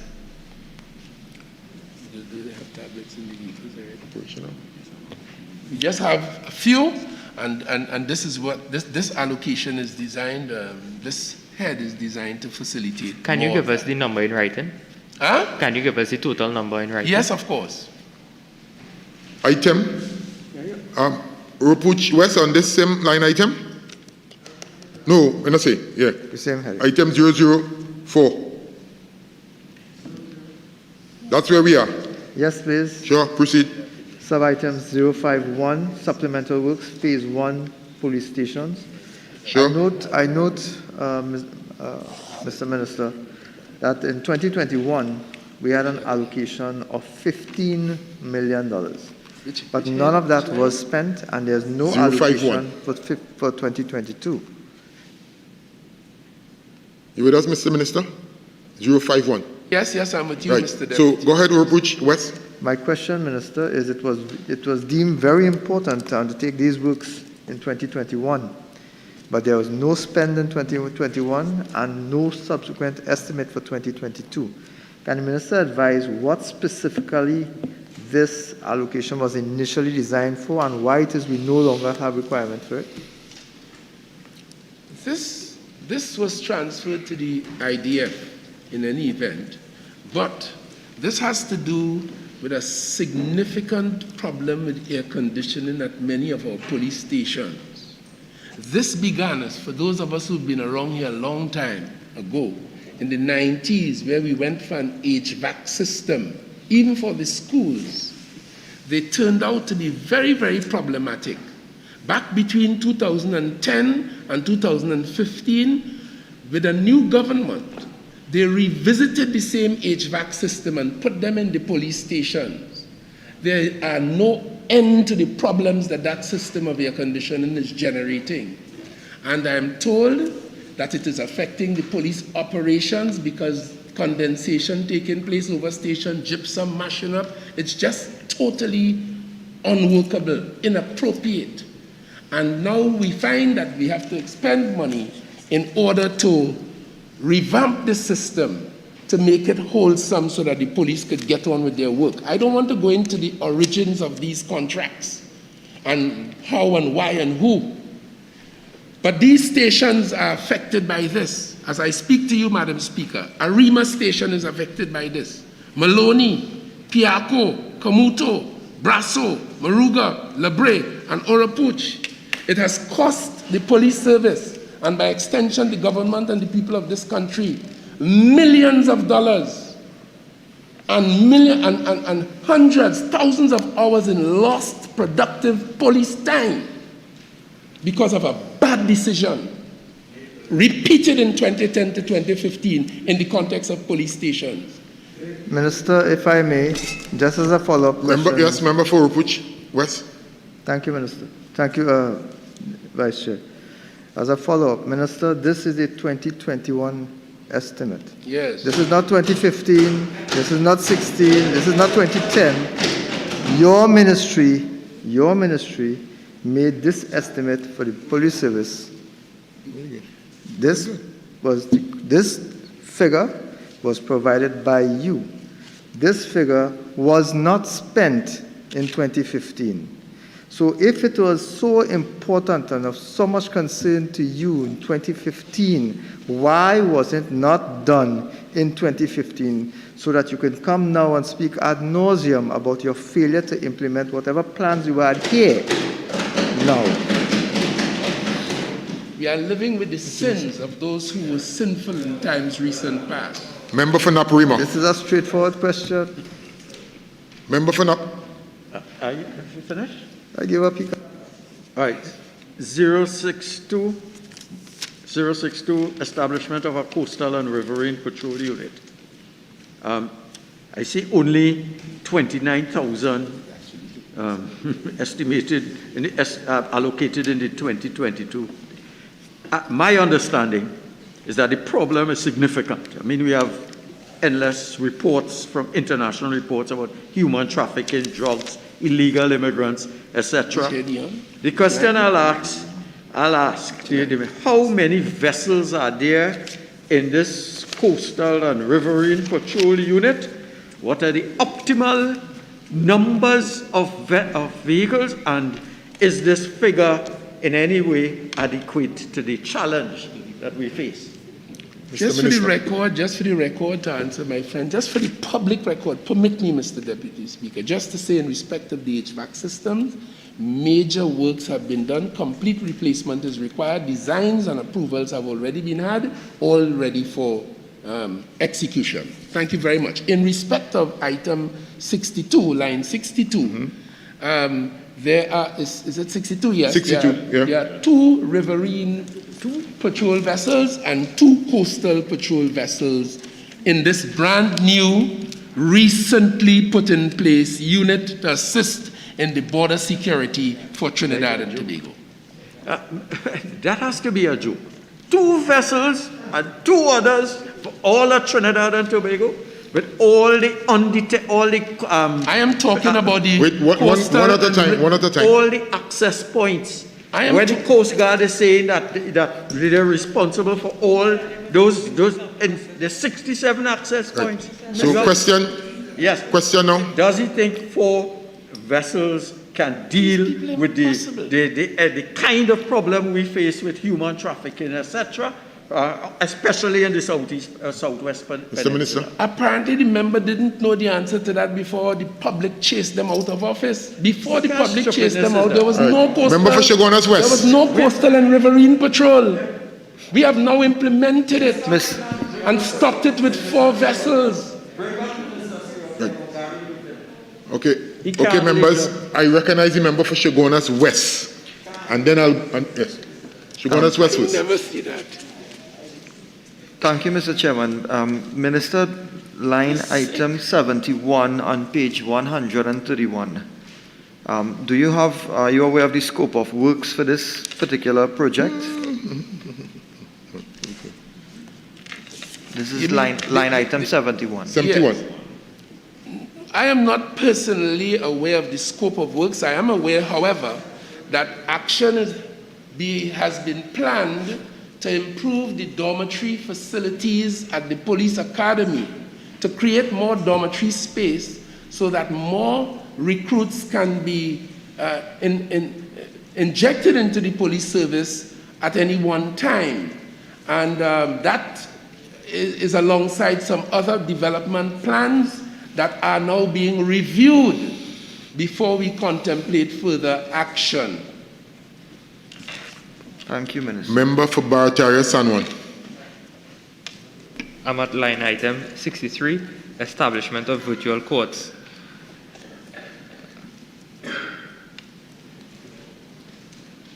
Which line? 63, establishment of virtual courts. Proceed. Now, yes, I want to ask if the Barataria police station is earmarked for a virtual court. I am told that the answer to your question is yes. And since the repurposing of that particular police station, Minister, through you, I'm pleading on behalf of the constituents because they have asked me that station, notwithstanding it's going to be used as a virtual court, but persons are allowed to make reports at that station. We have complaints that the police officers are not allowing citizens to take reports. They have to go all the way up to Sour Hill in order to file reports. You know, it's right off the highway, the Barataria station. So if there are accidents on the highway, it's easier access into that police station. So I'm pleading through you, Mr. Deputy Chair, to both the Acting Commissioner and the Minister, if some consideration can be given for the reopening of the Barataria police station for members of the public. Well, yours Mr. is a Minister. very worthwhile suggestion, and I might tell you it comes alongside many complaints and similar concerns I've had from citizens in areas that have been affected by this particular policy approach, including in Tobago. I know your constituency is also affected by the barrier station. So I have engaged the leadership of the police service. Yes. And we are engaged in discussions touching and concerning this matter, bearing firmly in mind the very legitimate concerns that you have expressed on behalf of your constituents and those legitimate concerns that I've had from others, including Tobago, in this regard. Thank you very much. My pleasure. I recognize the member for Urupuch West. Thank you, Chair. Returning to item 062, the establishment of a coastal and riverine patrol unit. Can the Minister advise the complement of officers that constitute this unit? Yes, as I indicated, Mr. Chair, this is a brand new attempt to deal with the space between the coastline and 2 miles out, because we have another system to deal with 2 miles out to 12. Staff. And then we have another system to deal with beyond 12 in the exclusive zone. So this is a brand new, very powerful effort on the part of the police service to assist in the management and control of the affairs of our borders for obvious reasons. We are now starting out, as I said, started out from zero, notwithstanding the wild accusations from my friends opposite. Started out from zero. We now have a unit with 50 personnel. Men drawn from the previous police marine unit with some experience, men drawn from different operational elements of the police service, and certainly from the Coast Guard. In fact, it is led by a retired mid-rank senior official of the Trinidad and Tobago Coast Guard. So 50 personnel, 4 vessels for a very good start, and that will be developed as the need arises.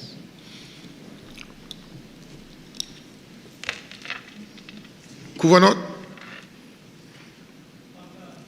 Thank you. Item. To human trafficking and human traffickers. Thank you, Mr. Minister. Thank you. Item 005, multi-sectoral and other services, page 132. I recognize the member for Barataria Sanwan. Minister, I realize there's a line item, transformation. He didn't Do I have the realize Minister's that. attention? Minister. Minister of Finance. Minister of Finance is disturbing the Minister of National Security. I'm seeing the line item, transformation of the police service. Transformation ain't going on. And there is no allocation for 2022 and no spend for 2021. Can the Minister indicate why?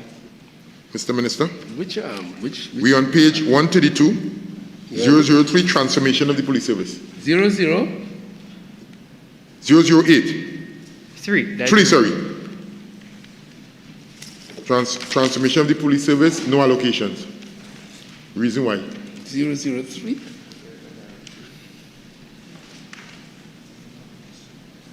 One moment, please. Thank you. Let me get some advice.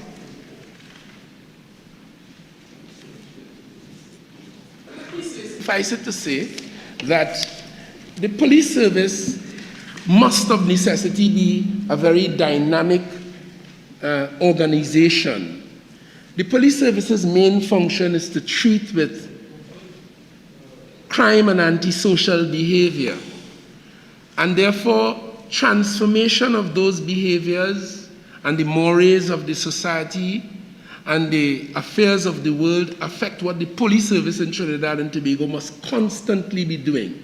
So transformation of the police service is an ongoing and necessary element in modern policing in accordance with some of the things I described in my opening comments.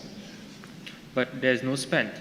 There's no money spent in the last fiscal and none allocated for this fiscal. Well, it is not always about money, you see. Well, you see, the thing is, it is not always about money. This transformation is about money because it's in the budget book. So it has to be about money. Transformation. Hold on. Transformation comes in different ways and different forms. Well, then it wouldn't have been any budget book if it's not about money. Well, no money may have been allocated then for the particular issue, but that does not mean that transformation is not foremost in the mind of the police service as the need arises. Okay. Infrastructure Development Fund, page 234. Page 234, on its item 004, Social Infrastructure, page 234. I recognize the member for Couva North. Thank you, Madam Chair. Madam Chair, I'd like to draw the, Mr. Chair, sorry. I'd like to draw the Minister's attention to line item 029, supplemental work, new phase 1 police station. Can the Minister advise what this $20 million allocation for 2022 is for?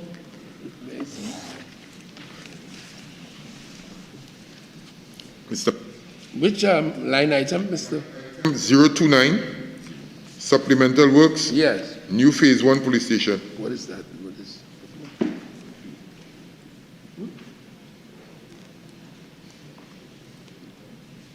Okay.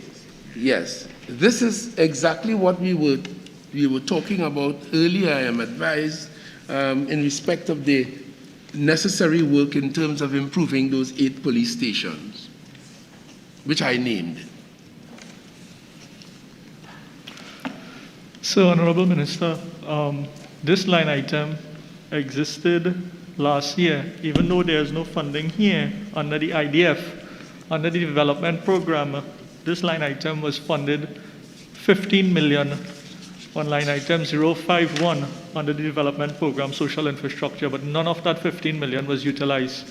Can you advise why for the last financial year nothing was allocated to this program under the IDF? And why none of the what was allocated under the development program was not utilized? Yes. Actually, I am advised that what had happened is that the period under review by my friend was utilized for assessing the work to be done, working out new designs, getting approvals, and getting ready for implementation. This allocation is to take us to that stage. Member for Bartara Sanwan. Item 20. Okay. Pardon? Item 26, establishment of new police headquarters.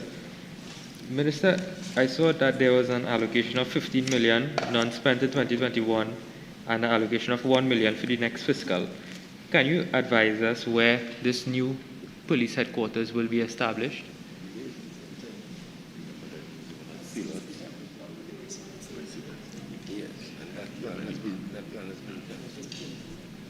Mr. Minister. Right. Yes, there were some thoughts about a new police headquarters to be developed just outside of the city, and that matter is under review. Okay. Do you have a location? No, but it is now under review. Okay. So you're not sure whether you're continuing? Because I see that there's an allocation for $1 million.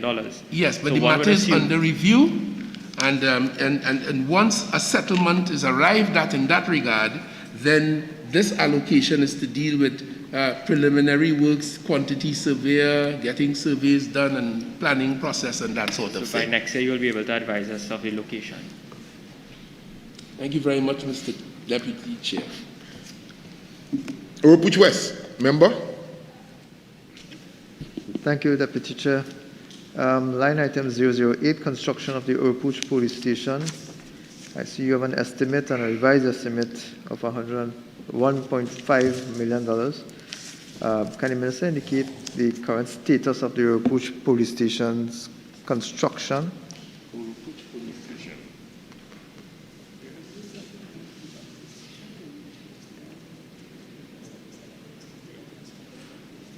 Yes, I understand that what is happening now, or is it complete?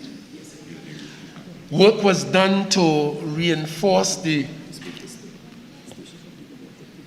station is completed, I'm being told, but some work had to be done in terms of a retaining wall to shore up the structure of the station, and that work is complete as well, or ongoing. Thank you very much. Can the Minister then advise when police officers at the Oropouche in the Push area would be able to access and enjoy facilities at a new station? Completion date? Yes, the station is under occupation, I'm being told. Partially, Honorable Minister. Yes. Partially. Yes. And the work, as I told you, the retaining wall and that sort of thing, that is ongoing. But the police are involved, they're already involved in police duties at that location. Partially, Minister. So you are negotiating for what you already have. Partially, Minister. Partially involved. Okay, thank you. If I may move on to line item 027. Line item? 027. Yes. Establishment of a marine division at the Carinage Police Station. Minister, I see an allocation in 2021 for $10.5 million. So this was determined to be very important in 2021, but there was no spend. And now in 2022, you've come for half of that. Is there a reason why, firstly, there was no spend in 2021? And now, secondly, why the estimate is only half of what you initially had expected to expend? Mr. Minister. The new Carinage Police Station was only recently completed and commissioned, and this facility to create a jetty and to create a base for the developing coastal and riverine unit of the police service is to be done. So that is now in its planning stages, and it will be executed as promptly as practicable. Thank you, Minister. My Thank pleasure. you, Mr. Minister. Honorable members, the question is that the sum of $2,471,164,000 for Head 64, Trinidad and Tobago Police Service, stand part of the schedule. Those in favor say aye. Those against say no. I think the ayes have it. The sum of $2,471,164,000 for Head 64, Trinidad and Tobago Police Service, now stands part of the schedule. Thank you, Mr. Minister. Thank you, Acting Commissioner of Police, and to your senior technocrats at the Police Service. Thanks for coming.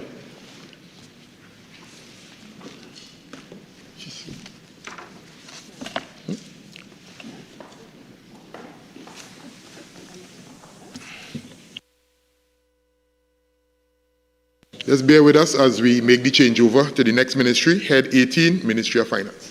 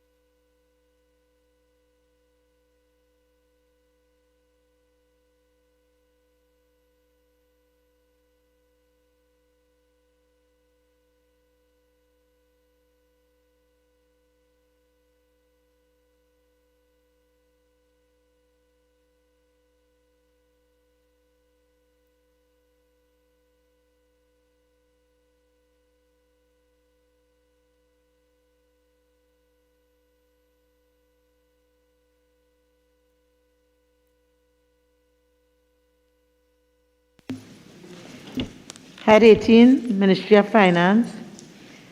Head 18, Ministry of Finance, $6,596,562,574. I will now invite the Minister of Finance to make a brief opening statement, not exceeding 5 minutes. Minister. Thank you, Madam Speaker. The Ministry of Finance has the responsibility for developing and implementing fiscal policy for the Republic of Trinidad and Tobago, and also collecting revenue and raising revenue where it is not generated by taxes, disbursing revenue, preparing these estimates that are before us, managing 53 state enterprises and their subsidiaries, liaising with the central bank with respect to monetary policy. It also has responsibility for some state enterprises, such as Caribbean Airlines, the National Investment Fund. It is also responsible for all of those state enterprises that are in liquidation or in the process of being wound up. There are a number of divisions. Some of the more important ones would be the Debt Management Division, the Economic Management Division, Strategic Management Office. The Ministry is also responsible for the Board of Inland Revenue and also the Customs and Excise Division and the Valuation Division, among others. Thank you, Minister. Honorable members, the question is that the sum of $6,596,562,574 for Head 18, Ministry of Finance, stand part of the schedule.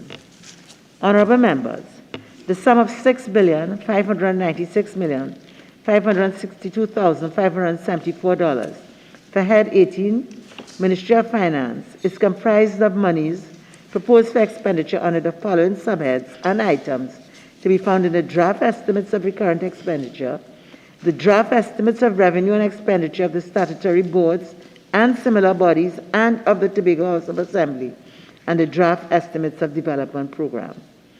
We shall now proceed to consider the draft estimates of recurrent expenditure. Subhead 01, Personal Expenditure. We are at page 81, item 001, General Administration, Member for Oropuch West. Thank you, Madam Chair. Allow me to welcome the technical team.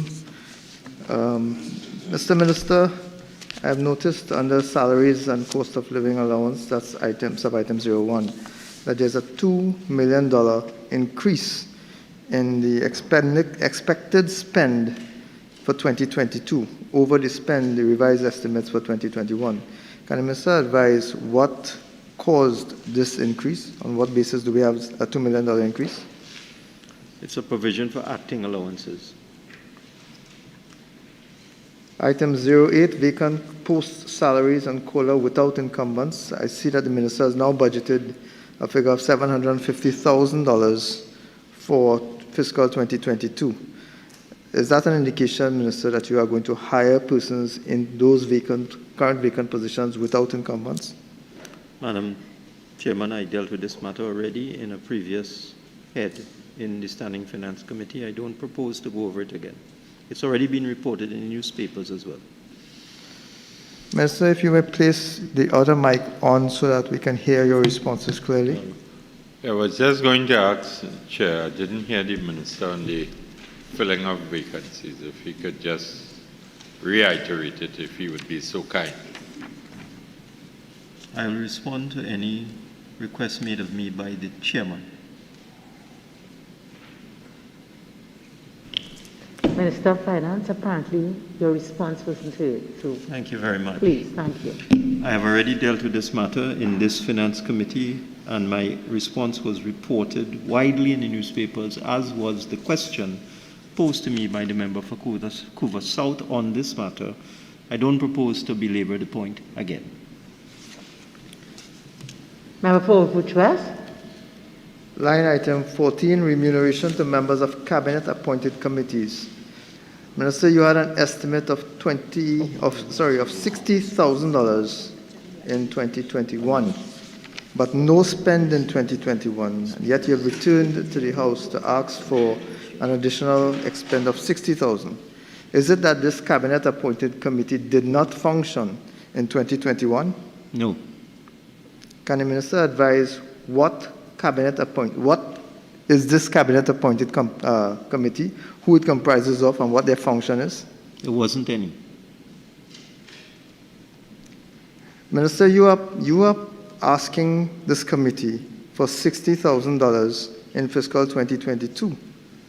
I am asking for what purpose? It's listed here as a cabinet-appointed committee. Is it that there's no cabinet-appointed committee and because there's an allocation? I am asking for what purpose? Madam Chairman, the member is changing his question every couple seconds.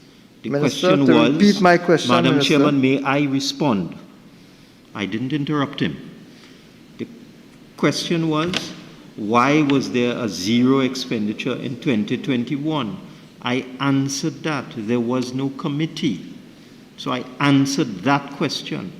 This question is a new question, and it is in anticipation that there may be a cabinet-appointed committee under this particular item, which is general administration. I would advise members, look at the top and see what the item is. This is 001, general administration. There was no cabinet-appointed committee in fiscal 2021 under general administration. We expect that there may be one in 2022. That is why a provision has been made. For Governor. Thank you, Madam Chair. Madam Chair, to the Honourable Minister, line item 08, vacant posts, salaries and COLAs. This is budgeted at $750,000 for financial year 2022. Can the Honourable Minister advise the number of vacant posts this $750,000 is going to fill? Okay, I think that question was asked in a different way. It was answered. And if the minister won't remind you all, I believe at the beginning of this committee, the minister gave an undertaking to supply across the board. It will help with efficiency, that the information with respect to all of these items in the various heads, he would supply the information. So that was the intent of the response the minister gave to your colleague from Oropuch West a short while ago. Okay? So there's an undertaking for all of that information to be supplied for every ministry. Thank you, okay? Madam You're Chair. welcome. Member for Oropuch West. Thank you, Madam Chair. Line item 23, salaries, direct charges.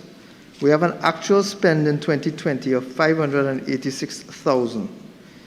And you have now an estimate for 2022 of $1.7 million, $1.8 million. So we are moving from $586,000 to $1.8 million in 2022. Can the Minister advise what has caused this significant increase? We'll provide that to you in writing. Thank you. Item 002, Budget Division. Item 003, Customs and Excise Division. Member for Oropuch West. Thank you, Madam Chair, again. Madam Chair, we have now a $29 million increase in the allocation under salaries and cost of living allowances for the Customs and Excise Division. Can the Minister advise what accounts for this substantial increase? This is a 50% increase in the allocation. Madam Chairman, I would just ask my colleagues, there's no need to be so long-winded. Just ask what's the reason for the increase. The reason in this particular case is promotions and recruitment of customs officers. Member for Governor.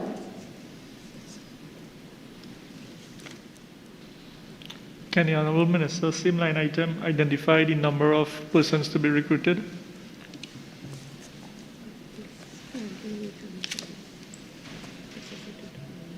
He said we just brought on some people recently. How many did we bring on recently? Okay. I will provide the information in writing in a short while or during the course of this process, this budget process, but we did bring on some new customs officers recently, and there were a number of promotions, but it's quite a voluminous document, so I will summarize and provide to the member in due course. Member for Oropouche West. Moving on to line item 03, overtime. Minister, I note that while we have, based on your comment just now, you have increased staffing, that the overtime cost still remains upwards of $44 million. Is it not more feasible, Minister, to add more warm bodies so that we could reduce cost of overtime? In a perfect world, yes. But there are always complaints about the amount of time it takes for the customs division to process imports and deal with matters, so that overtime will still be required. In many instances, containers are sent to bonded warehouses and other places, and the customs officers have to attend to inspect these containers after hours. So, of course, we will continue to strive to reduce the overtime payments, but we also want to strive to increase the efficiency and speed at which the customs services its customers. Thank you, Minister. Same line item. I note that there has been a $10 increase in the allocation under this head between the revised estimate and the revised estimate for 2021 and the current estimate for 2022, a $10 increase. Can the Minister account for what has caused this $10 increase to this $44 million estimate? Again, I will beseech my colleagues, there's no need to be so long-winded, and just say what's the reason for the $10 increase. And I've said this before, where we had quite a little argument over a $1 difference. It's simply a rounding off exercise. It was $690, they've rounded it off to $700. That is all. And the other point I wish to make, members opposite, especially the new ones, don't seem to appreciate these are estimates, they are not exact figures. So all the budget division has done is round it off 690 to 700. At the end of the day, the actual, as you can see, if you look at that same line, the actual for 2020 was 44,133,222. So that's the actual amount, which could be $2, $3, $5, whatever it is. But the estimate is a rounded off number. Minister, I note that on that same line item as you're referring to, that the estimate for 2021 was 44,245,690, and the revised estimate is the same figure. So there was no rounding off at that point in time. Madam Chairman, I was asked about the 2022 estimate. I would ask the members, stick to your question. You asked about 22, I would ask the Honourable Minister to please answered about answer your 22. question. And Madam Chairman, I wait for them to finish. Even though I think what they're asking makes no sense, I wait. And I would ask them to wait until I finish. Honourable Minister, if you have a difficulty in answering questions, I assure you that accounting to the population for monies expended is serious business. It's not wasting time. Maybe Madam it might Chairman, be wasting time. I really don't want to get into a debate over $10. Madam Chairman, Chairman, I'm asking for a ruling. Are we still on this line item? Okay. We're still fussing over $10? All right, so can we move on? I think $10 you're getting on for. Member for Oropouche West. I think the answer with respect to the difference between the $10 for the revised estimate 2021 and the estimates for 2022 has been explained, not just with $10, with $1, $8. Yes, thank you very much, Madam Okay, Speaker. so do you have another question you'd like to ask? Thank you very much. Yes? No? Shh. Member for Cuba South, is there a question you would like to ask? He keeps grumbling. Is there a question you'd like to ask? Madam Chairman, just 1 minute. Keeps grumbling. 1 minute, please. This sort of volley between friends can go on outside of the chamber. I would love that. Inside of here, we're about serious business, as your colleague would have pointed out.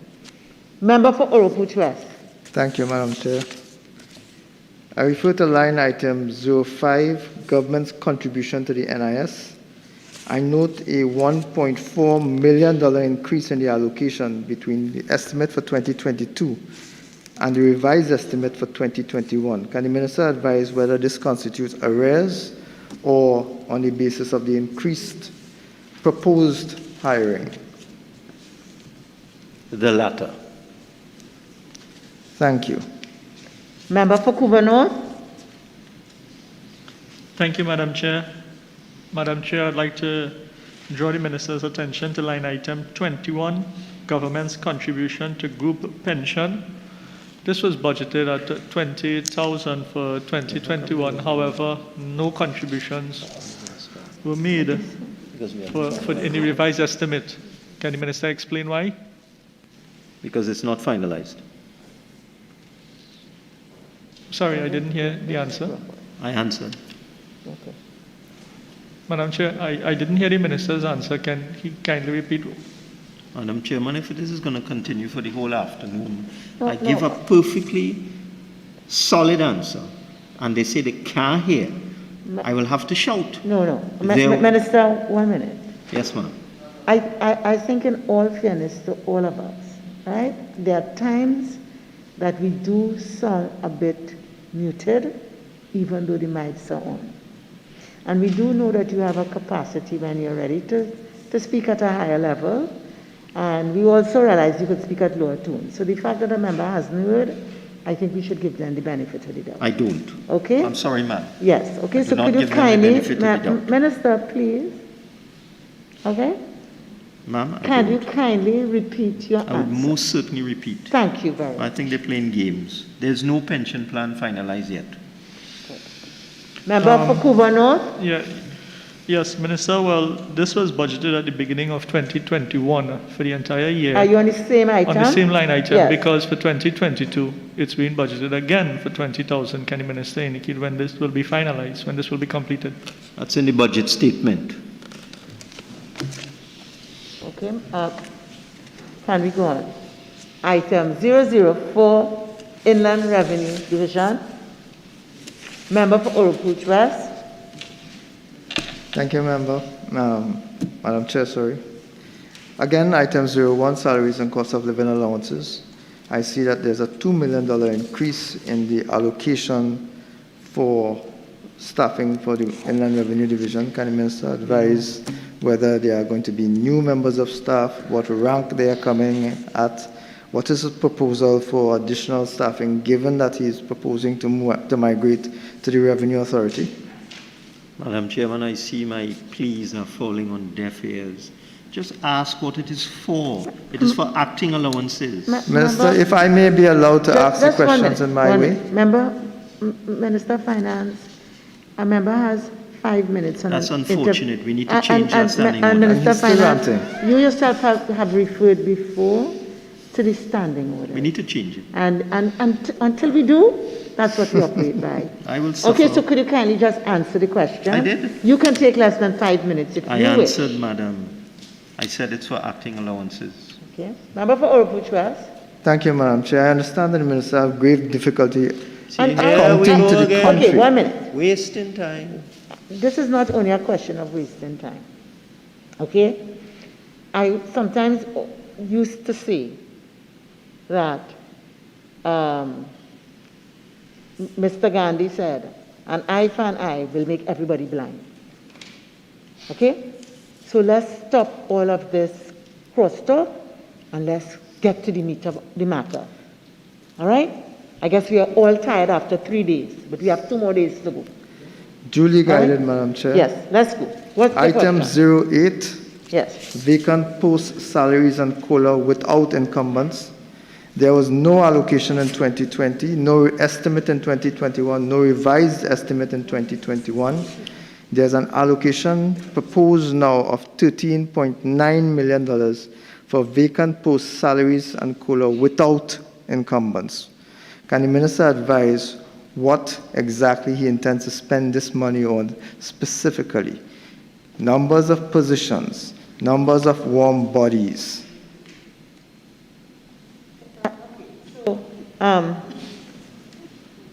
Member for Oropuchis? Yes, ma'am. I'm gonna say this for the last time. I think the undertaking, this is 08, was given to both you, was given twice, to both you and the member for Cuba South on Monday. All right? So maybe what you could say is, Minister, I expect the undertaking applies to this, and we move on. Okay, do you have another question? Not under this head, Madam Chair. Thank you. You go ahead.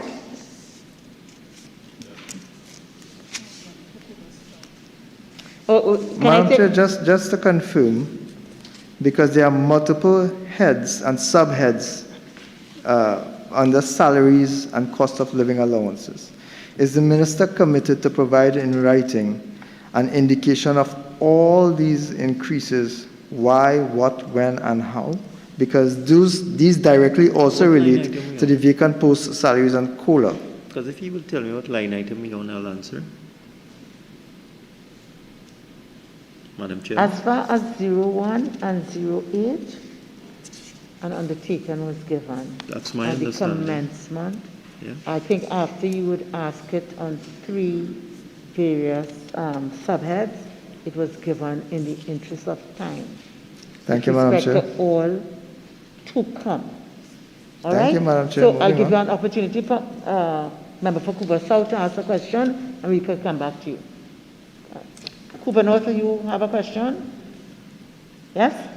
Cuba South, you have a question? Yes, So it's Cuba South, and then we'll do Cuba North. Thank you. You're welcome.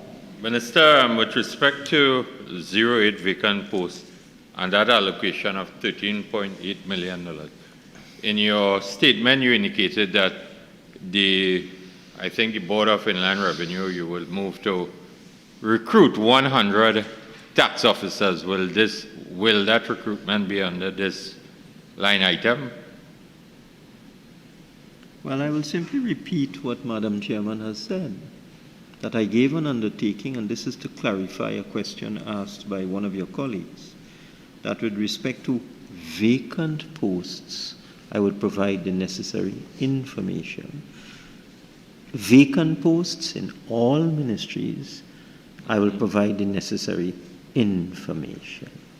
And I would expect somebody with the seniority of Cuba South to know that this line item is for establishment positions and could not possibly refer to contract positions. I'm a little disappointed in the member for Cuba South. Chair, this is why we're seeking clarification, whether those tax officers will form part of the establishment or will they be recruited That is not under what you contract asked. employment? That is not what you asked. You that asked is me all- whether... That is all. I'll wait for you to Finance. finish. I'll wait for you to All right. finish. Are That you is finished? all. Are you finished? You asked me whether the 100 contract positions, Madam Chairman. All right, so I let's waited move on for to him to that in the finish. budget Member- statement. I waited whether it for him will to be- finish, Minister Madam of Chairman. Finance He keeps and talking. Whether it will be Finance, under Minister of contract. Finance and member for Cuba South. Thank you very much. Member for Cuba North. Thank you, Madam Chair.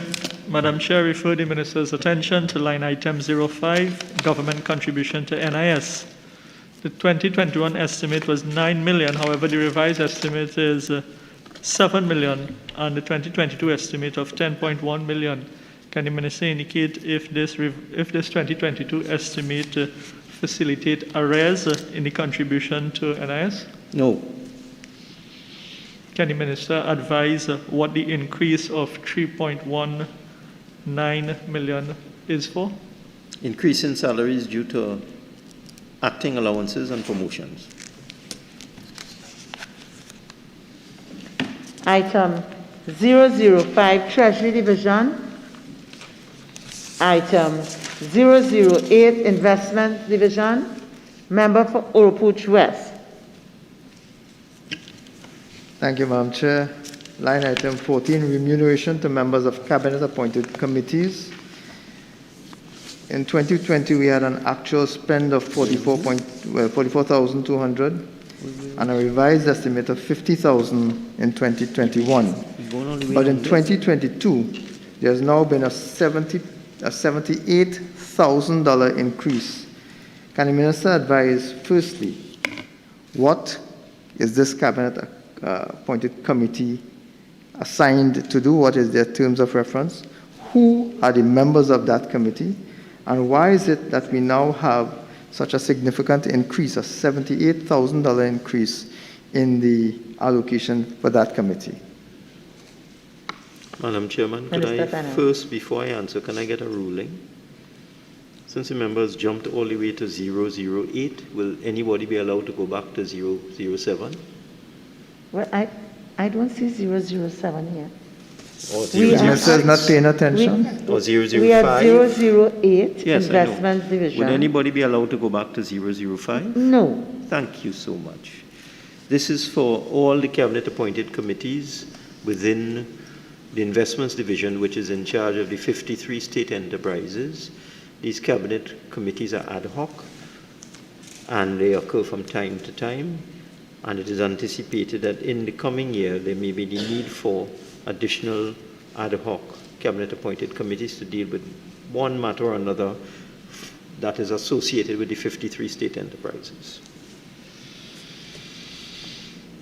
Member for Putras?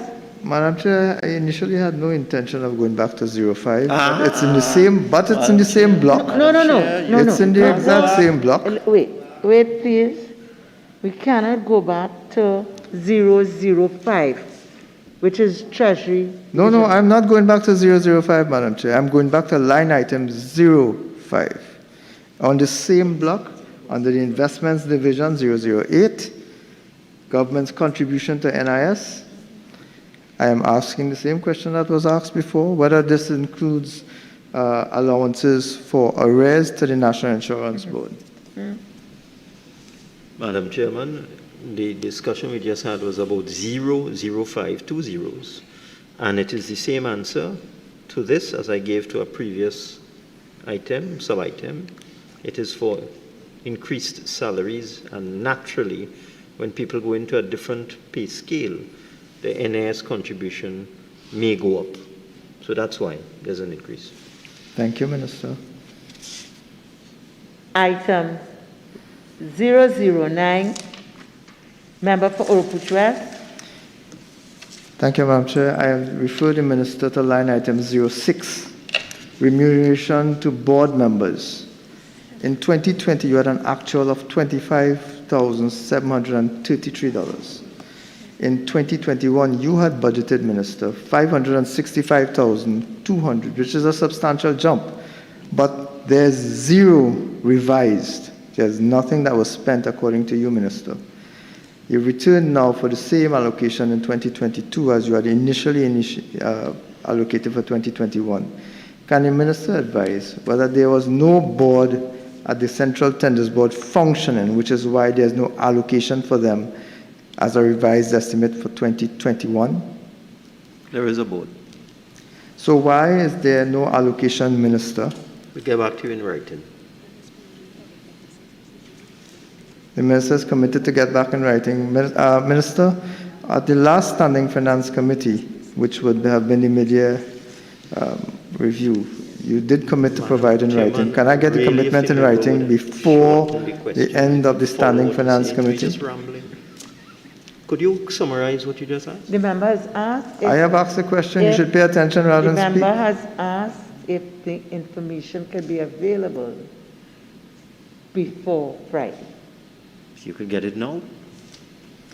So I just simply undertook to give it in writing, but you could get it now. Okay, thank you. This is a... Member, you're giving it now? Yeah, right now. Yes.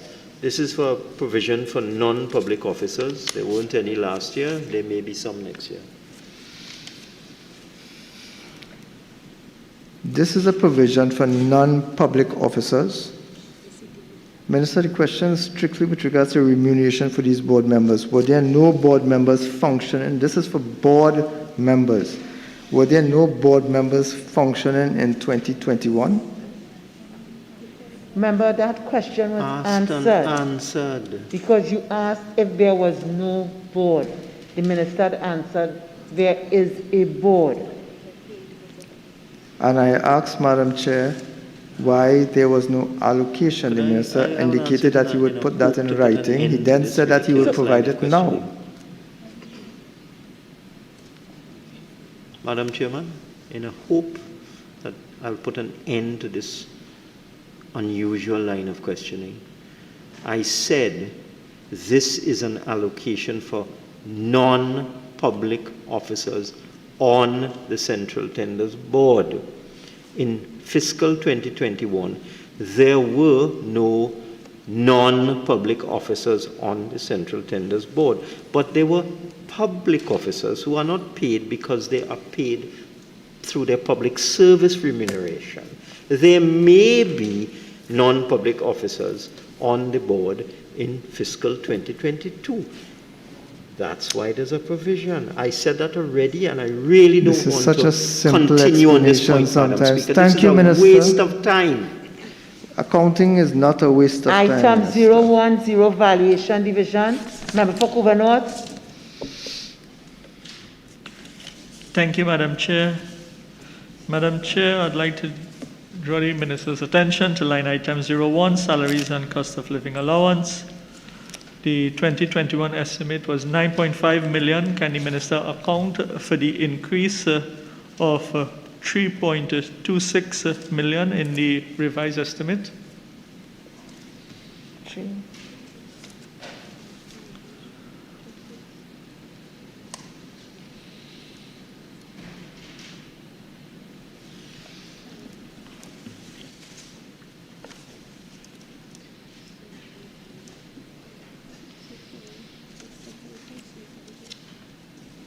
Some posts were filled. Can the Minister provide us, can the Minister advise how many posts were filled with the 3.26 million?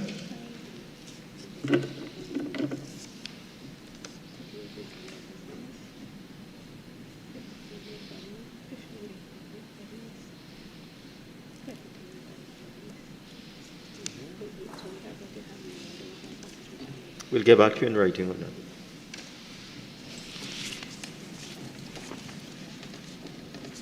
Item 011. Item 014. Item 017. Subhead 02, Goods and Services. We are page 87. Item 001, Member for Oropouche West.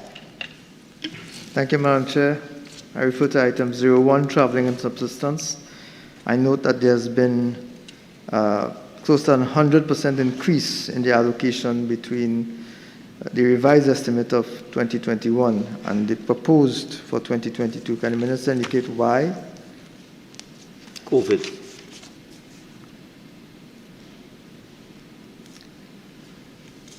That's it. Member for Couva North.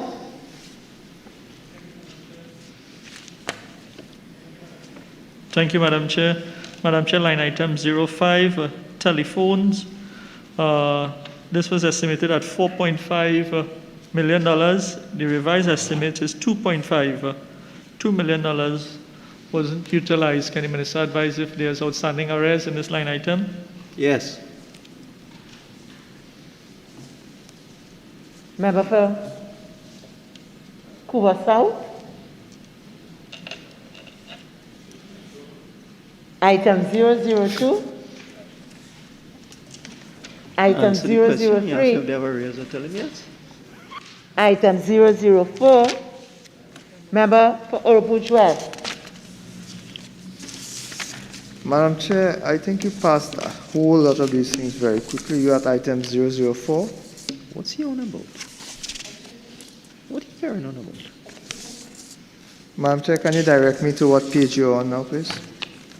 The one with We're page 92. Item 004.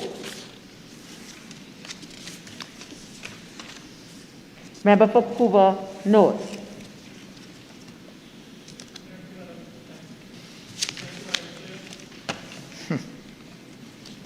Thank you, Madam Chair. Line item 04, electricity. There's a disparity with the 2021 estimate and revised estimate. Can the Minister advise if there's outstanding arrears in that line item also? Yes. Does the same apply for line item 05 with the estimate of 2021 and 2022? Yes. Can the Minister advise how much is the arrears? I'll get back to you in writing on that. Line item 16, contract employment. Can the Minister advise the number of persons on contract employment for the last financial year?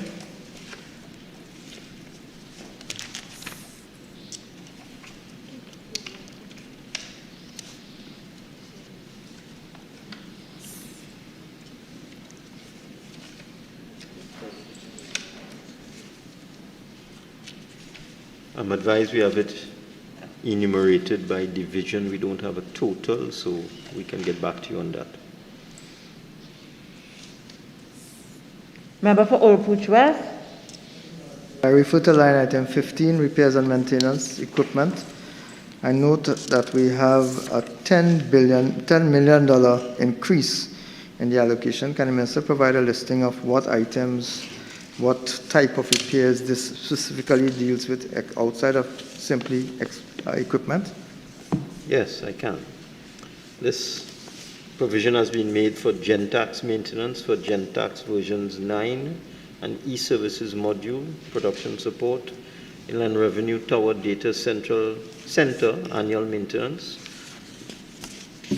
Schneider Solution Checkpoint, firewall software maintenance, annual support, annual recurrent expenditure for the wide area network and the internet. Member for Couva. Thank you, Madam Chair. Madam Chair, line item 43, security services.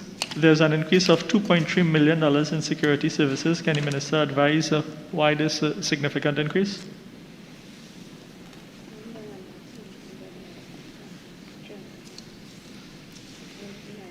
If you look at the ministry, you would see that we have moved into a new tower at the government campus, and we have several satellite offices in various areas.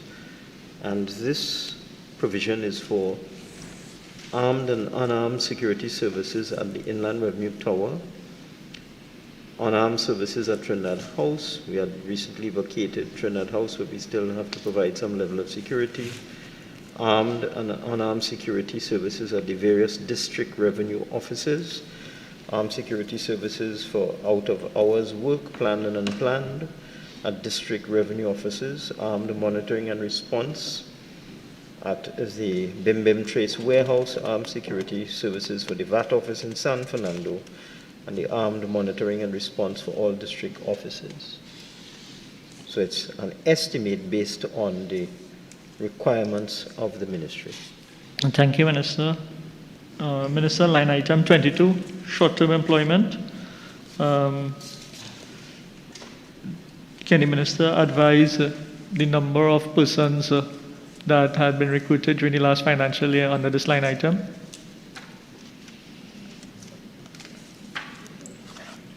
We'll get back to you on that. Can the Minister advise if the recruitment of these persons, the position was established prior to they being recruited? I beg your pardon? These positions under short-term employment, were these positions advertised? Short-term employment, as was indicated in response to several similar type questions going to several different ministers under several different heads, is of its nature short-term. In some cases, these are direct employment. Sometimes you advertise, but if you advertise for a 3-month position, by the time you finish the advertisement, evaluation, recruitment, the 3 months is up. So a number of different approaches are used within the rules of the public service. So, Honorable Minister, there are hundreds and thousands of young people out there unemployed looking for employment. This is $8.7 million that was spent in the last financial year for recruiting persons. How can the unemployed persons out there know that of these opportunities that's going to be filled? Short-term employment comes up quite often at short notice. It is not feasible to to engage in any sort of long-term advertisement program for short-term employment. That is more applicable to contract employment and also employment with a significant duration. Member for Oropouche West. Thank you, ma'am. Just to expand on the request by my colleague, he had requested the number of persons employed. I would appreciate if under the same line item 22, short-term employment, if the minister can advise the job that were assigned to these numbers of persons. So I would like to get their names, sorry, not their names, but the numbers of persons employed and the classification/job that they were employed to do. That's no problem. And I might point out that quite often short-term employment is used when there's a break between contracts while a new contract is being negotiated. Quite often contract officers are kept on a short-term basis until their new contract is finalized. But the information will be provided. Thank you, Madam Chair. Item 005, Member for Oropouche West. Thank you. Under electricity, that's 04. I note that there has been an increase of $350,000 allocated to the expenditure for 2022. Can the minister advise whether this is arrears or part of regular course of doing business? No, I can't at this point in time. I'll get that information for you. But if you look at the original estimate for 2021, it was identical, 1,850,000. I have so looked, Honourable Minister, and I noticed that you have revised that figure downwards, which is why my request is whether or not this is arrears. But I answered you. I said I'll get the information for you. And I responded to you. Are you trying to have two bites at the same time? Member for Couva, no.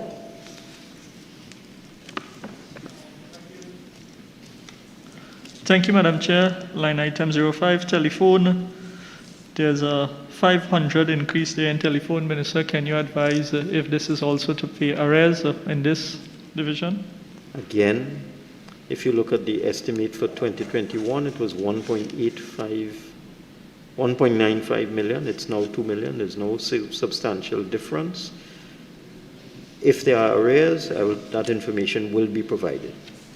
Minister, the actual spend for 2020 is 1.1 million.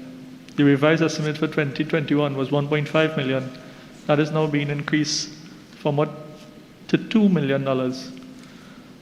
There must be some sort of reasoning in providing an additional allocation for this line item. Can you advise what is the reasoning in providing the additional 500 million? I thought I answered that. I'll provide the details. Line item 12, materials and supplies. This line item was estimated in 2021 for 2.6 million. However, only 1 million was utilized.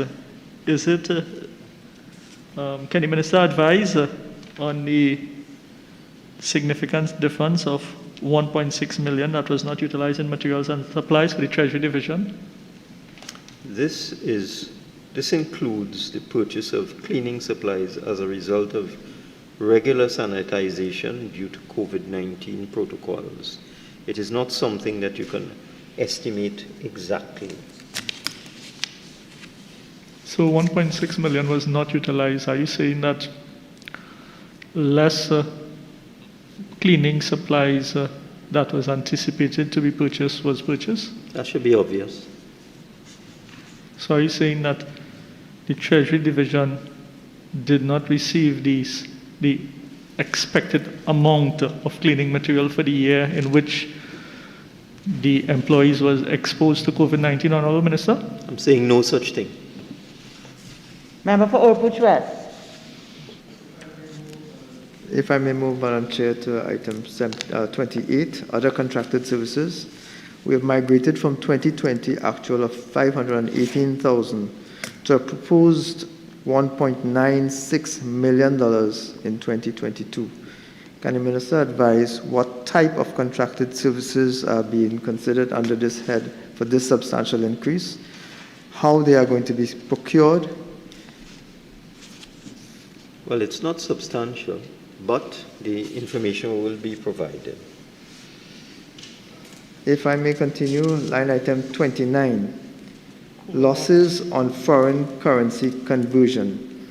You had a budgeted figure of 500,000 in 2021, of which none was spent. And I see another 500,000 being allocated in 2022. Can the Minister advise what exactly caused this allocation? What is he envisaging with regards to just losses on foreign currency conversion?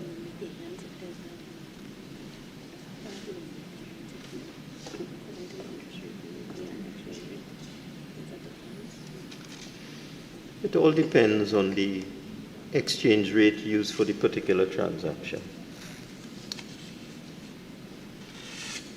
Minister, I also note line item 32, losses of public money. There's a $500 allocation.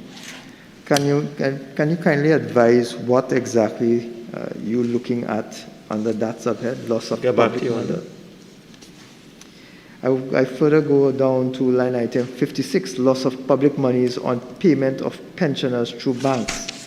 There was a $1 million actual spend in 2020.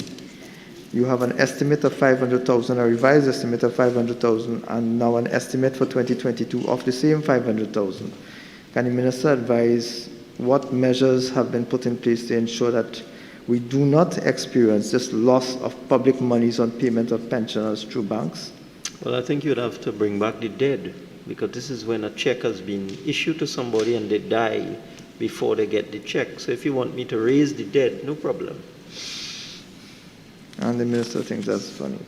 I'm dead serious. This is what this is for. It is when a pension check is issued to someone and the person passes away before they could collect or cash the check. Sometimes it's impossible to retrieve the check because the person is deceased. So listen to what I'm saying. There's a logical explanation here. Minister, if you don't want to learn, no problem.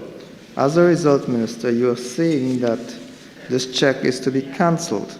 Then why is there a $1.1 million actual spend if the checks are simply cancelled because the person is deceased and cannot cash it? That's a book entry. That's what you think. But in some cases, these things cannot be cancelled. So if they cannot be cancelled and they cannot be encashed because the person has died, how then is there a loss of public monies incurred? Madam Chairman, I've answered this question. If he doesn't want to learn, I can't help him. Well, Member for Gouverneur. Madam Chair, item 22, short-term employment. Can the Minister provide the same undertaking for this line item that he gave for under the last head? Yes.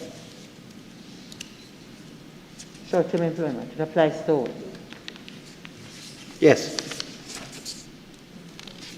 Member for Bucharest. Thank you, Madam Chair. Again, line item 85, outstanding insurance claims for government vehicles. I noticed that in 2021 we had an increase of $700,000 between the estimate and the revised estimate. Can the Minister advise what would have caused this increase in insurance claims of government vehicles? Madam Chairman, even though you have admonished me, I will plead again. Just say, what is it for? And I will answer. This is for outstanding claims from fiscal 2020 that were paid in 2021. So, Minister, these are claims on the basis of vehicular accidents or deterioration of vehicles? Yes. Line item 92. Claim for payment in respect of void checks. There's a $10 million allocation for claim for payment in respect of void checks. Can the Minister advise whether any measures have been put in place to ensure that some other process is taken rather than us having to pay $10 million in 2022 for void checks? These would be checks that had been issued in a previous financial year and had expired, and it's a valid payment, and the person has asked for a new check, and it has been determined to be a genuine claim, this is what this item is for. Thank you, Minister. Item 008, Investment Division. Member for Point of View. Thank you, Madam Chair. Minister, line item 28, other contracted services. 28 relates to provision for divestment of state enterprises and special audits, and you have allocated $50 million this year. Could you indicate to this meeting what state enterprises are anticipated to be divested this year? Divestment? Where are you seeing that?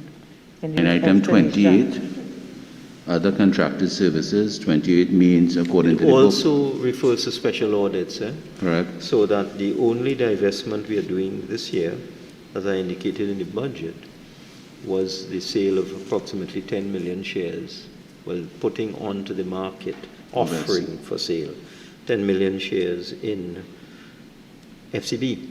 Correct. There are no other divestments planned at this point in time.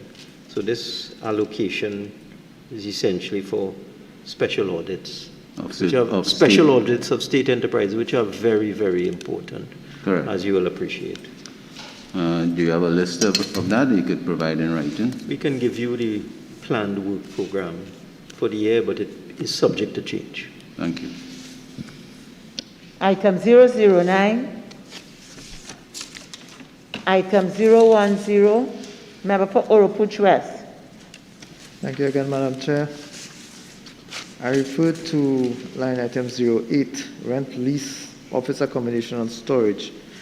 I note that we have a $3 million increase in the allocation to the valuation division's rent and lease arrangements. Can the Minister advise what has caused this $3 million increase?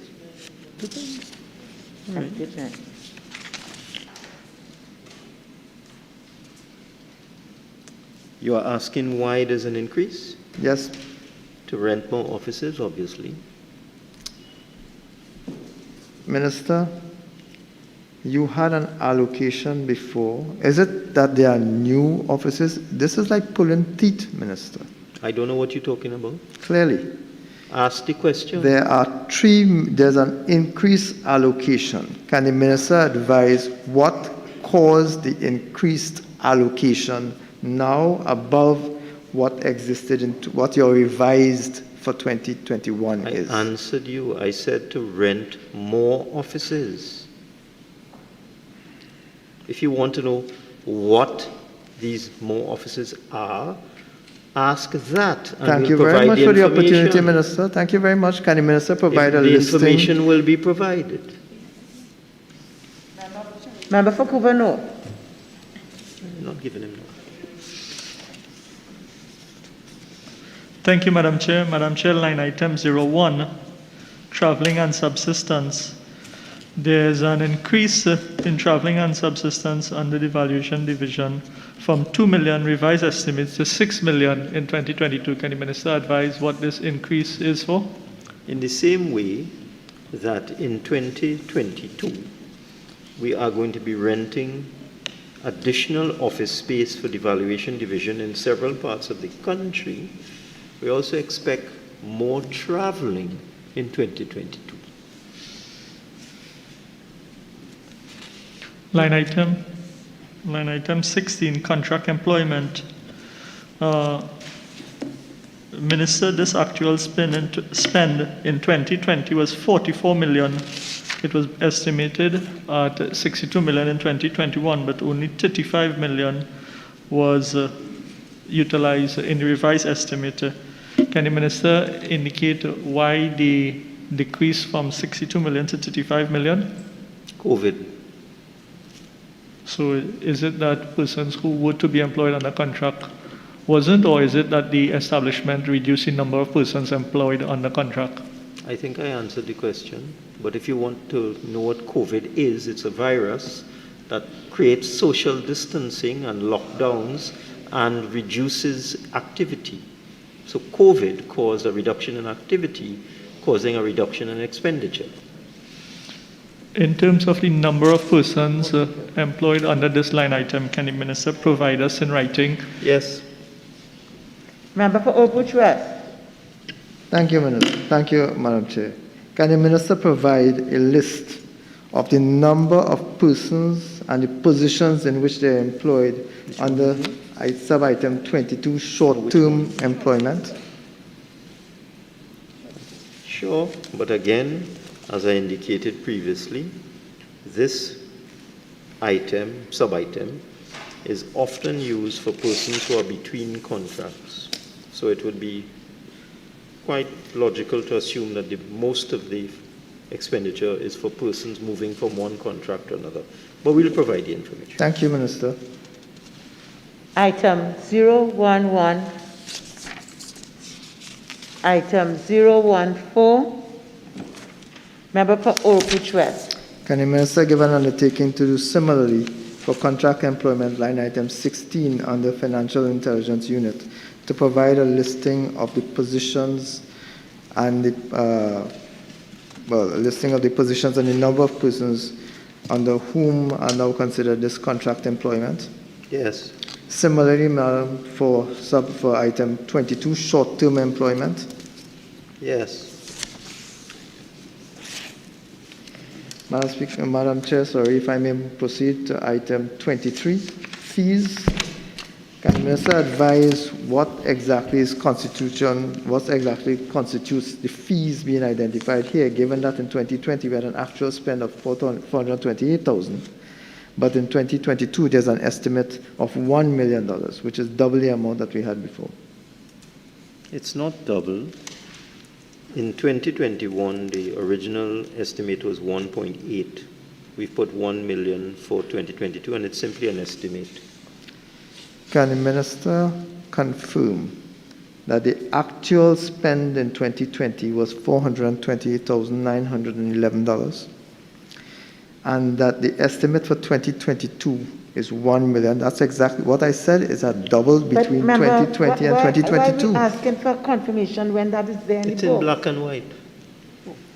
Because, Madam Chair, I indicated that it had doubled between 2020 and 2022, and the Minister insisted that it had not. Madam Chairman, the members opposite keep mixing up 21, 20, 22. I am very clear, jumble up Minister. everything. I am very, very clear. He's a jumble. Member for Oakwood West and Minister of Finance. I think the substance in what we are trying to do is being lost with all of this ancillary talk. Okay, let's try to curb it. It's almost becoming a pandemic inside of here. I am fully vaccinated. I don't know vaccines have this. Unfortunately, I don't know about infectious. All right, so let's get serious. Otherwise, we'd all be in Minister of different Finance, circumstances. Minister of Finance. Mm-hmm. Yes, ma'am. What's the Item 017. Member for Oakwood West.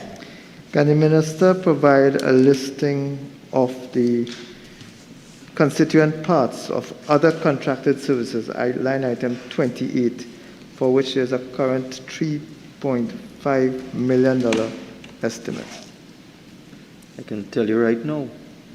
It's advisory services for insolvency reform. The cost is $497,000 US, which when converted at an exchange rate of 6.74 gives $3,454,776. This is subject to change if a different exchange rate is actually used at the end of the day. Can the Minister advise who is the provider of that service? The World Bank. Thank you, Minister. You want the names of the World Bank people too? Member for Couva North. Subhead 03, minor equipment purchases, item 001. Item 002. Item 003. Item 004. Item 005. Item 008. Item 009, item 010, you know, at page 101. Item 014, item 017. Subhead 04, current transfers and subsidies, we at page 102. Item 001, item 002, item 004, member for Oropouche West. Thank you, Madam Chair. I am looking at item 03 under the Treasury Division under 004. And I note that there has been, under expenses in connection with international financial institutions, there's an estimate for 362 million, which is significantly higher. It's 215 million higher than what was the revised estimate for 2021. Can the Minister advise why this figure is so high? What has constituted, what's the reason for the $215 million budget above and beyond what existed in 2021? That's our contribution to CAF.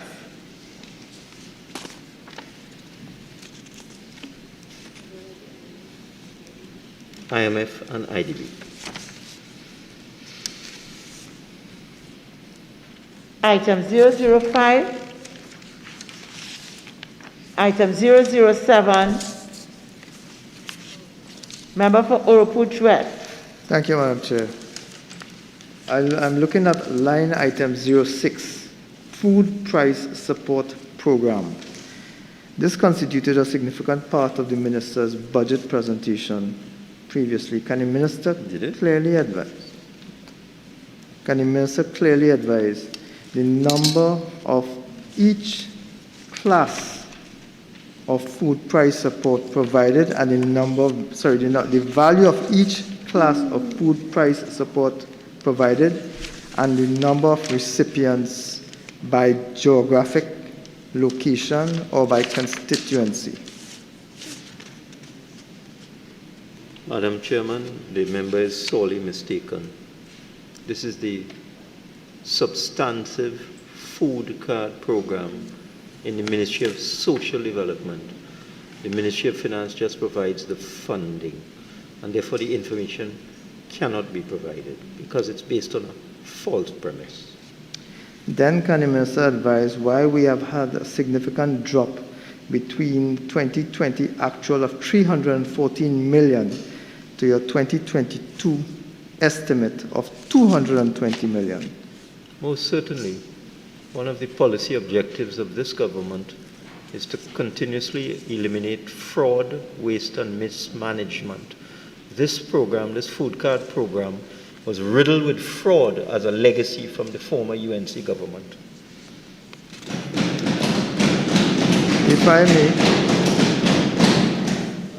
If I may, Madam Chair, the Minister is saying that this fall between 2020 and 2022 is as a result of fraud that he has identified and corrected. Can the Minister advise how many persons have been charged and successfully prosecuted for that fraud? Madam Chairman, as I indicated, the Ministry of Finance simply provides the money. That question should have been posed to the Minister of Social Development. Member for Couva North. Thank you, Madam Chair. Madam Chair, line item 21, COVID-19 support. The estimate for 2021 was 200 million. The revised estimate was 160,681,757. Can the Honorable Minister provide a breakdown of the recipients of this COVID-19 support spent for 2021 by constituency? That is impossible. In writing? I said it's impossible. What happened? Can the Minister advise what this $160 million, what it was actually utilized for? I have given details in my budget presentation. This is for all of the COVID relief programs. in 2021, such as salary relief grant, income support grant, and other forms of COVID relief, all enumerated in the budget statement and in numerous answers to questions in this honorable place, and I've also enumerated it outside. So can the Honourable Minister advise why it is impossible to account by constituency who received these grants, how this money was actually spent? Because the data is not gathered by constituency. It is gathered by ID, it is gathered by address. It is impossible to go and determine out of 100,000 plus recipients of grants which constituency they belong to, because we would have to collate all the data and then determine in which address this is in this constituency or that constituency, and in some places boundaries are on the left-hand side or the right-hand side of the road. It is impossible. We do not gather data by constituencies. Well, can the Minister provide the detailed breakdown of this 160 and identifying the recipients? I think I would have to get advice from the Attorney General as to whether that is personal and private information. You can get global figures.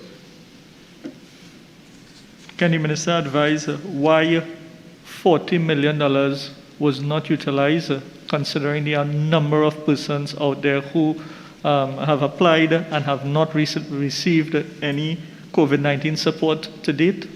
The $200 million was an estimate. Can the Minister advise how many outstanding applicants there are for COVID-19 support? I will get back to you on that. Member for Obuchwas? Same line item, Madam Chair. The Minister just indicated that his 200 million was an estimate, and he's estimating again 200 million for 2022 going forward. Is it that the Minister is expecting that the same amount of COVID-19 relief that he had provided in 2021 would be required in 2022? Madam Chairman, as I indicated previously, COVID-19 is a virus, and it is not possible to predict the behavior. Madam Chairman, I waited for them to finish. I'm asking you, could you ask them not to speak when I'm talking? Please proceed, Minister. Thank you. COVID-19 is a virus. It is impossible to predict the behavior of a virus. You can only estimate it. And when we have variants, like the Delta variant, and we have second waves and third waves, it is impossible with any preciseness to determine what the actual expenditure will be. So you use your best judgment and you make an estimate, and that's what this is all about. Item 00. Please, Madam Chair. Sorry, Member for Obuchwas. Line item 20, humanitarian assistance to Trinidad nationals abroad re-COVID-19. The Minister has an actual spend of $1.4 million in 2020. Is it that there was no payment made because there's no allocation and there's no revised estimate for 2021, that there was no allocation made, no request made from anyone during fiscal 2020, which is October 2020 to current September 2021? In local parlance, the member is asking answers. Member for Kuvano. This is a maturity, boy. Thank you, Madam Chair. Madam Chair, line item 17, VSEP Central Tenders Board. I see that there is an estimate for 2022 of $12 million. Is it that the Minister plans for persons at the Central to reduce staff at the Central Tenders Board through a visa program? Madam Chairman, I will excuse the member. He's suffering from newness. The Public Procurement Act repeals the Central Tenders Board, and therefore when we fully proclaim the Public Procurement Act, which we plan to do in this fiscal, the Central Tenders Board will be repealed and the employees will have to go somewhere.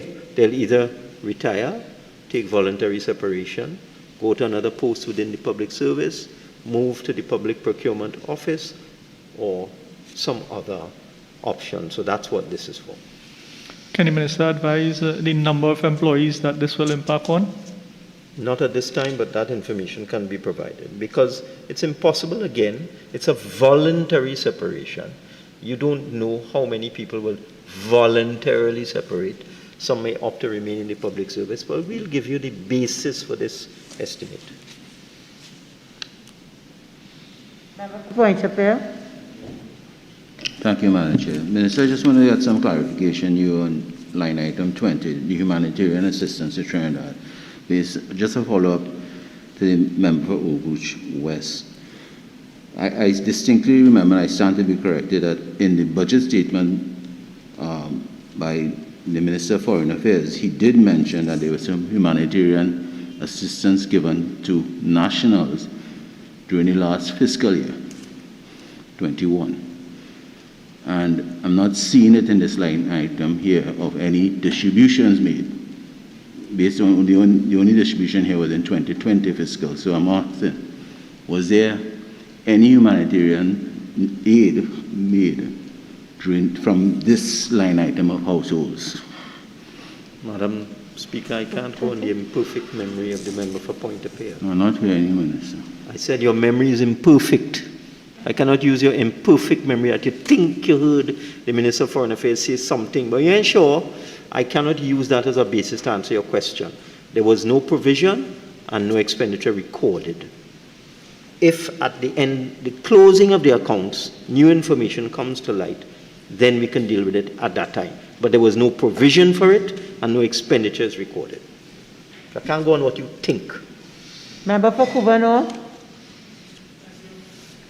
Thank you, Madam Chair. Madam Chair, I'd like to draw the Honourable Minister's attention to line item 15, Government's contribution to the Children Life Fund. The actual spend for 2020, the government contribution to Children Life Fund was nil in 2020. For 2022... One minute, please. Long item. Where are we? Under 007. Okay, all right, so it's the bottom of the page. Okay, sure. Yes. Thank you. 007, line item 15, yes. Government's contribution to Children Life Fund. Yes. Minister, the actual spend for 2020 was nil. For 2022, the estimate is 10.6 million, and that is a decrease of 4.3 million from the revised estimate of 2021. Can the Minister explain why this decrease in the contribution to this important fund? Again, I will plead with my colleagues, just ask me what it is for, please. The answer is COVID. Well, Honourable Minister, COVID makes it even more critical that this Children Life Fund be well funded to provide life-saving medical expenses, medical procedures for our children. Why it is you are decreasing it at this point in time? Nobody's decreasing anything. But there's a decrease of 4.3 million. As I said, COVID is the reason why there's a difference in expenditure. The reason being that because of travel restrictions implemented by countries all over the world, it was not as easy for children to travel overseas for medical treatment. That's the reason. If and when travel restrictions are relaxed, for example, it's very difficult now for someone from Trinidad and Tobago to get into countries of the European Union because of their vaccination passport. You can go to North America if you're vaccinated with a WHO vaccine. You can go to England, but you still have some level of quarantine involved. And therefore, because of the travel restrictions, the Children's Life Fund is primarily used for treatment of children overseas. So this is why this estimate has been done in this way. If there is need to supplement it, it will most certainly be supplemented. But Minister, that travel restriction has been relaxed for 2022 versus what was experienced for 2021. So your answer just not making sense. No, you are not making sense. Okay. Member for point of order. Thank you, Madam Chair. Minister, line item 18, salary relief grant. And I know you would have distributed salary leave grant in the fiscal year 2021. Why isn't there any line item, firstly? And if there's any outstanding amounts owed, why nothing is budgeted for 2022? It's under a different item now. It's under COVID relief. COVID-19 support? Yeah. So the 160 million constitute salary leave grant for this fiscal? Look at it very carefully. The 186 million is in 2020. The 160 is in 2021. So we've coalesced everything into COVID-19 support. We pay the income support grant out of this as well. Okay? Yeah. Thank you, Madam Chair. To go back to line item 15, the Minister's explanation for the decrease in the allocation was because of COVID. However, can the Minister explain why then, in 2021, when COVID was significantly present, we had a $15 million estimate, and we still have a $15 million revised estimate at the end of the fiscal year, but he is decreasing it this year in 2022 when restrictions are being lifted? I've already answered this question. Minister, you indicated that there was a decrease because of COVID. In fact, you had a one-word answer for everything, COVID. But that COVID restriction did not prevent you from having an estimate and a revised estimate of $15 million in 2021. He just keeps asking the same question over and over. He doesn't like my answer. Too bad. So I think the questions are a little different. Minister, what's your answer? Same thing, COVID? I have answered this question already, Madam. This Minister has great difficulty providing answers to anything. You could grumble all you want to know. Item 009, other transfers. Member for Couva North. Thank you, Madam Chair. Madam Chair, I'd like to draw the Minister's attention to line item 42, Fiscal Incentive Program for Farmers. Honorable Minister, this item was estimated in 2021 for 500 million. That 500 million was for the stimulus package for the agriculture sector. You boasted about that stimulus package, about putting agriculture first, and all the different plans and programs that you had last year for agriculture sector. However, the revised estimate for 2021 is only $10 million. So is it, or I should ask, can you kindly tell us why $490 million that was supposed to be utilized for the stimulus package for our farmers was not utilized? In the first instance, during the mid-year review, there was reallocation of a considerable amount of money out of this particular line item. And in the second instance, we in the Ministry of Finance provide the funds. This is just like the food card. We provide the money. Those operational issues are best directed to the line minister responsible for this program. I can assure you that every request that was made of the Ministry of Finance was accommodated, but we simply provide the money. So you are saying, Honorable Minister, that this line item here provided money for the Ministry of Agriculture that did not utilize these funds? I said that during the mid-year, we reallocated a significant amount of money out of this line item. The food basket, for example, almost $60 million in food baskets were taken from this line item. With respect to the operational details of the farming program, that is best referred to the Minister of Agriculture. We in Finance make the money available. We're not responsible for the programs themselves. Minister. And you could ask me that question 100 times, you get the same answer. Minister, $10 million in the mid-year review was transferred to Head 14, Office of the Prime Minister under 00501. That 10 million was utilized by the Office of the Prime Minister for the religious bodies. However, the remaining sum, if you're saying that it was transferred, I'm saying the 10 million accounted for. If you're saying that it was transferred, why it is not being reflected here? A transfer and an expenditure not the same. Go and do some ABC accounting, please. All right, Minister. Now I'm seeing that this financial incentive program has been reduced from 500 million to 300 million. Can you explain why the reduction, if it is that we are putting agriculture first? Why are we cutting down the stimulus package? $300 million is a provision that the Ministry of Finance has made available to the Ministry of Agriculture for its programs, based on representations made with respect to a number of different programs. I suggest you refer those matters to the Minister of Agriculture. We simply provide the money. Member for point of order. Thank you, Minister. Line item 44, loan guarantee program, small and medium enterprises. I know in your budget statement you have made it a bit more friendlier for small and medium business to access, but I see no allocation for 2022, and I'm sure you would have distributed funding for 21.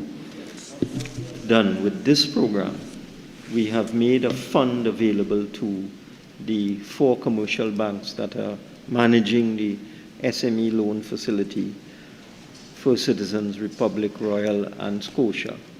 And there's a money in an account. That is where the 268 million came from. It went into our account in block. And as the loans are actioned, that account is drawn down. So that's why you see at the beginning in 2020, the 268 went. We still have $196 million available in that facility, which would be now made available for the phase 2 of the SME loan program, which I must say is a very generous program. Member for Oropouche West. Thank you, Madam Chair. Line item 41, business stimulus program. The minister had estimated a $25 million expend for 2021, but only spent $5 million. He's now proposing to return to $25 million again. Can the minister advise how many applicants we had under this program and how much money was actually spent on each applicant? Again, this is a program that is managed by the Ministry of Trade. We simply provide the money, and we have put $25 million back in 2022 because we expect full reopening of the economy as far as is possible in fiscal 2022, so we expect additional expenditure. But those details, we would not have them in the Ministry of Finance. We'll have to get them. Minister, aren't you responsible for accounting for this money because this is under your head? Even if you transfer it out, it is approved under the head of the Ministry of Finance. You are directly responsible for accounting for this money. If it shows up in another ministry, then clearly we can ask, but this is $25 million allocated here, $5 million spent here under the Ministry of Finance. I'm asking for a breakdown of the recipients of this $5 million. I answered that. I said we in finance do not manage this program. We do not have the details that you require. We will get them for you. Thank you, Minister. I thought I spoke in the English language. Now you're saying something different. I said that already. You're not even listening. Member for Couva North. Thank you, Madam Chair. Madam Chair, line item 17, Government Assistance for Tuition Expenses Fund, GATE. That's in the following page.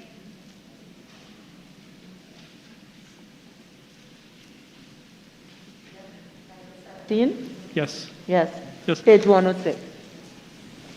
Minister, under this line item, 400 million has been allocated for 2022. Minister, I know that there has been a policy review. There's been a policy review in the last financial term where students are allowed one program up to the undergraduate. However, the pre-science students have been funded under this program, but when they complete their pre-science and they are accepted into the University of the West Indies to pursue their first degree, their first undergraduate degree, they have not been allowed access to this program because of that policy review that policy change which took place, and some of these students are willing to repay the GATE funding for pre-science to allow them to pursue their first undergraduate program. Honourable Minister, can you consider the necessary changes to allow these students to refund their payment for pre-science to the ministry so that they will be able to access this program to complete their first undergraduate program? Madam Chairman, I hope next year members will understand that under Head 18, funding is provided for transfer to another ministry for it to administer its programs. The Ministry of Finance does not administer the GATE program. All of what you asked there, I am sure you're well aware. Firstly, those are policy issues, which is out of order in the Standing Finance Committee. And secondly, those are matters you should have referred to the Minister of Education when you had the chance.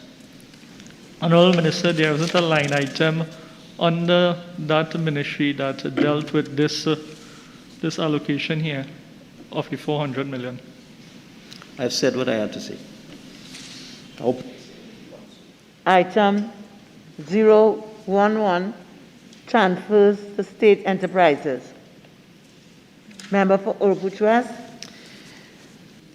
Madam, again, we're going to ask the question and the minister will probably have no answer. Line item 85, Community Improvement Services Limited, CISL. There is a $43 million, $43.8 million increase in the allocation for 2022. Can the minister account for why this allocation has significantly increased?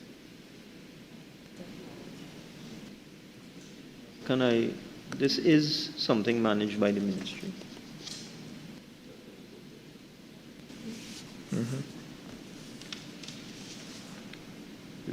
This is one of the companies, all of these companies, for example, BWIA, Wisco, etc., Trinidad, companies like that. Whenever a state enterprise is wound up or is in the process of being wound up, the entity is transferred to the Ministry of Finance for the Ministry of Finance to do whatever is required to wind up the company. In this particular case, CISL is in the process of being wound up. The decision was made in 2017, and the winding up process includes the termination of employees on the establishment, persons on contract in accordance with good industrial relations practice and the law, settlement of severance benefits to employees, disposal of the assets of the company, as well as settling outstanding litigation matters. In this particular case, there is a particular court matter, CV 2018-0416, Calco versus CISL, and a provision has been made for the settlement of that court matter. This is why there is a provision of this magnitude in this particular sub-item, in this particular subhead. So I do know. Madam Chair, if I may continue. Line item 57, Caribbean Airlines Limited. There was an allocation of 64 million in 2021, but a revised estimate of 433 million revised for 2021. Can the minister account for why this multi-million-dollar increase in the allocation for Caribbean Airlines Limited for 2021 fiscal? COVID.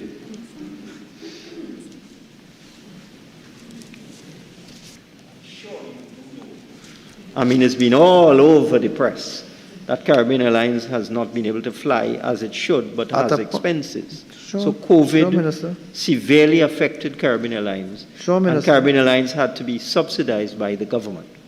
And I thank you very much for your input. That and you should know that. I thank you very much for your input that this was because of COVID. However, in 2021, when you estimated $64 million in 2021, COVID was present.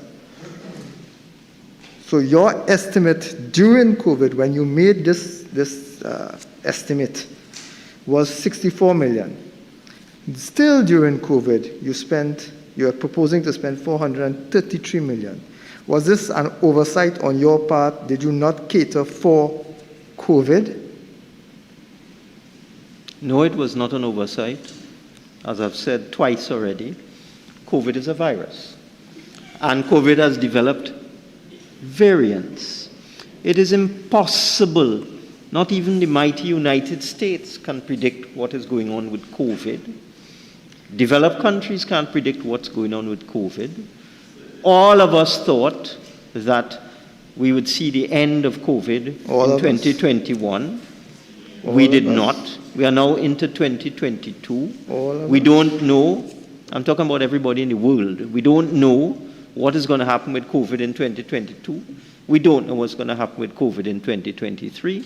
And therefore, the $64 million allocation was based on an expectation that COVID would come under control in 2021. It did not.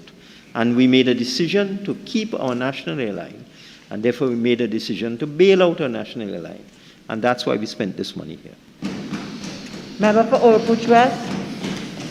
To continue, Madam Chair, line item 93, the Couva Medical and Multi-Training Facility Limited. There was a $1 million estimate in 2021 and revised estimate to 2022 is still $1 million. Is this another one of those facilities, these companies that are being wound up? No. Can the Minister then advise why there is no allocation for 2022? You asked me whether it has been wound up. I said no. And I'm going on to explain why there's a difference in allocation. This is a company that is under the control of the Ministry of Health.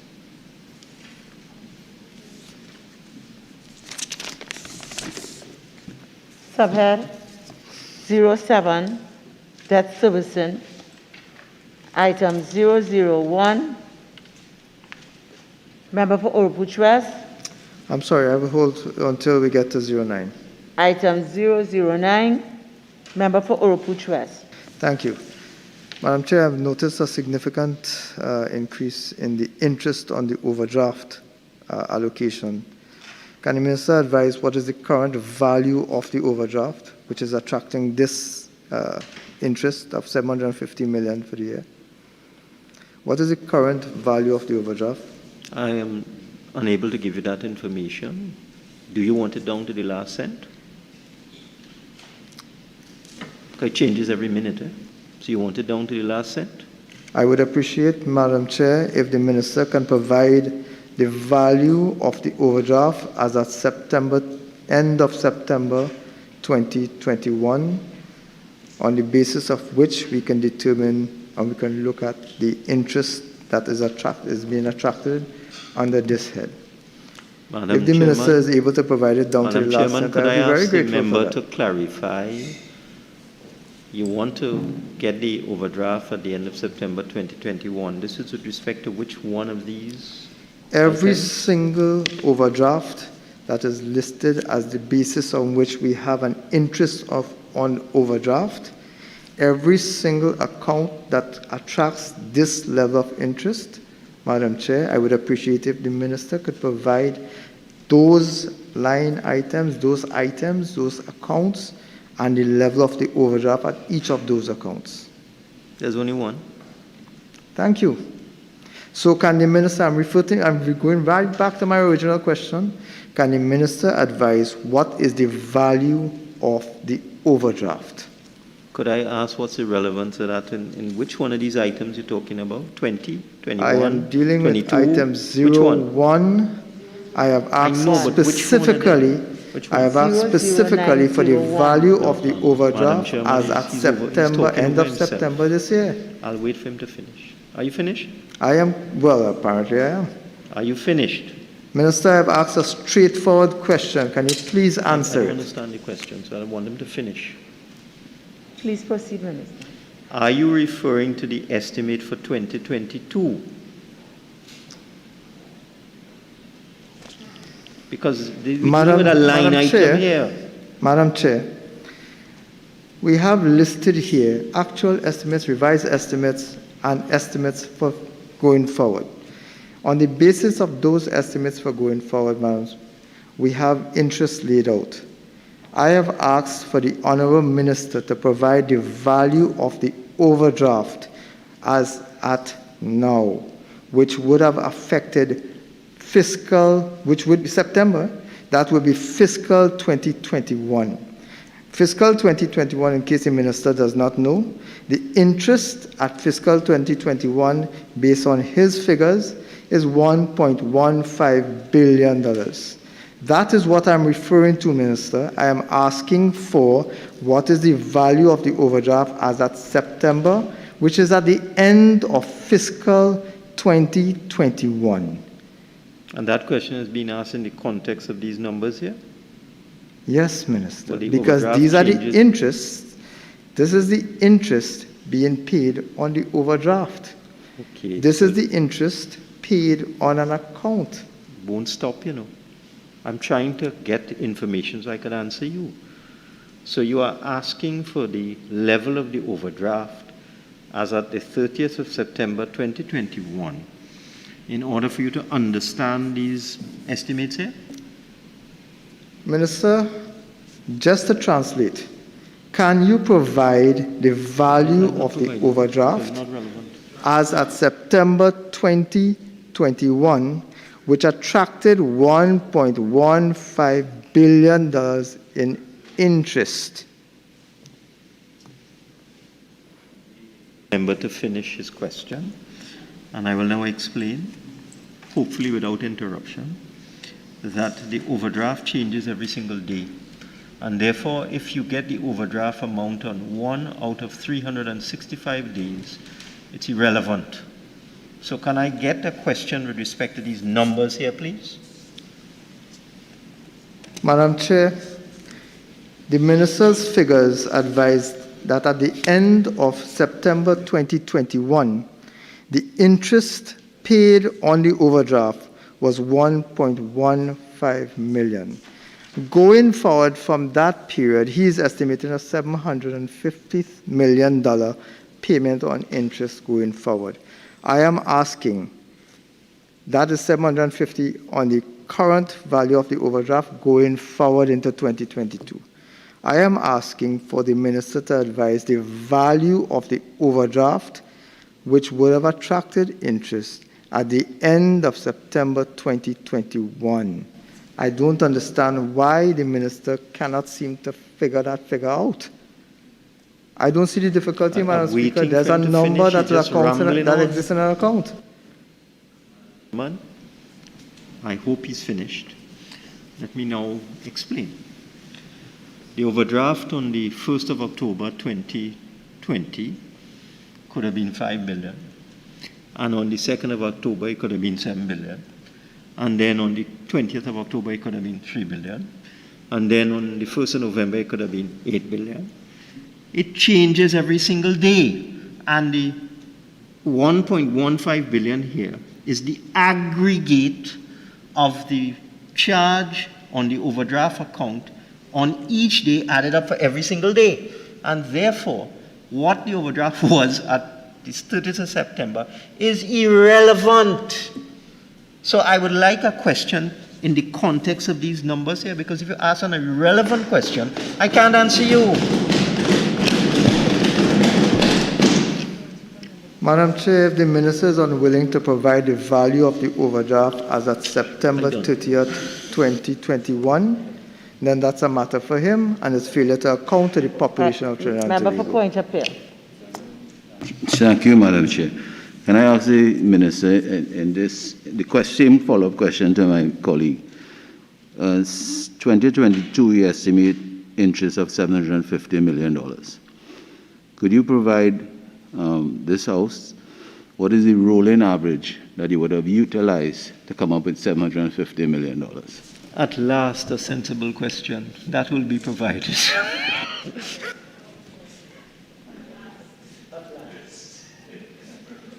Item 011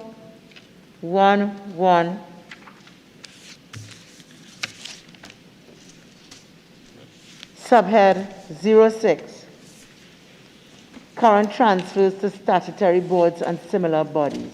Honorable members, we will now move on to the draft estimates of revenue and expenditure of the statutory boards and similar bodies and of the Tobago House of Assembly. 07, National Lotteries Control Board. We are at page 145.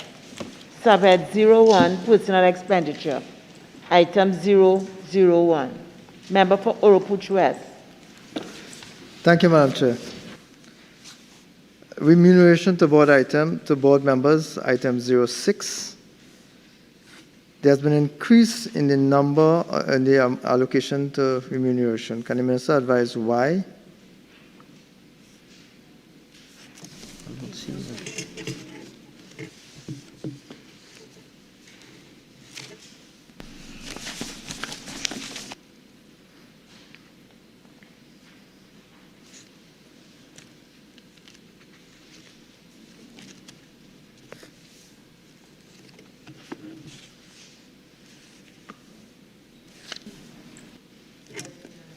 Of 27,500 why? That's the question. The big book.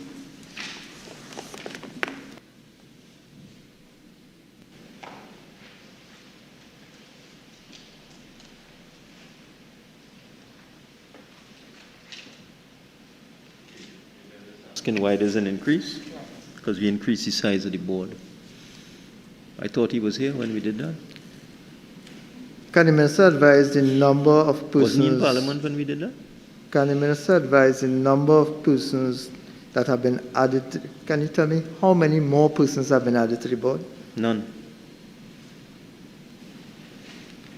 Minister, you just said that there's been an increase in the number of members on the board, and now you're saying there's none? Again, this demonstrates a misunderstanding on the part of members opposite of these documents. This is an estimate looking forward for the next 12 months. Since we changed the law and increased the size of the National Lotteries Control Board, we expect in the next fiscal year to appoint additional members and increase the size of the board, and therefore we have made provision for it. So, Minister, by your own words, you've increased the size of the board. You estimated in 2021... We increased it by statute. Okay. I've explained my... Just 1 minute. Just 1 minute. I think some things are said with a presumption that we are all on the same page. Okay? When the minister said we have increased the size of the board, the assumption is that we would have all remembered the legislative measure which increased the number of people who can now sit on the board. The size of the board was increased by a legislative measure by which we all participated. So I guess that was the underlying assumption that we'd remember. You then asked him by how many people it was increased. You're now asking, actually the board was increased by a number of physical people, and his answer was no. So that there is no hiding, there is a disconnect between your understanding of what the minister said, because it's on a presumption that we remember something that we did. Okay? And I think that's a lot of what is going on here in this discussion. And I would like it to stop. If I may, Madam Chair, thank you very much. The minister's projection is that he will increase the size of the board in fiscal 2022. Yet his estimate is the same as it was in 2021 when we had an actual board in place. In 2021, his estimated figure was 396,000 with the current board. In 2022, going forward, he has made the same estimate. So he is not catering, based on these figures, for an increased board. Member, if you would look at the revised estimates 2021. And I'm only trying to assist so that we don't waste precious time. Okay? So maybe, Madam- maybe that might help you in looking at your 2021 estimates. Madam Chair, I will leave that issue there for now and return to it at another point, Madam Chair. Member for, no more questions here? Member for Governor? Yes. Line item 01, salaries and cost of living allowance. Can the minister advise the number of persons on the establishment that fall under this line item? That will be provided. And the positions when you provide it in writing, It will please? be provided. For Carney is?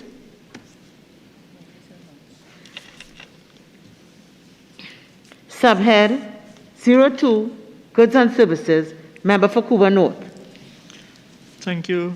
Thank you, Madam Chair. Madam Chair, line item 16, contract employment. There's a significant increase in this line item of $5.18 million.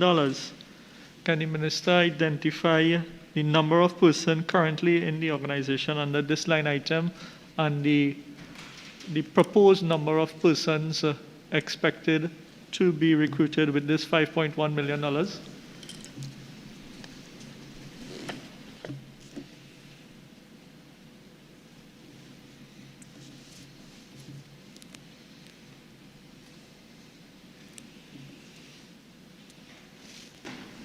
Right now, we are working on a strategic plan, and the number of persons will evolve out of that.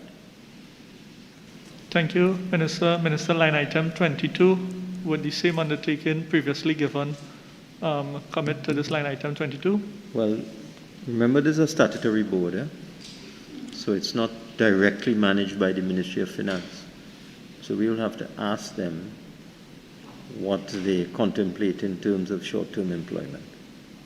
And can you provide that in writing once? We will ask them. Thank you, Minister. Or put West? Thank you, Madam Chair. Same line item 22, short-term employment. Your estimate for 2021 was 2.4 million. Your revised estimate is 5.2 million. Can the minister provide a list? This is for 2021. Can the minister provide a listing of the persons hired and what positions they occupied? A list of the number of persons hired and what positions they occupied under this head, short-term employment, which would have caused such a drastic increase in the allocation for 2021. Sure.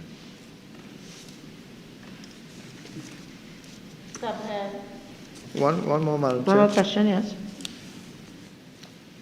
We have a similar situation under other contracted services. Can the minister advise what constitutes, under this head, other contracted services, which would have accounted for a $1 million increase between the, well, it's a little bit more, less than a million, between the estimate for 2021 and the estimate for 2022?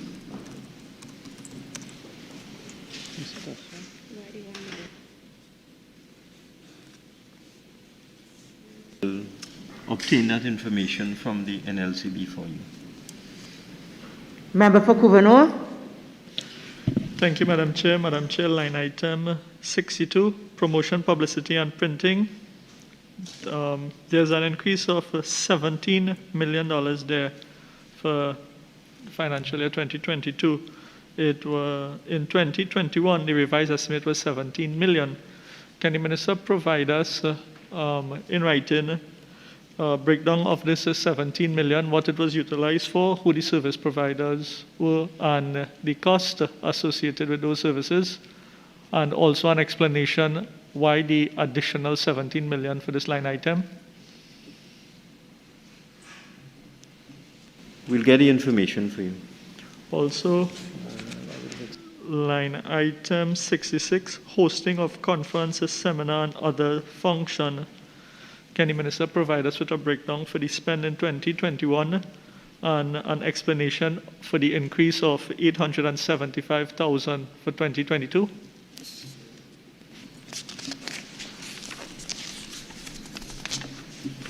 Subhead 03, minor equipment purchases. Item 001, subhead 04, current transfers and subsidies. Item 007, item 009. Honorable members, we will now move on to the draft estimates of the development program.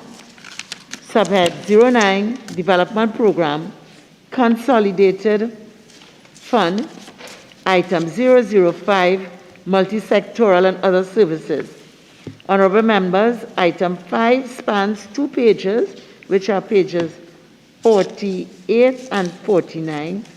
Therefore, I will also announce the project groups. A, Administrative Services. Member for Oropouche West. Thank you, Madam Chair. Item 014, the upgrading of the information technology at the Board of Inland Revenue. In 2021, there was an estimate of $5 million, but you only spent $2 million based on your revised estimate. Can the Minister advise why is it that this expenditure was cut by $3 million?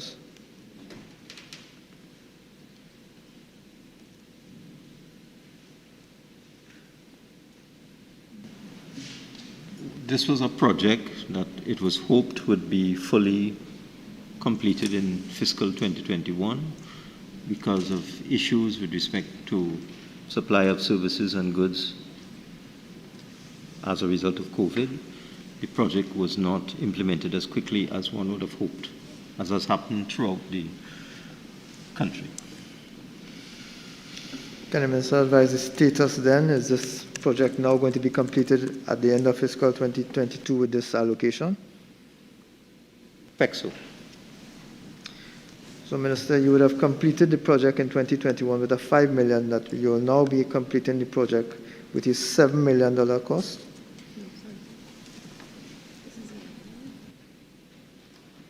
It's a project, being advised now the project extends over more than 1 year. So you have a year 2 and a year 3.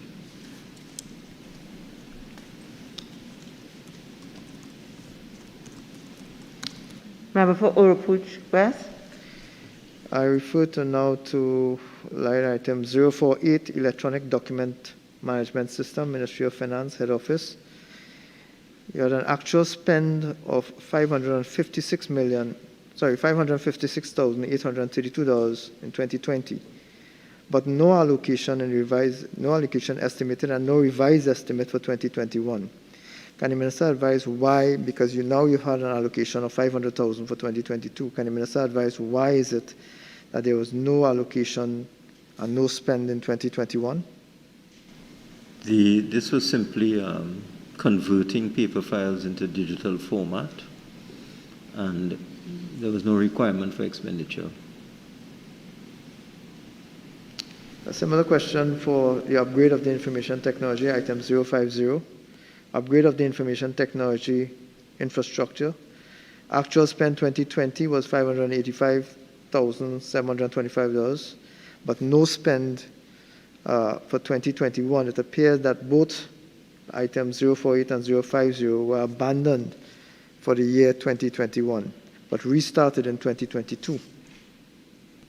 COVID has put a severe strain on the capacity of the ICT resources at the ministry, and therefore we had to divert resources into remote working, virtual meetings, upgrade of the systems and so on, and therefore the expenditure in fiscal 2021 was not as anticipated, but we expected to increase in fiscal 2022. Member for Oropouche West.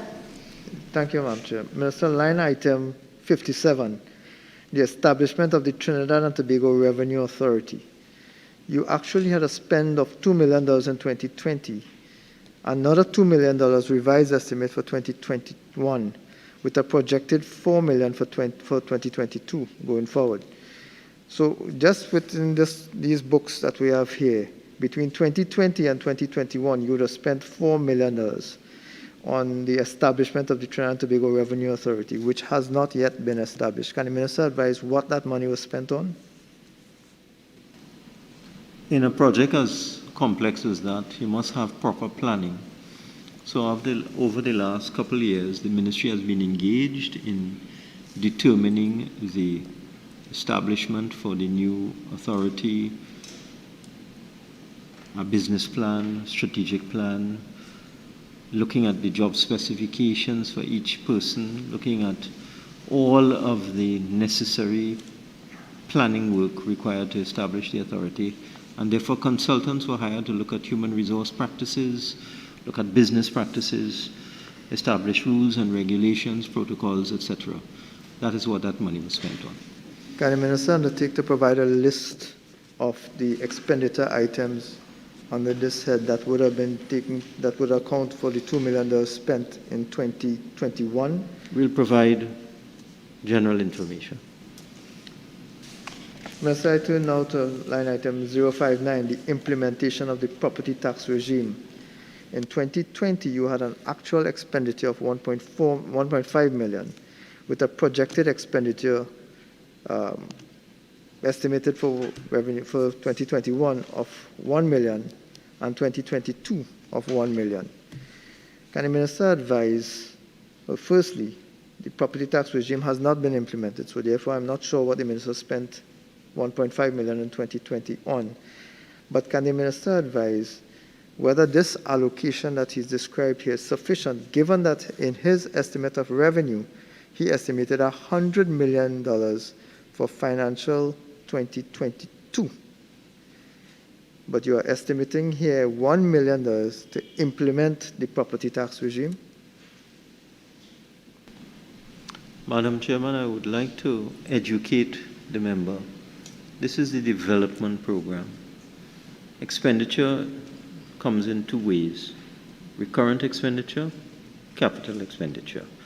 We believe this is adequate for the capital expenditure on this project. But there's quite a bit of other money on the recurrent expenditure.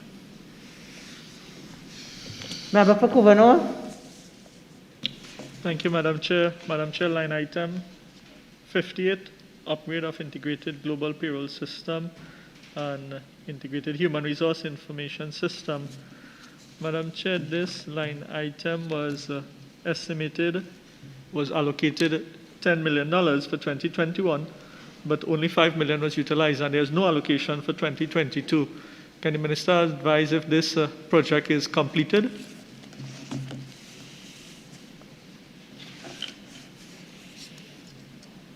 No, it's not.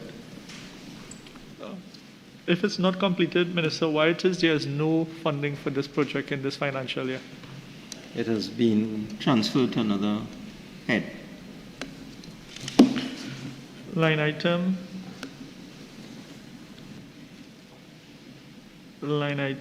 63, establishing a gaming commission. It has been budgeted at 1.5 million for financial year 2022. Can the Minister provide for us the duration of this project? Would it be completed in this fiscal term? That's the plan. Also, the line item 130, infrastructure upgrade of the container examination station at Port of Spain. We haven't reached there yet. So just let me take member for Kua South. Thank you. Kua South. Thank you.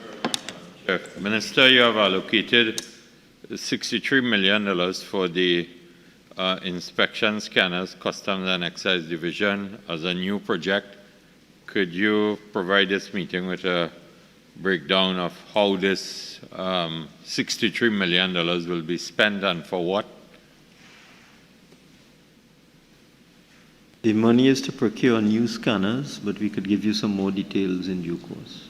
We have to buy new scanners. Right, I accept that. And could you inform this meeting where these scanners will be deployed?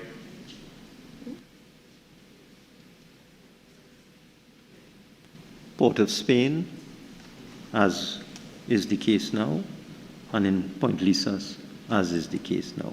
But the equipment there is old and tending towards obsolescence. So we are upgrading to more modern scanners at the two ports, the two main containerized ports. Not at the airport, just the seaports. It is, yes, seaports, yes, correct. Okay. With respect to 68, the design and implementation of the pension system for daily paid workers in the public service, will $500,000, this allocation be sufficient as it relates to this line item, which has been stated in approximately 3 budget presentations? Will this sum bring a finalization and implementation of this plan in fiscal 2022? This money is for consultancy services. This is a very important project, and if it is necessary to transfer from some other line item within the ministry's allocation where we anticipate savings, we will most certainly do so. So that 500,000 is for consultancy services, but if we need to spend more, we will. Okay. And with respect to 069, the indexation for monthly paid retirees, have you completed this particular exercise? No, but you intend to finalize Well, this is an old item. You remember, yes, I remember myself back in 2009 had reached pretty far with this, with respect to indexation of pensions. And then your government came in and shelved the project. So I will go back to Cabinet and see if I can get a fresh mandate from Cabinet on this. Okay. Based on your track record as well, you shelved the project, so you should blame yourself. Blame yourself. Member for Couva North. Madam Chair, I just wanted to ask on line item 68, which is on E, but on item 68, can I? Quickly. Can the minister advise the 63 million for the scanners? That's 67. Which one you're on? Sorry, 67. Can the minister advise if it is to purchase and install, or if it's just for the procurement? If the installation will be completed in this financial term? Yes. Thank you. Public Buildings, F. Member for Couva North. Line item 130. Can the minister advise when this project will be completed?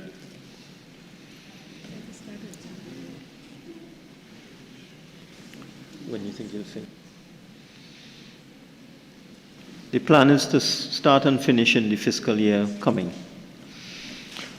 Line item 132. Can the minister advise when this infrastructural work will be completed in this line item?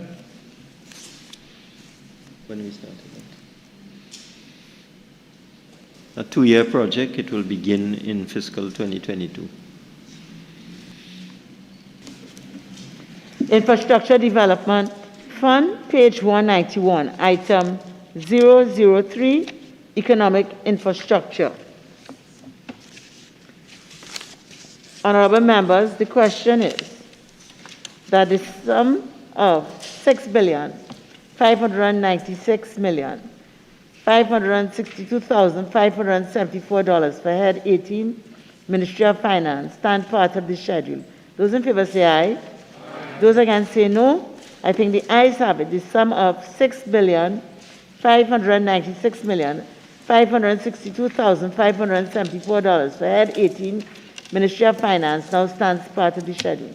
Thank you, PS, and thank you, ministers, and thank you, the representatives from the Ministry of Finance. Head 67, Ministry of Planning and Development. Head 67, Ministry of Planning and Development, the sum of $294,255,200.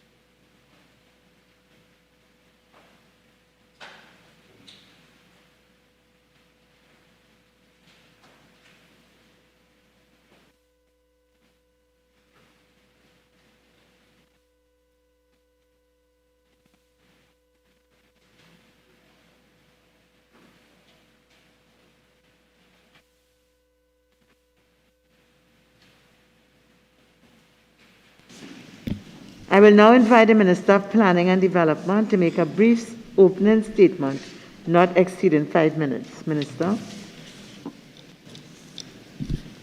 Thank you very much, Madam Chair. Madam Chairman, it's indeed an honor to be here to appear before the Standing Finance Committee with the members of my staff, headed by the Permanent Secretary. The Ministry of Planning and Development continues to work assiduously on fulfilling its mandate of national development, concentrated in 4 main areas: economic, social, spatial, and environmental development. As a leading agency for the development planning process, the Ministry is responsible for providing technical support and guidance to all the ministries, departments, and agencies in the formulation of policies, plans, and strategies that are vital for the development of our country. The Ministry has been in collaborative discussions with all other government agencies to ensure that their proposed plans, projects, and programs are in keeping with the National Development Strategy Vision 2030. Madam Chairman, the COVID-19 pandemic in 2020 has disrupted our way of life and served to reinforce the importance of constructing versatile policies that restructure, digitize, and transform our economy while emphasizing the need to implement mitigation strategies and measures that build socioeconomic and environmental resilience. It has therefore become necessary for us to recalibrate and reposition ourselves within our development trajectory to ensure that we can address the needs of all citizens as we chart our way forward as a country, and for Trinidad and Tobago to reflect the peculiar development needs arising from the current situation and solutions. So our development strategy now comprises not only the Vision 2030, but the Roadmap to Recovery reports and the Community Recovery reports and their recommendations. We are in the process as a ministry of developing a national performance framework to monitor and measure the performance of the national development initiatives, and we will be tracking the progress of all recommended interventions which will lend to the accomplishment of our vision. Madam Chairman, the transformation of the CSO to the National Statistical Institute of Trinidad and Tobago is therefore an important step towards intensifying the autonomy of the current national statistical system. And we have done several things in that regard. Madam Chairman, of particular interest is the fact that in 2022, we will be conducting the population and housing census, and that proposal has been completed. But because of the pandemic situation, we will now have to move to ensure that the dissemination of data and the collection of data is done in such a way as to minimize the risks associated with COVID-19. The ministry has already embarked on digitizing our town and country planning division, and we will be digitizing our human resource department. And we continue to work diligently to ensure that measures are put in place for the protection and sustainable management of the environment, whilst we continue to ensure that we take action as it relates to climate change and move towards an e-mobility policy to facilitate the transition to the use of electric vehicles. The ministry serves as a focal point for international agencies such as the IDB, the CDB, the United Nations, the European Union, and our supporting statutory bodies and agencies, the Advisory Town Planning Panel, the Chagaramas Development Authority, the Green Fund Executing Unit, the Environmental Management Authority, the Institute of Marine Affairs, the National Trust of Trinidad and Tobago, and the Caribbean Industrial Research Institute. Madam Chairman, as I close, I would like to express my sincerest thanks to the Permanent Secretary, Deputy Permanent Secretaries, the staff of the Ministry of Planning and Development, as well as our statutory agencies for their hard work and dedication towards the achievement of the government's vision for national development. Thank you, Madam Chairman. Honorable members, the question is that the sum of $294,255,200 per head 67 Ministry of Planning and Development stand part of the schedule. Honorable members, the sum of $294,255,200 per head 67 Ministry of Planning and Development is comprised of monies proposed for expenditure under the following subheads and items to be found in the draft estimates of recurrent expenditure, the draft estimates of the revenue and expenditure of the statutory boards and similar bodies and of the Tobago House of Assembly, and the draft estimates of the development program. We shall now proceed to consider the draft estimates of recurrent expenditure. We are at page 313. Subhead 01, Personal Expenditure, item 001, General Administration.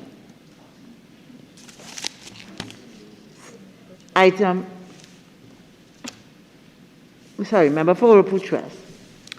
Thank you, Madam Chair, and welcome to the technical staff of the Ministry of Planning and Development.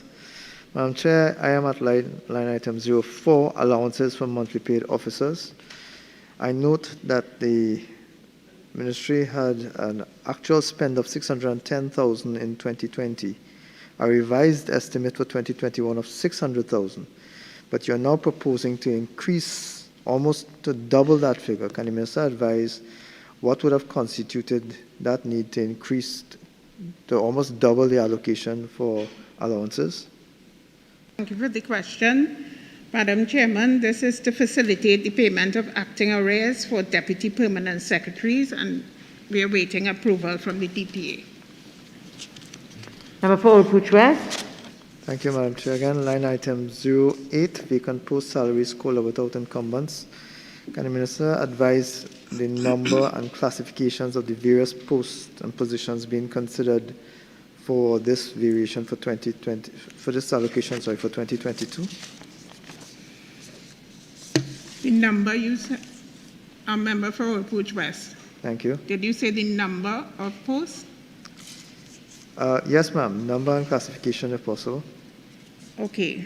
The ministry has a total of 525 employees. There is a total of 770 posts on the permanent establishment. There are 354 posts that are currently filled, whilst 416 remain vacant. It should be noted that 251 of these vacant posts have bodies in them, comprised of either acting or temporary incumbents, leaving a total of 165 posts without bodies. There is also a total of 342 positions on the contract establishment, with 131 filled and 211 vacant. The ministry also has 3 associate professionals, 8 on-the-job trainees, and 29 short-term employees. As at September 30th, 2021, the total number of employees in the ministry is 525. There are 354 public officers that are permanent, 131 contract officers, 3 associate professionals, 8 on-the-job trainees, and 29 short-term employees. Thank you, Madam Minister. Madam Chair, if I could ask the Minister, could she reel out a list of numbers and so on. If you could put that in writing to us, please. The same information that I just gave? Yeah, I didn't get all. You want me to repeat it? At the rate you was going. Okay, you want but me to when repeat this it, be on the Hansard? because it will be on Hansard. But in you the want interest of time, it will be on Hansard, Yeah. okay? I was trying to so get... it will be on Hansard. Yes. Item 003, Technical Cooperation Member for Urupuchwest. Thank you, Madam Chair. Madam Minister, you had an estimate of 2.5 million in 2021, and then you raised the estimate, your revised estimate now for 2021 is 2.78. But then your 2022 estimate has dropped. Zero one. Sorry, yes, madam. Line item 01, salaries and cost of living allowance. Okay. Your initial estimate for 2021 was 2.48 million, but you increased in your revised estimate to 2.78 million. Based on that, I'm curious as to find out now, why is there now a decrease from your revision by $229,000?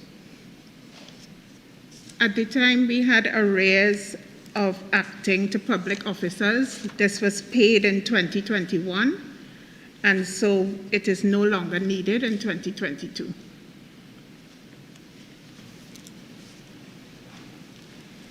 Item 004, Central Statistical Office, member for Oropouche West. Similar question, Minister. You had an initial estimate, you increased the estimate, and then you revised to lower for 2022 going forward. Is that the same reason? Payment of arrears? Yeah, arrears of salary was paid to officers of the CSO who were previously under delegated authority. Currently, all the arrears are paid to bring persons up to their correct salaries. Member for Naparima. Chair, I'm just inquiring, 01, this relates to public servants from the Central Statistical Office. And where are we in the transition towards the National Statistical, the new body? Yeah, and are there any move to transfer or rehire, terminate, etc.? No. Madam Chairman, as I said, this does relate to public servants.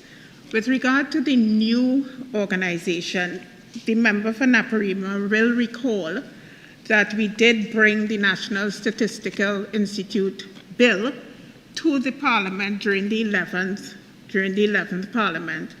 However, despite the fact that we had a joint select committee, the members of the opposition were adamant that because it demanded a special majority, that they were not supportive of the bill, and consequently we are now working with the Attorney General to see how we can work on that piece of legislation to make sure that we can bring something that where we will get support. I take it that you do not where we need will get the requisite support. Okay. Item 005, item 006, item 008, item 009, subhead 02, goods and services, item 001, member for Oropouche West. Thank you, Madam Chair. I refer to item 05, telephones. There was an estimate of 1.5 in 2021, but an actual, well, not an actual, but a revised estimate to 4.5 million in 2021. So we moved from an estimate of 1.5 to a revised estimate of 4.5. Can the Minister advise what would have caused that significant increase in the allocation under the head telephones?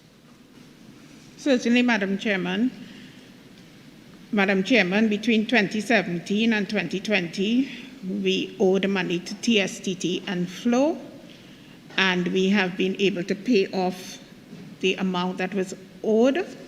This was paid in full, and we therefore recognize for 2022, the amount that we're budgeting is sufficient to keep us current, but we've paid off the arrears. If I may just to pick up on that, Madam. Sorry, Madam. I'm not hearing the member clearly. Sorry, if I'm to pick up on that, your actual spend in 2020 was 3.8, but you're proposing to spend in 2022, having cleared off your arrears, 792,000. That will cover your current, well, your cost for telephone expenditure for the year 2022. That's what we are assuming. Can I assume then that you have no further arrears to your service providers under this head? That's what I said. Going That's forward? what I said. That's what I said. Thank you, Madam Chair. If I may move on to item 16, contract employment. Would the Minister be able to provide a listing of the number of persons and portfolios under which they would have been employed under this head 16, contract employment? Madam Chair, there are 7 persons in the Minister's personal staff. There are 11 persons in the legal unit. In the corporate communications unit, there are 9 persons. 19 to 29. There are 9 persons in the corporate communications unit.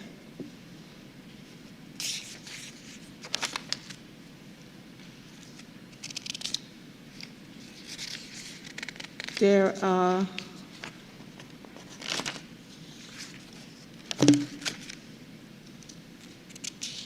31 persons in the Information and Communications Technology Division. Would it be possible for you to give the actual designation rather than the... Oh, the number? The number. Okay. So in the Minister's personal staff, there is an advisor to the Minister, there's a personal assistant to the Minister, personal secretary to the Minister, personal chauffeur to the Minister, parliamentary affairs advisor to the Leader of Government Business in the House of Representatives. Minister, if I may, would you be able to provide that in writing since you already have it in the interest of time? Oh, well, I thought you wanted me to answer the question. I'm quite prepared to do that. Thank you, Minister. You want me to continue giving you the list? I would not be able to write it. I would have to still wait on the Hansard, so I would appreciate you if could read it from the provide an answer. Hansard after I read it out. Up to you, Madam Minister. Proceed. Okay. Shall I go ahead, ma'am? Yes. There's an executive assistant to the permanent secretary. There's an executive assistant, or 2 executive assistants to the permanent secretary. One is, both are vacant. Right. So that's the personal staff. In the legal unit, there's the position of Director Legal Services. There's Legal Officer 2, Legal Officer 2, Legal Officer 2, Legal Officer 2, Legal Officer 2, and Legal Officer 1. There's a paralegal, another paralegal, and there are 2 business operations assistants, and that's in the legal unit. In the corporate communications unit, Manager Corporate Communications, Senior Corporate Communications Officer, Corporate Communications Officer, Corporate Communications Officer. There are 4 corporate communications officers. There is a graphic designer.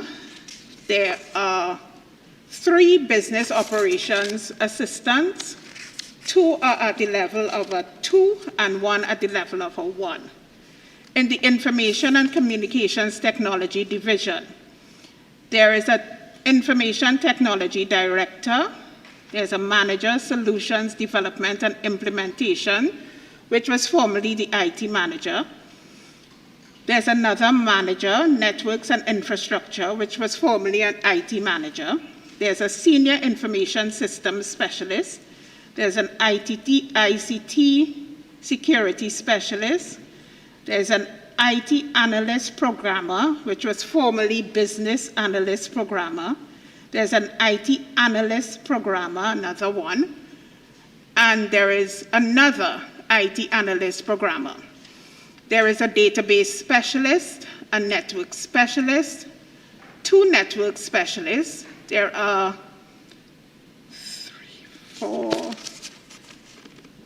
7 ICT Technical Officers, and these were formerly designated system support technicians. There is a web technology specialist. There is a business operations assistant 2. There's a senior IT infrastructure specialist, senior network specialist, IT infrastructure specialist, senior database specialist, manager service delivery and support, senior information systems support specialist, and then an information systems support specialist. There are 3 business operations assistants 1. In the National Transformation Unit, there's a program director, monitoring and evaluation, and this was formerly a program director of the National Transportation Unit. There's a program coordinator, implementation. There's a program coordinator, monitoring and evaluation. There's a senior monitoring and evaluation specialist, and we have six of those, and we have 4 monitoring and evaluation specialists. We have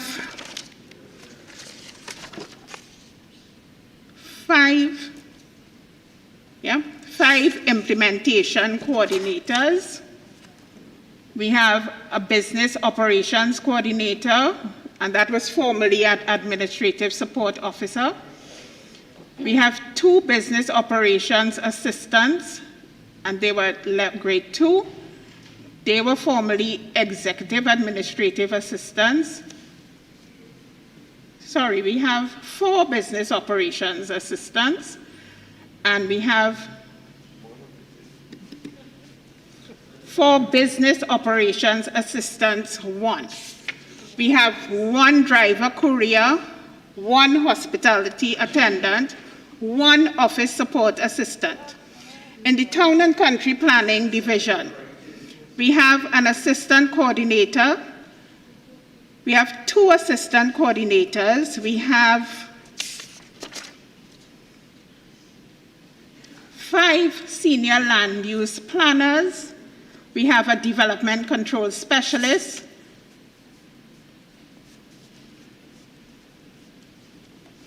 10 land use planners. We have 2 senior planning assistants. We have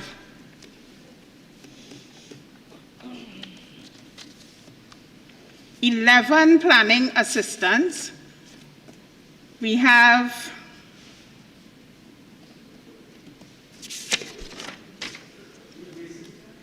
no, you asked for it. We have 20 junior planning assistants. We have a GIS technician, a GIS assistant by 3. I am just answering the question that was asked. No, I have it here. We have a specialist land use planning advisor. We have a change management specialist. We have an enforcement supervisor. We have 3 enforcement officers at the level of grade 2. We have 8 enforcement officers. In the Human Resource Management Division, we have a human resource analyst, we have 2 business operations assistants, and we have HIV/AIDS coordinator. In the Project Planning and Reconstruction Division, project monitoring officer, we have 5. Public Sector Investment Program Advisor, we have 1.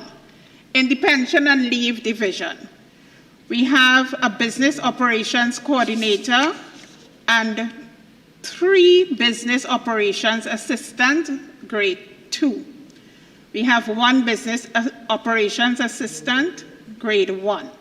In the Socio-Economic Policy Planning Division, we have 3 sector specialists and 1 technical and research training consultant. In the Economic Development Advisory Board, which is now closed off, so we don't have anybody there. In the European Development Fund, No, we still have the European Development Fund. You're talking about the Economic Development Advisory Board. Yes, they all resigned. The European Development Fund, we have the Assistant Program Coordinator, Senior Program Officer Accounting, Program Officer Projects, Business Operations Assistant 2.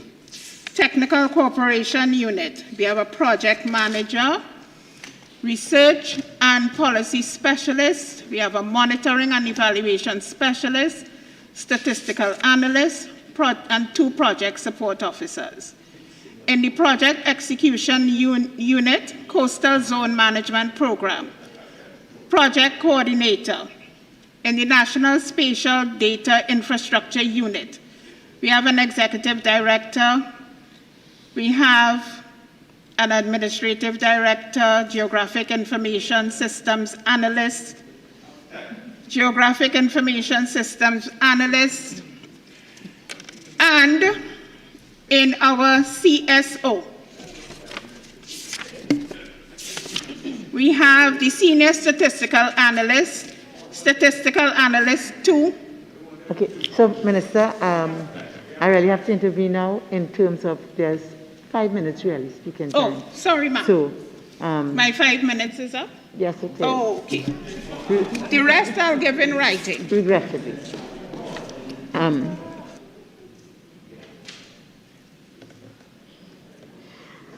Item 0, Member for Butress, you're still on 001? Yes, I am, Madam Yes, Chair. please.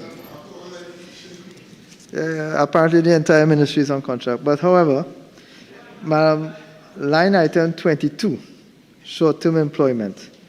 Can the minister provide a listing of the number of persons that paid under this line item that have been paid for fiscal 2021, as opposed to the estimate? And there's a reason why I'm asking, Minister, if I may be allowed.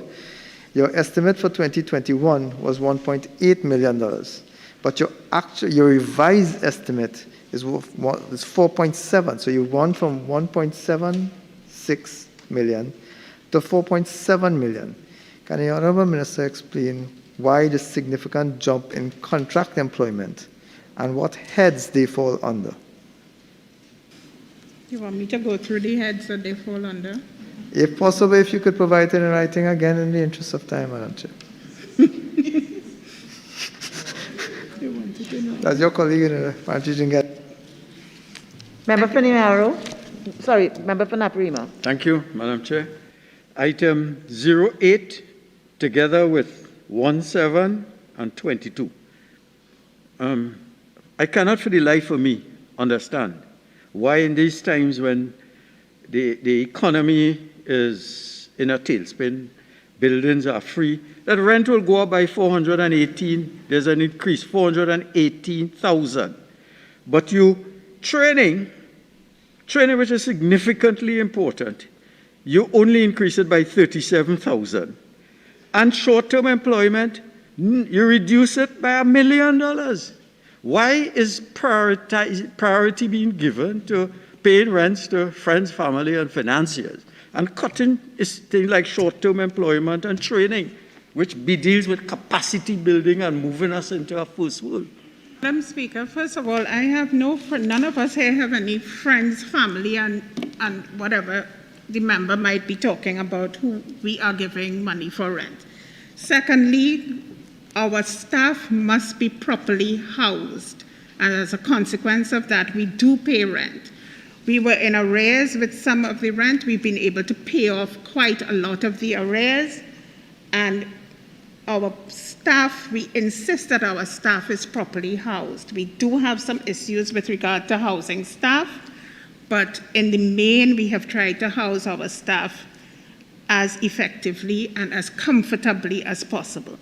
With regard to training, because of the COVID situation, Madam Chair, quite a lot of the training opportunities are now done online, and I can in fact list all the training opportunities, but I don't know, it may take a little longer than the 5 minutes that I'm allowed. Send it in writing. So I will send it specifically to the member for Naparima, because our staff is properly trained and they have benefited from the best that the world has to offer in terms of training, particularly because the Technical Cooperation Unit resides in the Ministry of Planning and Development, and we do have the exposure to be able to get the best training for our staff. I admire your concern for the staff, but when I look at 22,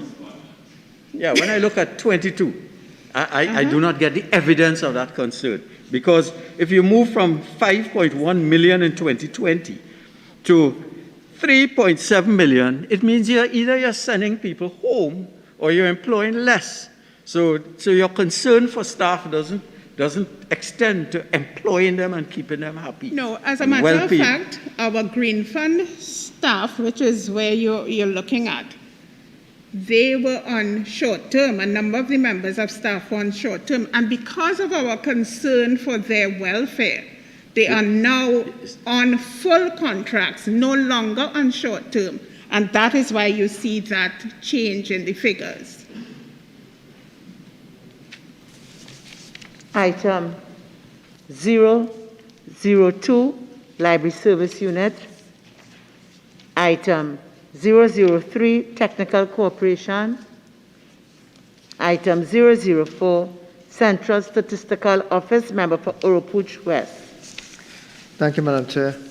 Line item 04, electricity.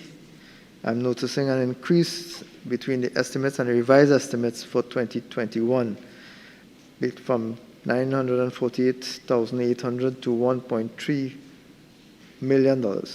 Can the Minister indicate whether this too has to do with payment of arrears to the electrical supplier? Thank you. Item 0. Okay, sorry, member for Napoli. Item 8 again. An increase. Could you explain that increase? Is it a normal increase, arrears, or increase in rent of 1.3 million? Is it new buildings or the same building with $1 million more? I think the taxpayers need to know. No, this is not an increase. What happened is in September, we didn't make any payments. So this will cover September and going forward. Whereas normally you would have it for just the the fiscal. This will include September, which is not normally done. Item 005, Urban and Regional Planning Division. Item 006, Green Fund Executing Unit, member for Oropouche West. Thank you, Madam Chair. Sub-item 43, Security Services. I note that there was an increase in 2021 between the estimate and the revised estimate. Your estimate for 2021 was $160,000. Your revised estimate, however, was $1.4 million. And you've gone back to $160,000 as your estimate for 2022. Since this was not catered for, there's no heading for it in 2020. My question then, Minister, is what has caused the substantial increase in the allocation for security services under the Green Fund Execution Unit for 2021?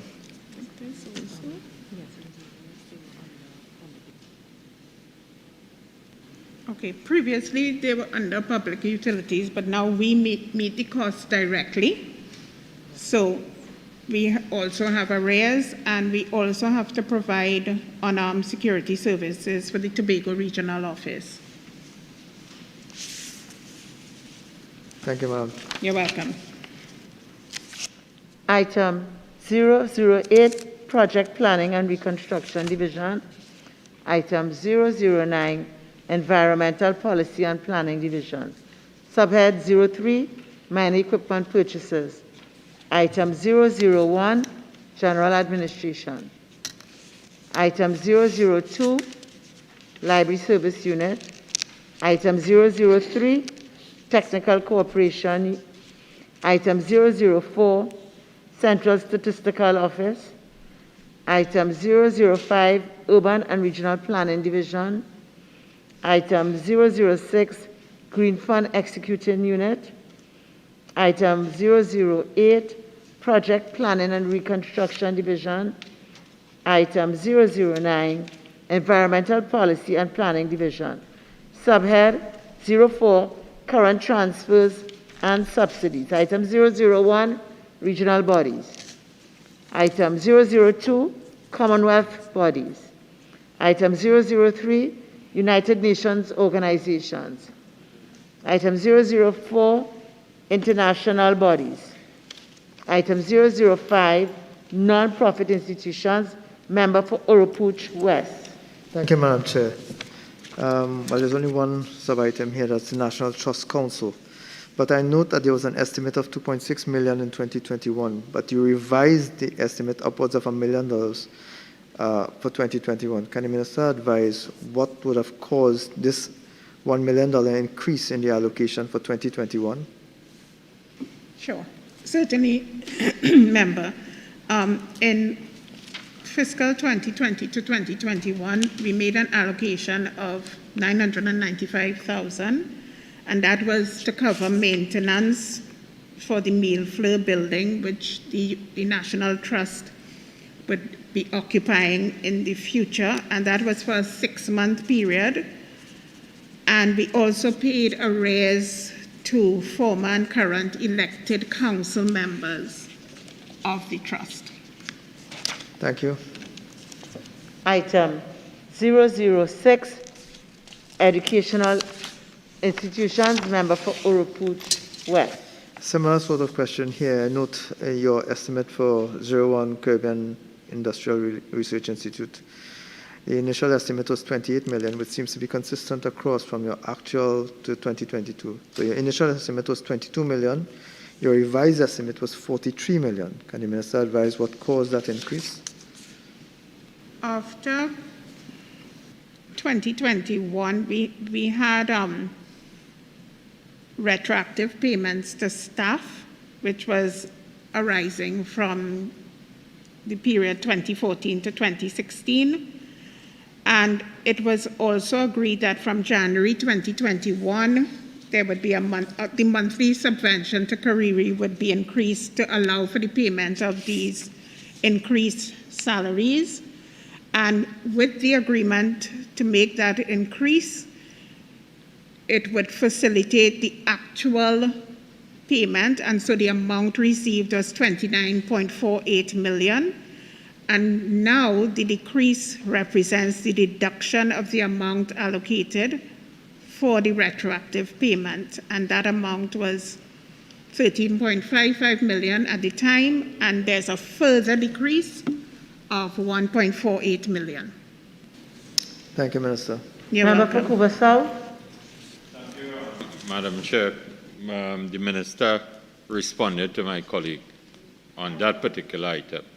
Item 007, households. Item 009. That is settlement to cane farmers. Hoover South has to ask. Where are you? Under 007? 07, Yeah. Yes. 03. Minister, I see that there's an allocation of $900,000 in your 2022 estimates. Is that sum will reflect a full and final settlement to all cane farmers? But as you are aware, Member, there is the court matter that's still subsisting. And we are really waiting until a decision is made by the court. No final decision has been made as yet. During the last fiscal, not many cane farmers came for payment, and we have put it down to the COVID situation. But in addition to that, we're awaiting the court's judgment in this matter. Okay, thank you. You're welcome. Item 009, other transfers. Item 010, other transfers abroad. Subhead 06, current transfers to statutory boards and similar bodies. Honorable members, we will now move on to the draft estimates of revenue and expenditure of the statutory boards and similar bodies and of the Tobago House of Assembly. We are at page 455. 02, Institute of Marine Affairs, Subhead 01, Personal Expenditure, Item 001, General Administration. Subhead 02, Goods and Services, Item 001, General Administration. Member for Oropouche West. Thank you, Madam Chair. Line item 04, electricity. I note an actual expenditure of $584,844 for electricity in fiscal 2020. And there are estimates going forward fiscal 2021, including a revised estimate of $425,000. But there's no estimate for electricity for 2022. Can the Minister advise whether in the IMA has gone completely solar or they are not going to be using electricity in this current fiscal year? There would be a block allocation to the IMA of $17,940,450, and they will make their payments as they arise. Madam, would that also be true for line item 05, telephones, which also has no allocation for fiscal 2020, for Yes. fiscal 2022? Yes, yes. I move on to line item 8. I note that this is the first time, like I said, where we've seen the actual for 2020. The actual for 2020 was $260,000 for line item 8 for rent. But thereafter, I'm seeing a $19,000 estimate for 2021 and 2022 going forward. Can the Minister advise how is it that we have now almost literally a very small cost for renting and leasing, whereas we had $259,000 actual spend before? Okay. Madam Chairman, as I said before, the allocation for the IMA will be just over $17 million, and they will make their own arrangements in terms of all these various payments. Madam, if I may, then should we simply not go through the estimates, since the answer will be similar? Every item you may indicate that the IMA has gotten a block, and therefore you are unable to explain the differences in the figures and the queries that we may have.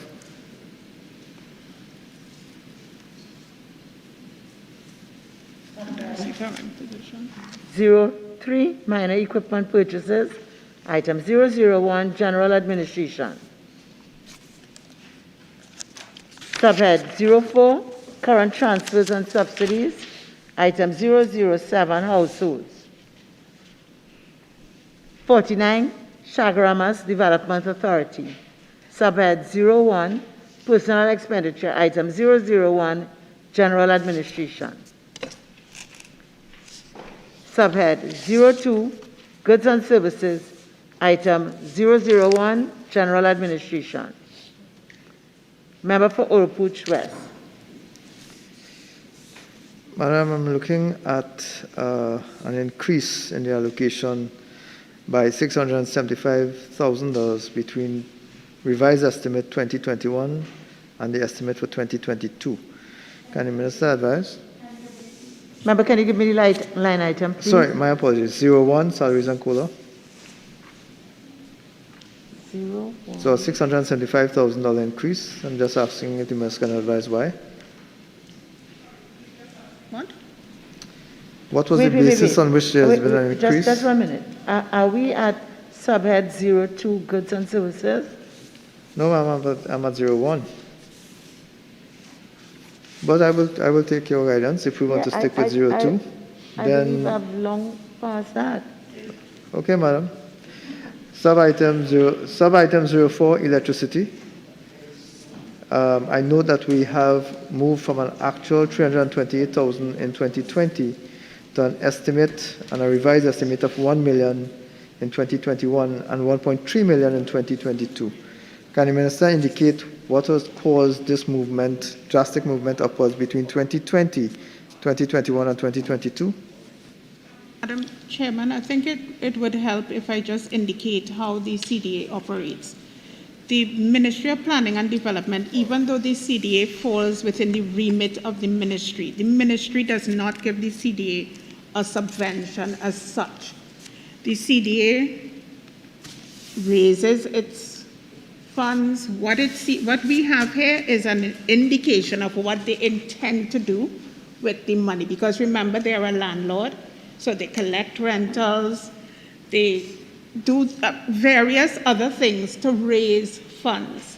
The only funding that we gave the CDA in the last fiscal was $10 million, which was going towards their pension fund. Because the CDA was supposed to establish a pension fund, they did so, but they did have a shortfall in the value of the fund. So that question that the member is asking me, what is here is the CDA's indication of how they intend to spend the money that they raise.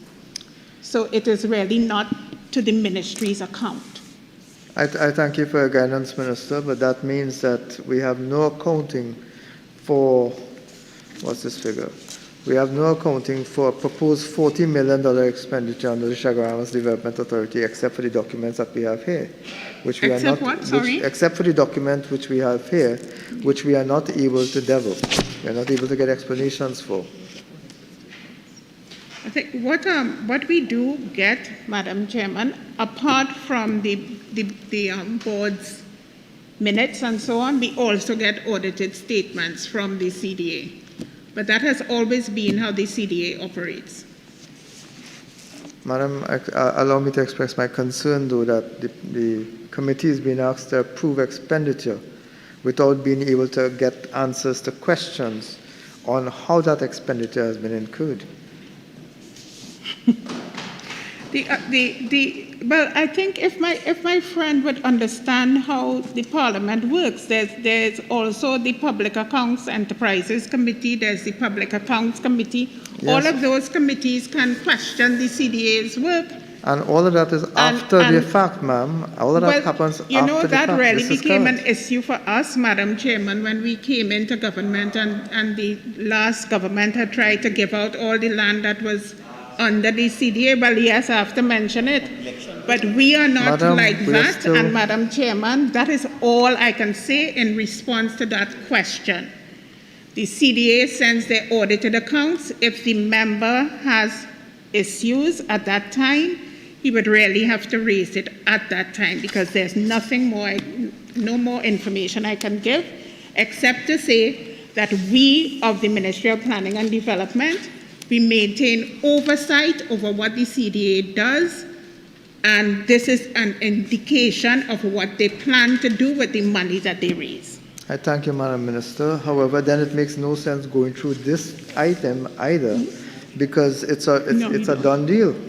We cannot question or query any of the responses being provided here by us. You can question and query, but I can't give you the kind of information you need until I get the audited accounts.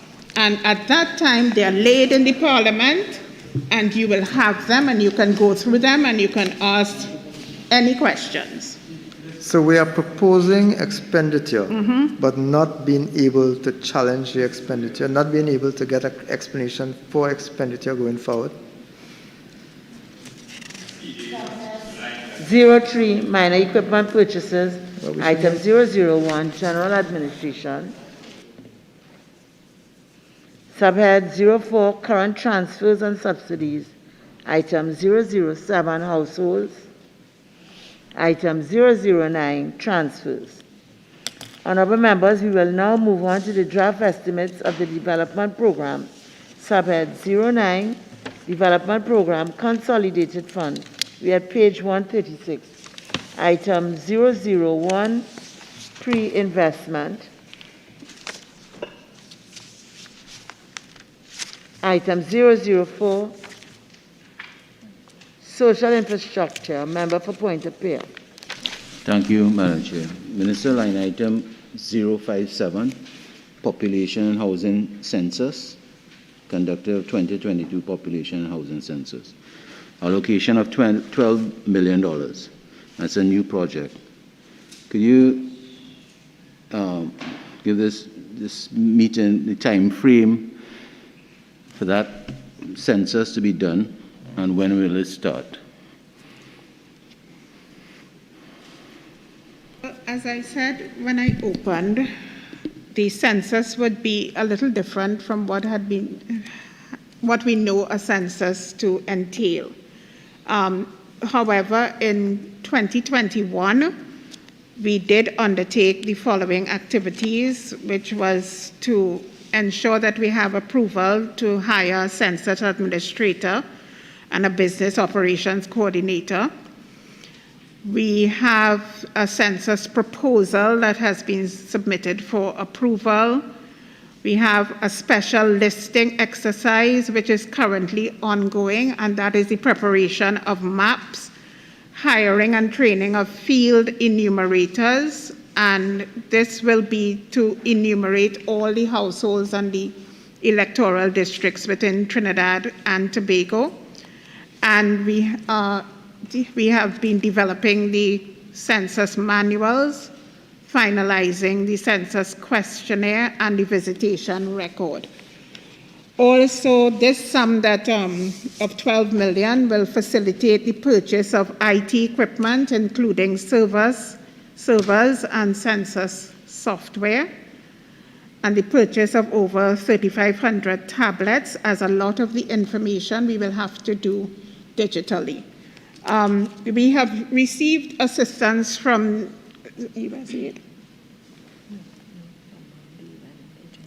from the UN agencies to help us to do the census as one that is being done during a pandemic. So it's going to be a lot different from what you're accustomed to having the census done, because it's going to be very digital, a lot of telephoning, and the visits will be relatively minimal. Just a follow-up, Madam Chair. Minister, do you have an end date in mind, given this new way of doing the census?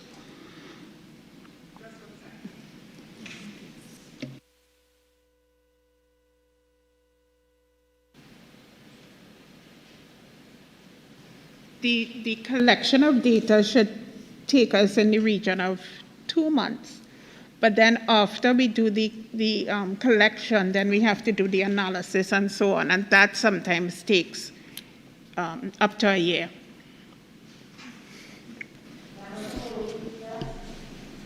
Thank you, Madam Chair. Line item 055, conduct of the household budgetary survey for 2018-2019. I know that COVID would have affected the actual conduct of the survey, but can the Minister indicate, I see an allocation for $6 million. What's the status and the projected time frame for delivery of the results of this census, this household budgetary survey? But we also felt that because of COVID, even if we were to collect a fair amount of information in 2021, it would be somewhat skewed because of the effect of COVID.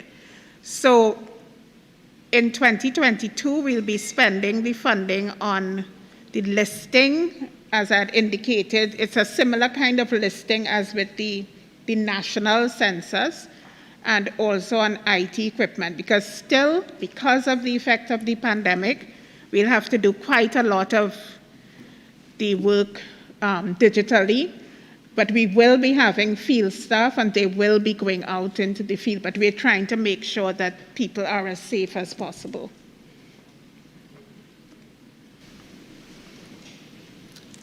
Thank you. Oh, sorry, and we also would be mounting a publicity campaign, so people will understand what the household and budgetary survey is all about. Okay, so are we going to the project group A, culture? Member for Urpuch West. Madam, I'm enthused to see a project by the Ministry of Planning and Development in my constituency, the establishment of an archaeological heritage site at Banwari Trace with an estimate of $100,000. The revised estimate is $100,000. But I'm not seeing any further estimate for 2022 going forward. As the MP for the area, can the minister advise then what exactly was done with this $100,000 to get an establishment of an archaeological heritage site at Banwari Trace? How has that site been established?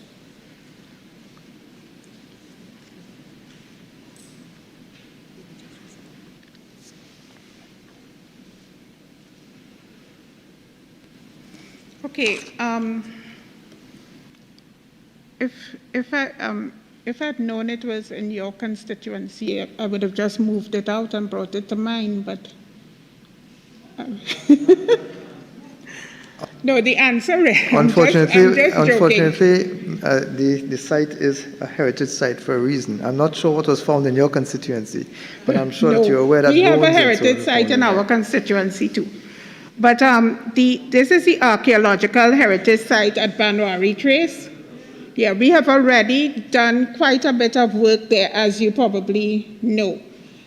The reason we have had some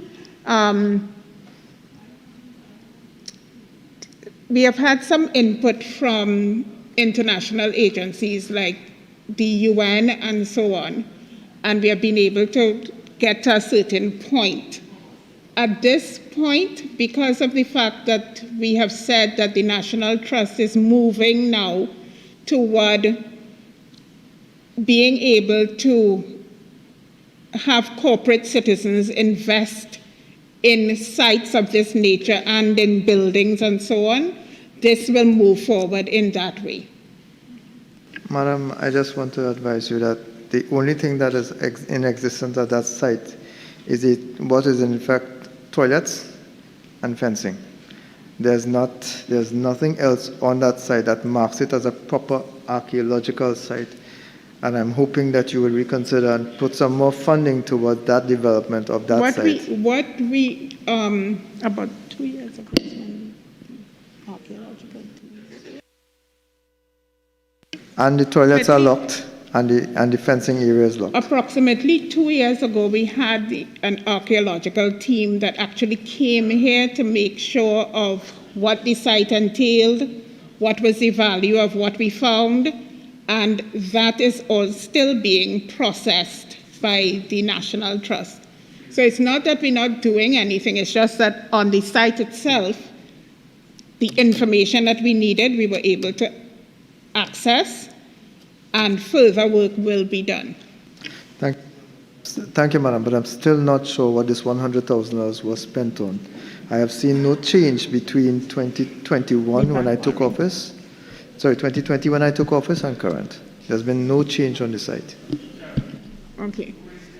Any other further information, we can provide it for you. 005, multi-sectoral and other services. Honorable members, item 5 spans 4 pages. Therefore, I will also announce the project groups. C, Caribbean Industrial Research Institute. Member for Oropuch West. Thank you, madam. I noticed the line item 005, the recycling of tire crumbs into asphalt mixes. Can the minister advise what is the status of that project at this point? What is the status of the project? Is this being used now on roads in Trinidad and Tobago? That in 2021, testing was conducted on imported rubber crumbs to establish performance characteristics, and a down payment was made for the purchase of a tire rubber power production line in order to produce rubber crumbs. And for 2022, the goals are the rental of a facility to house a small-scale production facility and to store the crumbs, and to undertake a market research exercise to identify local and export market potential, and the development of prototypes for 2 downstream rubber crumb-based products with high export market potential, and 4, to prepare a business case for promotional purposes for local production of rubber crumb and associated downstream products. Continuing line item 007, the establishment of a hydrocarbon oil field chemical pollution management. I note actual spend of 99,000 in 2020, but there's been no allocation subsequently in 2021 and in 2022. Can the Minister advise whether you have given up on the establishment of this facility, especially bearing in mind that in my constituency of Oropouche West, we've had multiple instances of heritage having leakages into the environment?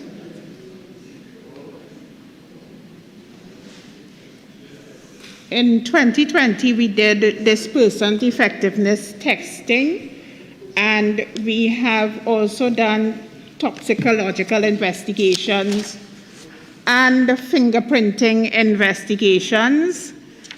And we have completed all the toxicological investigations of 5 crude oil and 3 dispersant samples, and the physical characteristic testing of 5 crude oil and those 3 dispersant samples.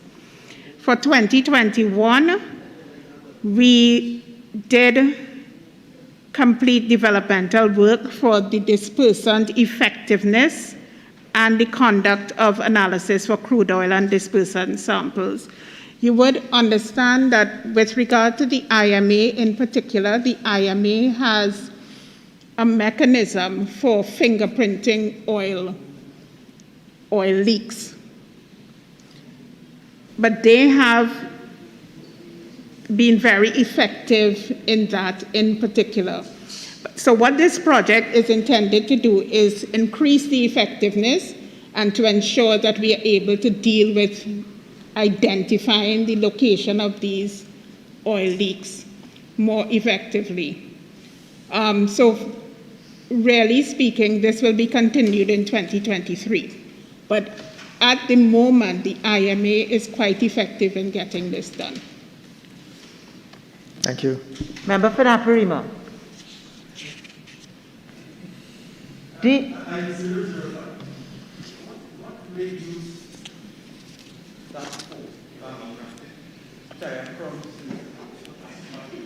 I'm blissfully unaware. Just trying to. For landslips? So that, no, with regard to landslips, what we're trying to do though is use plant material rather than the heavy rocks and so on. So the vetiver grass is one of the plant materials that we're using. So we're trying to be more environmentally friendly with regard to landslips. With regard to the tire crumbs, because I'm sure you understand that there is a serious problem with regard to the disposal of tires, not only in Trinidad and Tobago, around the world. So we're trying to make sure that instead of having to dump tires and it causes a problem, we develop this system where we mix it into the asphalt and we can reuse the tires in this way. I take it you're in consultation with the Minister of Works and Transport to utilize this facility. Maruga Tableland could give us some. Maruga Tableland could probably give us some points on how to use tires on roads. Senator write it.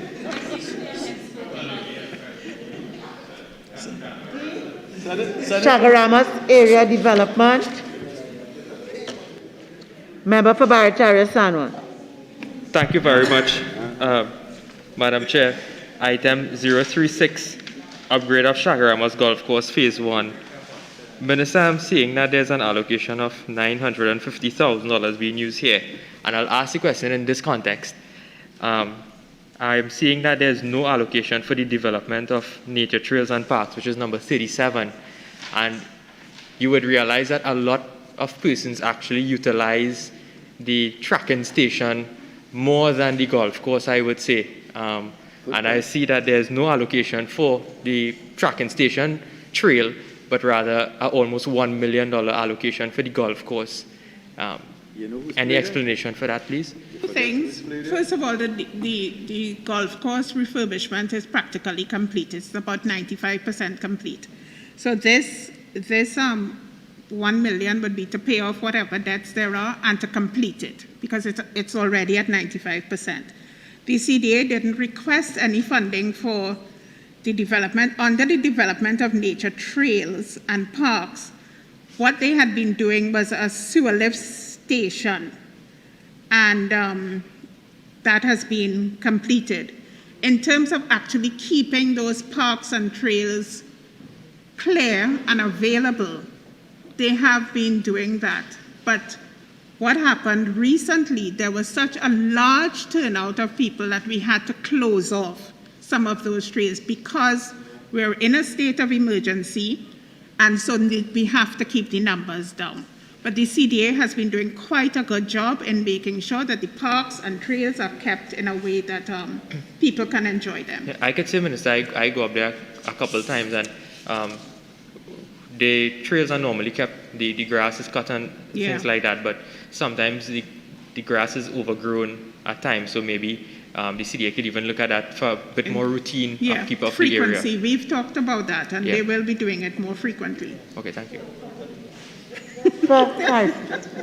I'm not sure that cutting grass and so will be under DP. Okay? All right. So, member for Oropouche West? Next one. A, Administrative Services. C, Foreign and Technical Assistance. F, Public Buildings.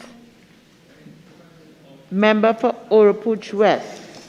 Ma'am, I note that we have a listing, an item here, construction of the Institute of Marine Affairs, estimated for $809,000 in 2021, but none spent in 2021 actually, well, none in the revised estimate. We've now gone on to $1.16 million in 2022. If I may ask the Minister, what exactly is this in reference to? It says construction of IMA. Is it a new building proposed to be constructed, or is it an expansion or completion of a building, given that there was no allocation previously? Well, as the member, well, I hope the member knows that the IMA has a building down at Chagaramas, yes, ma'am, where they do operate. So it's essentially to improve the building and ensure that they have a location that is suited to the kind of work that they do. So this is a refurbishment as opposed to an actual construction? They're not doing it. Is it a refurbishment instead of construction? Is this What wrongly it worded? is that this money that has been allocated is to ensure the completion of variation works that they're doing to an existing building and to provide the groundwork for increased office space on the land that they occupy. Thank you, Minister. You're welcome. B, Administration. Infrastructure Development Fund. We at page 238, item 003, Economic Infrastructure. Item 004, Social Infrastructure. Item 005, Multi-sectoral and Other Services. Honorable members, the question is that the sum of $294,255,200 for Head 67, Ministry of Planning and Development, stand part of the schedule. Those in favor say aye.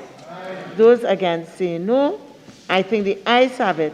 The sum of $294,255,200 for Head 67, Ministry of Planning and Development, now stands part of the schedule. Thank you, Minister. Thank you, Pierce. Thank you, other officers of the Ministry of Planning and Development.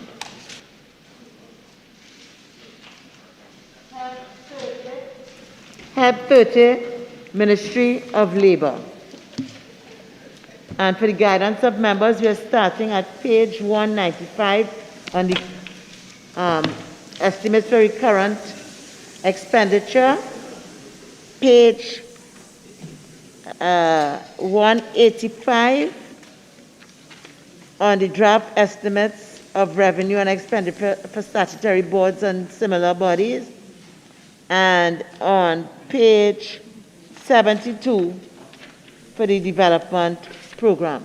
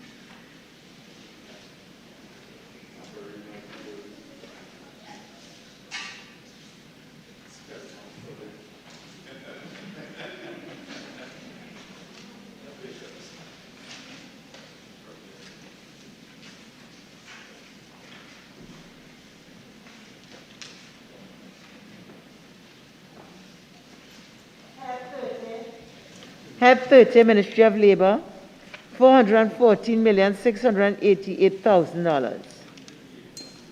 I will now invite the Minister of Labor to make a brief opening statement, not exceeding 5 minutes. Minister. Thank you, Madam Chair. It is an honor to meet with these distinguished members of the Standing Finance Committee to discuss the budgetary allocations of the Ministry of Labor for the fiscal year 2021-2022. At the start of 2020-21 fiscal year, the portfolio of the Ministry of Labor was realigned with the removal of entrepreneurship and small business development from its mandate. Labor administration, which encompasses the facilitation of job creation, employment matters, and industrial relations issues, is the core focus of the Ministry of Labor. This realignment has afforded us the opportunity to adapt and to prioritize work to promote decent work, equal opportunities for all in the labor market and industrial peace. Our labor legislation reform agenda was adversely affected by the restrictions of the pandemic. However, through our creativity, we have been able to commence paper-based consultations for the Minimum Wages Act and the Maternity Protection Act.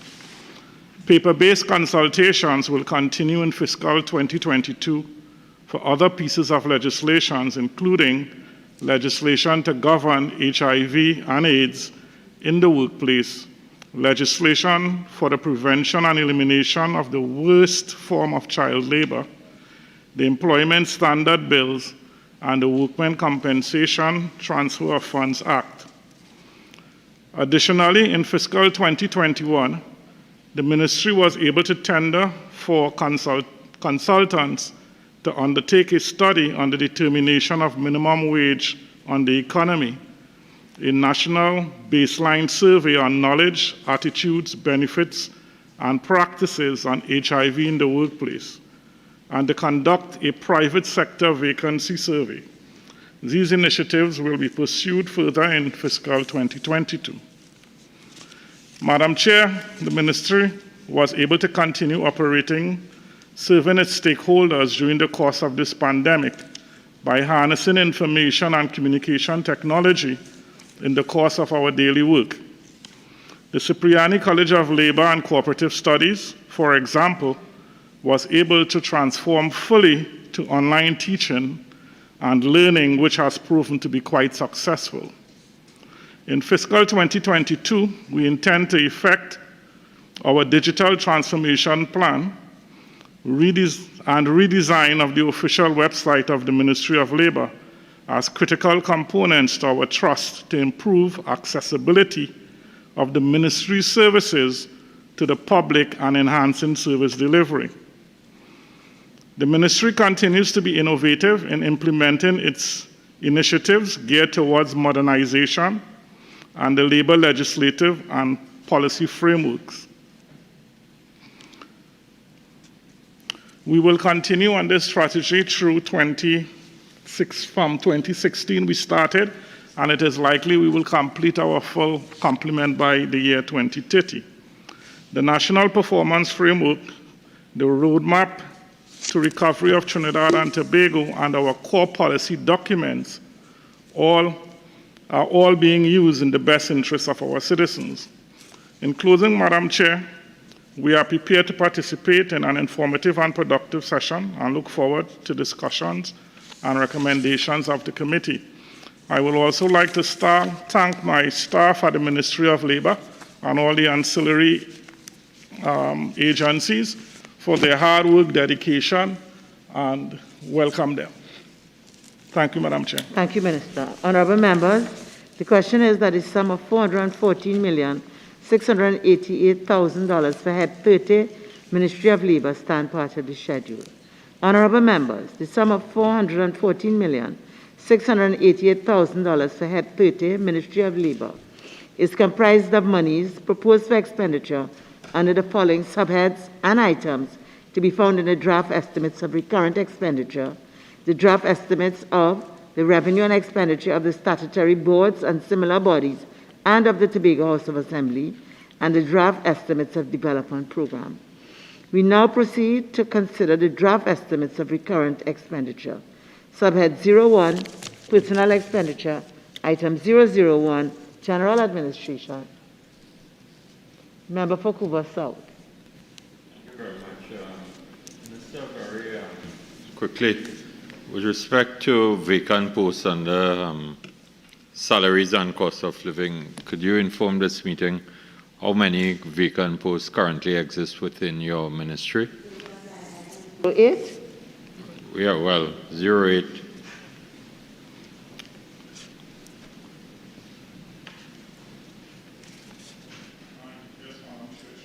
We have 192 vacant positions right now in the ministry.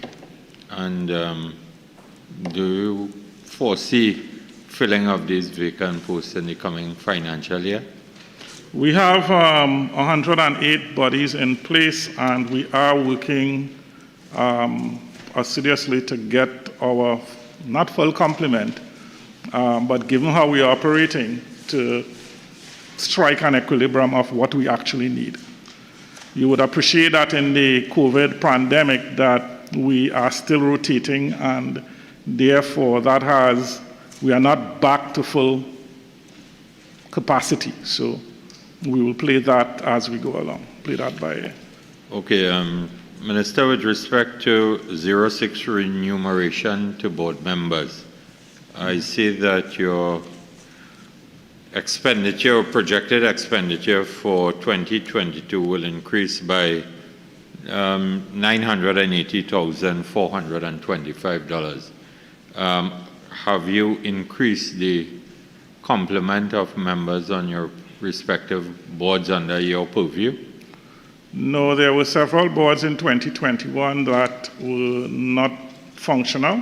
And so for instance, the Productivity Council and a number of other such bodies will be, we will be filling those board vacancies, and therefore in 2022, we expect to see an increase in that cost. So you will fill positions on the National Productivity Council and which other entity? Oh, we have quite a few. Where is the document?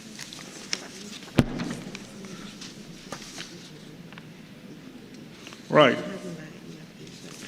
We have 8 other boards, and at various times they are not all fully manned, and therefore, so we have the tripartite ILO 144, the National Productivity Council, Standing National Labor Market Council, Boilers Examinations Board, HIV/AIDS Workplace Advocacy Advisory Group, Industrial Relations Advisory Committee, National Tripartite Advisory Council, and National Steering Committee for the Prevention and Elimination of Child Labor, and the Minimum Wages Board. Item 002, cooperatives. Item 003, friendly societies. Item 004, occupational safety and health authority. Item 005, on the job training program Member for Cuba South. Thank you very much, Madam Chair. Minister 01 again very quickly as it relates to salaries and cost of living. That $1,545,074 in terms of the increase in your projected expenditure. How do you intend to expend this increase? Okay, we have approximately 122 people on board. We have a number of vacancies still to be filled. We have 35 people in post. We have 33 vacancies. And therefore, we'll be looking at, because of the expanded work we'll be doing in the OJT, we're now looking at filling those particular positions that are vacant. This is within your established organizational structure or contract position?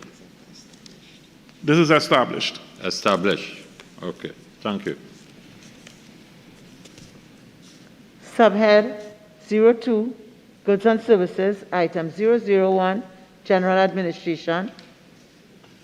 Item 002, Cooperatives. Item 003, Friendly Societies. Item 004, Occupational Safety and Health Authority. Item 005, on the Job Training Program, Member for Tabaki. Thank you, Madam Chair.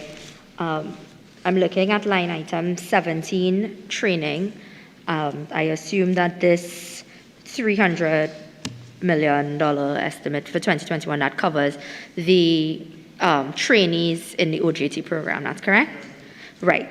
And so in the estimate was $311 million, but you would have only utilized some $268 million. My question is that due to fewer people applying for the OJT program, or was there a decision that we wouldn't hire as many persons? No, that had to do with COVID and the fact that many students, although they applied, we didn't have a lot of takers because people were in lockdown and rotation and so on. So 2021 was a bit of a skewed year in terms of placing trainees into the program. We do, however, expect that in fiscal 2022, that would be expanded. So we moved from 4,900 in 2020 down to 3,928 in 2021. But we are hoping to move that up to 6,000 in 2022. Okay, thank you for that. But then I will note that our estimate for 2022 is less than what we actually spent in 2020. So how would we be able to facilitate this expansion of the program? Okay, the expansion is facilitated. If you know the OJT system, we have 5 different categories. So generally, what happens is we have a mix from the lower categories to the higher categories.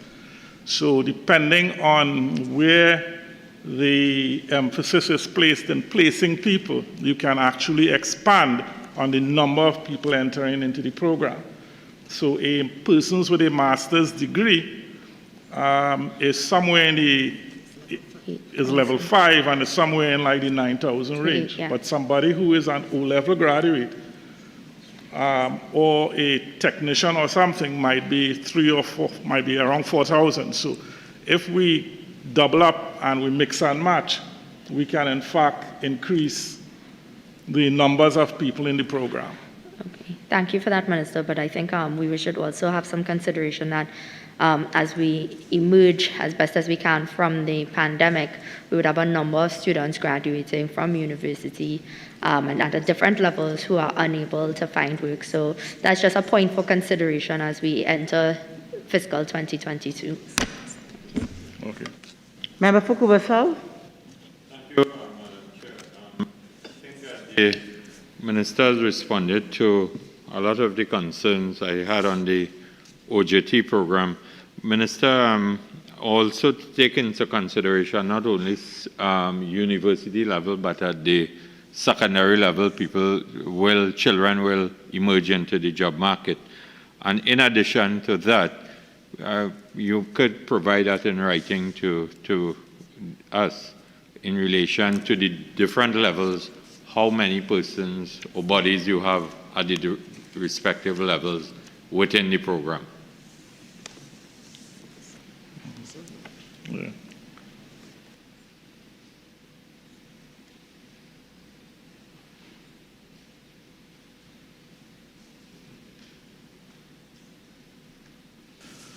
You want it now or you would like it? No, if you have it, just put it in Okay. writing. The breakdown by stipend levels is in level 1, we have 695 trainees, level 2, 338, level 3, 74, level 4, 672, and level 5, 75. That's the general composition as of now. And the stipend, you have no outstanding sums and so on, all in terms of the numbers, they are up to date in terms of their payments? Yes, they are. Thank you. Subhead 03, minor equipment purchases, item 001, general administration. Item 004, occupational safety and health authority. Item 005, on-the-job training program. Subhead 04, current transfers and subsidies. Item 003, United Nations Organization. Item 004, international bodies.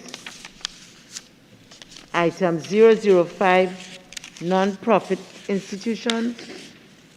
Item 007, households. Item 009, other transfers. Item 010, other transfers abroad. Member for Barataria Sangon. Minister, can you just give us an indication of what this funding for the liaison officer in Canada is about? Yes, Madam Chair. That is the farm program where we have 300 nationals working on various farms in Canada. There is a liaison office there that looks after their well-being, and it is manned by staff from the Ministry of Labour on a rotational basis. And what services would you offer to the nationals through this liaison office in Canada? What do we do? Yeah, what services you offer to the nationals who are over there? We offer a range of services in terms of working with the farmers to ensure that they have good accommodation, that they don't have any issues, that their health and safety is taken care of. Some of them have issues with families and because they're away from their loved ones, and we also do that kind of liaison to make sure that they are comfortable. Thank you. Heard that workers on the seasonal farming program in Canada are getting problems when they return to Trinidad because they have mixed vaccines. Have you heard anything? They have what? Excuse me? Mixed vaccines, which is permitted in Canada, but... All right, so I'm not going to allow that under this item. All right. Subhead 06, current transfers to statutory boards and similar bodies. Honorable members, we will now move on to the draft estimates of revenue and expenditure of the statutory boards and similar bodies and of the Tobago House of Assembly. We're starting at page 185, subhead item 17, Cipriani College of Labor and Cooperative Studies. Subhead 01, personal expenditure, item 001, general administration. Member for Cuba South. Yeah. With respect to remuneration to board members,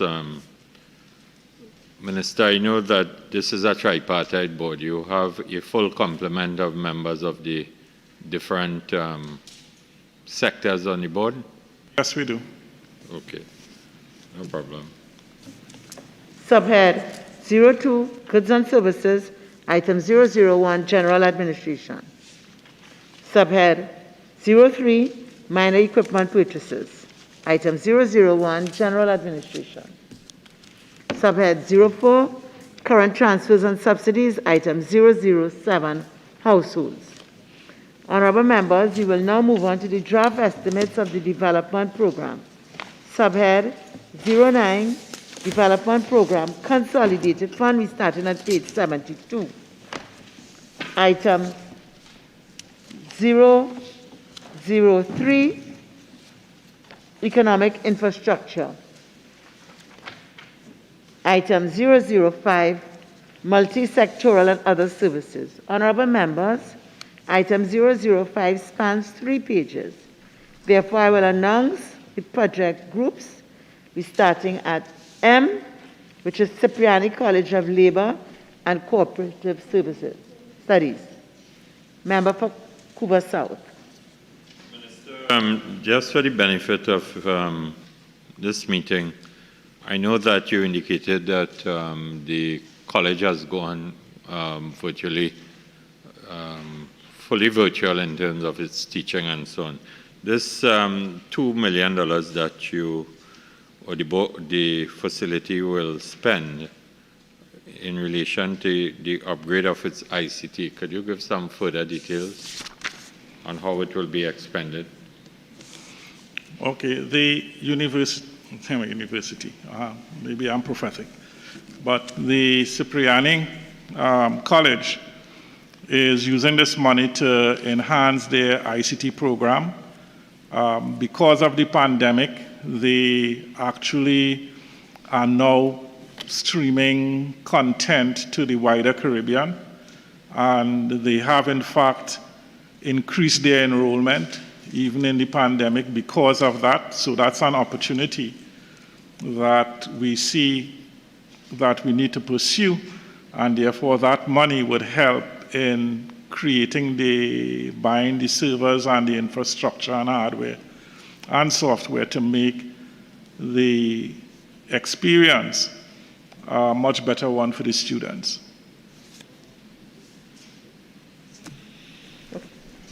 A, administrative services. Member for Tabaquite. Thank you, Madam Chair. I am at line item 93, operationalization of the National Tripartite Advisory Council. Just looking at the expenditure over 2020-2021, it's always averaged under the 700,000 mark, and we're estimating $2.5 million. Can the minister give us some idea of where this is going? Yes, Madam Speaker.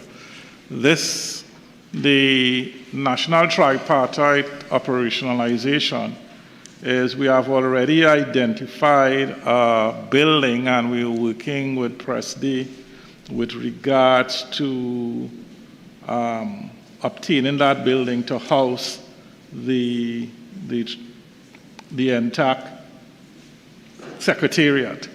We're also looking at hiring, and we are in the process now of aggressively hiring staff to fill those vacancies within the Secretariat.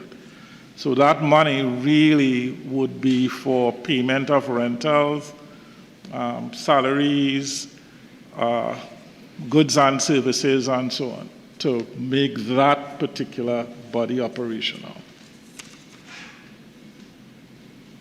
Okay, thank you. So, Minister, you spoke about the operationalization of this National Tripartite Advisory Council, and it has collapsed on 3 occasions under the chairmanship of your colleague, the Minister of Planning.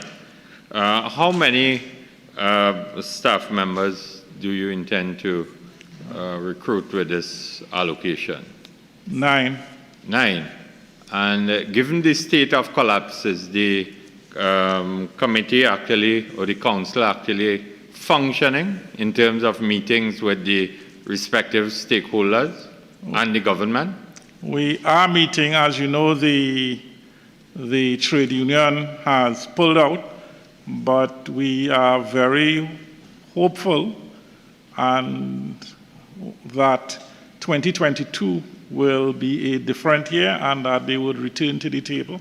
So we still see this as an important part of our labor consultative approach, and we are not giving up on it. all right, thank you very much, Minister. So in spite of the pleadings of the Minister of Planning and Development, the chairperson, Labour has not returned to the table. Not as yet. All right, thank you very much. Under 101, implementation of a national workplace policy on sexual harassment, Minister. You have no allocation for 2022. Does that mean this is no longer on the radar of the Ministry of Labour? Yes, it's still on the radar, but a lot of work has gone into it. And I believe at this time, the Office of the Attorney General is in fact finalizing the issues around that policy and with the direction to turn it into law. So that is very much alive. But for us... you have handed it over to the Attorney General? In terms of the legislation. Okay, thank you. Madam Chair, if I may, the Ministry of Labour took very diligent steps, produced a significant amount of work. The Office of the Attorney General and the Law Reform Commission have settled drafts of law, and we are at the cusp of bringing that to the Cabinet for consideration and then to the Parliament. One final issue, Madam Chair, with your permission. 091, the development of a child labour policy, and you have projected, or your ministry has projected that there will be expenditure of approximately $1 million. Where you are with the development of this particular policy, taking into consideration that Trinidad and Tobago is a member of the International Labour Organization, and I think that we should all work towards the reduction of child labour in the workplace. Oh, thank you for that question. The Ministry of Labour really undertook an invitation to tender for the engagement of a consultant to conduct research. That closed in 2021, but we received no proposals. So we are going back out to the marketplace to look for a consultant to do primary work. However, we are gathering secondary data through various sources while we do that. So it is high on the agenda, but we envisage that the gathering of the data will be critical, and in this regard, we do not have the capacity in-house, so we are looking for consultants to get this home. Thank you very much. F, Public Buildings. Infrastructure Development Fund, item 005, Multi-sectoral and Other Services. Honorable members, the question is that the sum of $414,688,000 for Head 30, Ministry of Labour, stand part of the schedule. Those in favor say aye. Aye. Those against say no. I think the ayes have it. The sum of $414,688,000 for Head 30, Ministry of Labour, now stands part of the schedule. Thank you, Minister. Thank you, Madam Pierce. Thank you to the other technocrats. Head 11, Registration, Recognition and Certification Board. Head 11, Registration, Recognition and Certification Board, $3,816,000.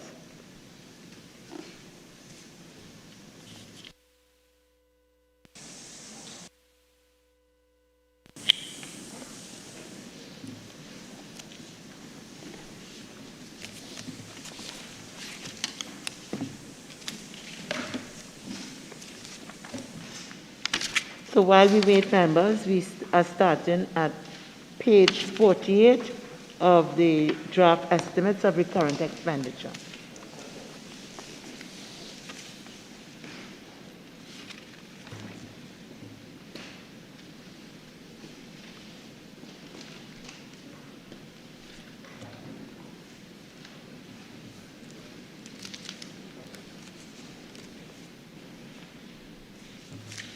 Head 11, Registration, Recognition and Certification Board, $3,816,000. I will now invite the Minister of Labour to make a brief opening statement, not exceeding 5 minutes. Thank you, Madam Chair. The Registration, Recognition and Certification Board is a board that consists of a chairman and 8 other members who are appointed by the Minister of Labour. The chairman is selected by the President of the Republic after consultation with various organizations. With respect to the members of the board, there are 3 members nominated by such organization as, in the opinion of the minister, are most representative of workers. 3 members being persons of such organizations that are representative of employers, and 2 members being persons jointly nominated by the organizations most represented by both workers and employers. The board has a secretariat which is headed by a secretary who is the accounting officer. The secretary is comprised of 25 public service officers who carry out the day-to-day function of the board. The duties of the board is generally under the Industrial Relations Act is to determine all applications, positions, and matters concerning certification of recognition under Part 3, including the taking of preferential ballots under Section 34(2). They are also responsible for the certification of recognized majority unions and the recording of the certification of recognized majority unions held in a book at the Secretariat. Madam Chairman, the work that the Registration and Recognition and Certification Board do is critical to the industrial climate and industrial peace in Trinidad and Tobago. And over the last 2020, they have had some constraints with regards to manpower and so on, which we have been working on and which we intend to fix in 2022. But the work of the board continues apace, and I would like to thank the current board and the staff who are here today with regards to making this particular area of our industrial relations activity almost seamless to date. I thank you. Honorable members, the question is that the sum of $3,816,000 for Head 11, Registration, Recognition and Certification Board, stand part of the schedule. Honorable members, the sum of $3,816,000 for Head 11, Registration, Recognition and Certification Board is comprised of monies proposed for expenditure under the following subheads and items to be found in the draft estimates of recurrent expenditure. Subhead 01, Personal Expenditure, Item 001, General Administration. Member for Cuba South. Thank you very much, Madam Chair. Minister, with respect to the projected expenditure again for 2022 of $1,899,575. That, and I heard you indicate in your opening statement about manpower constraints and so on. And there's a decrease of $439,425. Does that mean or indicate that persons left the Recognition and Certification Board in terms of categories of persons who are employed there? Not quite following. If people Could you just repeat that last part? Yeah, if persons retired, they resign from the organization, and because you said you have manpower constraints. What line item are you under, may I ask? Salaries and cost of living. And you're asking about retired people? Yeah, if they, well, the minister did indicate in his opening statement that there was manpower challenges or constraints at the board. Yes, but in terms of the item, what is the question that you're asking? The question that I'm asking... This is salaries and cost of living allowance is what you're looking at, yes. And the decrease, does it mean that there are vacant positions in terms of persons who are integral to the organization would have left and so on, based on what the minister stated? Minister? Yes, we have 2 vacant positions of examiners that are critical to that we intend to fill. We have 1 retirement, 1 staff member going out on retirement, and we essentially have to look at how our manpower is going in this board over time, and we may make some necessary adjustments if need be. And under remuneration to board members, you have a projected increase of $48,525. Minister, based on my knowledge of the way that the board operates, you have a full composition that meets on a regular basis, and yes. Is this some designed to fill any vacancy on the board?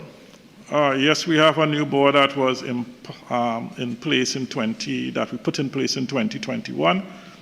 It's at full complement, and yes, they are meeting. Okay, thank you. Subhead 02, Goods and Services, item 001.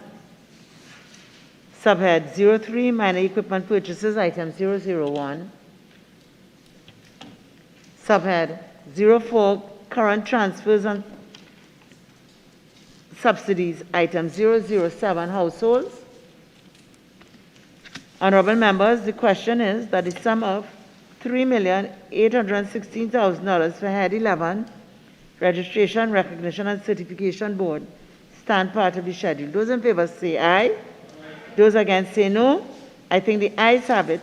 The sum of $3,816,000 for Head 11, Registration, Recognition and Certification Board now stands part of the schedule. Thank you, Minister. Thank you, Secretary. Thank you, other representatives. We now go on to the Equal Opportunity Tribunal.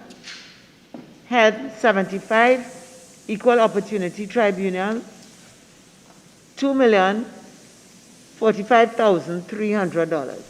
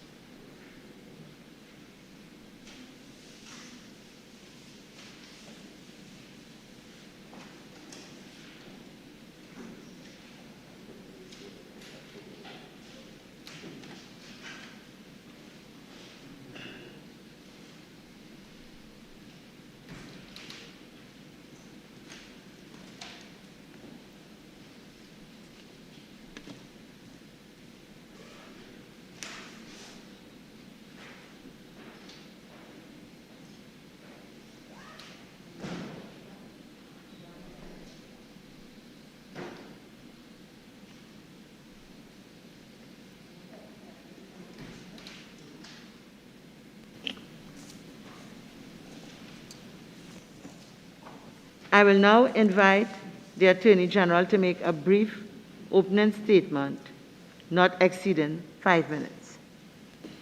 Thank you, Madam Chair. Madam Chair, the Equal Opportunities Tribunal is a proper creature of law. We do have technocrats with us this afternoon who are en route to the chamber. I can just simply say that the expenditure set out at Head 75 is one that is to be supplemented at the mid-year review. There are certain adjustments that have to be factored in respect of some of the items that have been estimated. Whilst we're in discussion, largely on account of the COVID parameters, we certainly intend to come back at the mid-year to address those matters. May I make myself available to answer any questions that colleagues may have on this particular head? Honourable members, the question is that the sum of $2,045,300 for Head 75 Equal Opportunity Tribunal stand part of the schedule. Honourable members, the sum of $2,045,300 for Head 75 Equal Opportunity Tribunal is comprised of monies proposed for expenditure under the following subheads and items to be found in the draft estimates of recurrent expenditure. We shall now proceed to consider the draft estimates of recurrent expenditure. Subhead 01, Personal Expenditure, Item 001, General Administration. Member for? Thank you very much, Madam Chair. Attorney General, with respect to the sub-item 2.3, salaries, does that take into consideration to cover the payment of lay assessors at the Equal Opportunity Tribunal? Most certainly, yes. Certainly. And I see an allocation or an increase or a projected increase for the 2022 expenditure of $40,300.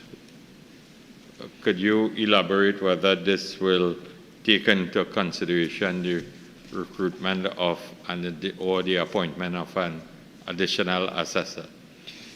The answer is yes, it is intended to meet the expenses. As I did say, we have certain adjustments to be made at the mid-year. Our intention as the government is to ensure that the full complement of the Equal Opportunities Tribunal goes to work, including assessors as are required under law. And of course, the very name Equal Opportunity Tribunal, I hope that it will lend itself to ensure that physically challenged persons and so on who have been appointed as lay assessors and so on would be employed by the Equal Opportunity Tribunal. The Office of the Attorney General has publicly stated that it supports the exact position that you have said. There is a dispute that is to be considered in another forum, but we are absolutely clear that that position is to be fully supported. Thank you very much. I did not want to go too in much detail. 2, Goods and Services. Item 001, General Administration. Subhead 03, Minor Equipment Purchases. Item 001, General Administration. Subhead 04, Current Transfers and Subsidies. Item 007, Households. Honorable members, the question is that the sum of $2,045,300 for Head 75 Equal Opportunity Tribunal stand part of the schedule. Those in favor say aye. Aye. Those against say no. I think the ayes have it. The sum of $2,045,300 for Head 75 Equal Opportunity Tribunal now stand part of the schedule. Thank you, AG. Thank you, Minister. Thank you, Registrar. Thank you, other representatives of the Equal Opportunity Tribunal. Head 65, Ministry of Foreign and CARICOM Affairs.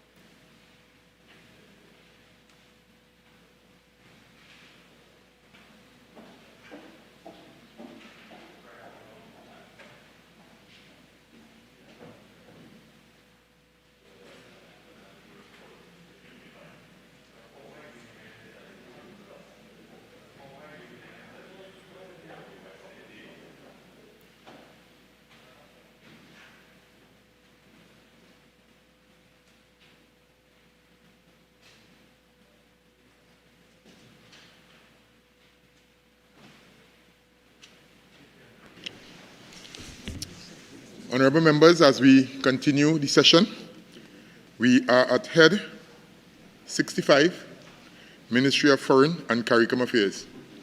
Welcome to the Honorable Minister Senator for the Ministry of Foreign and CARICOM Affairs. Welcome to your Permanent Secretary and also to the senior technocrats of the Ministry. Welcome. Head 65, Ministry of Foreign and CARICOM Affairs, $249,245,824.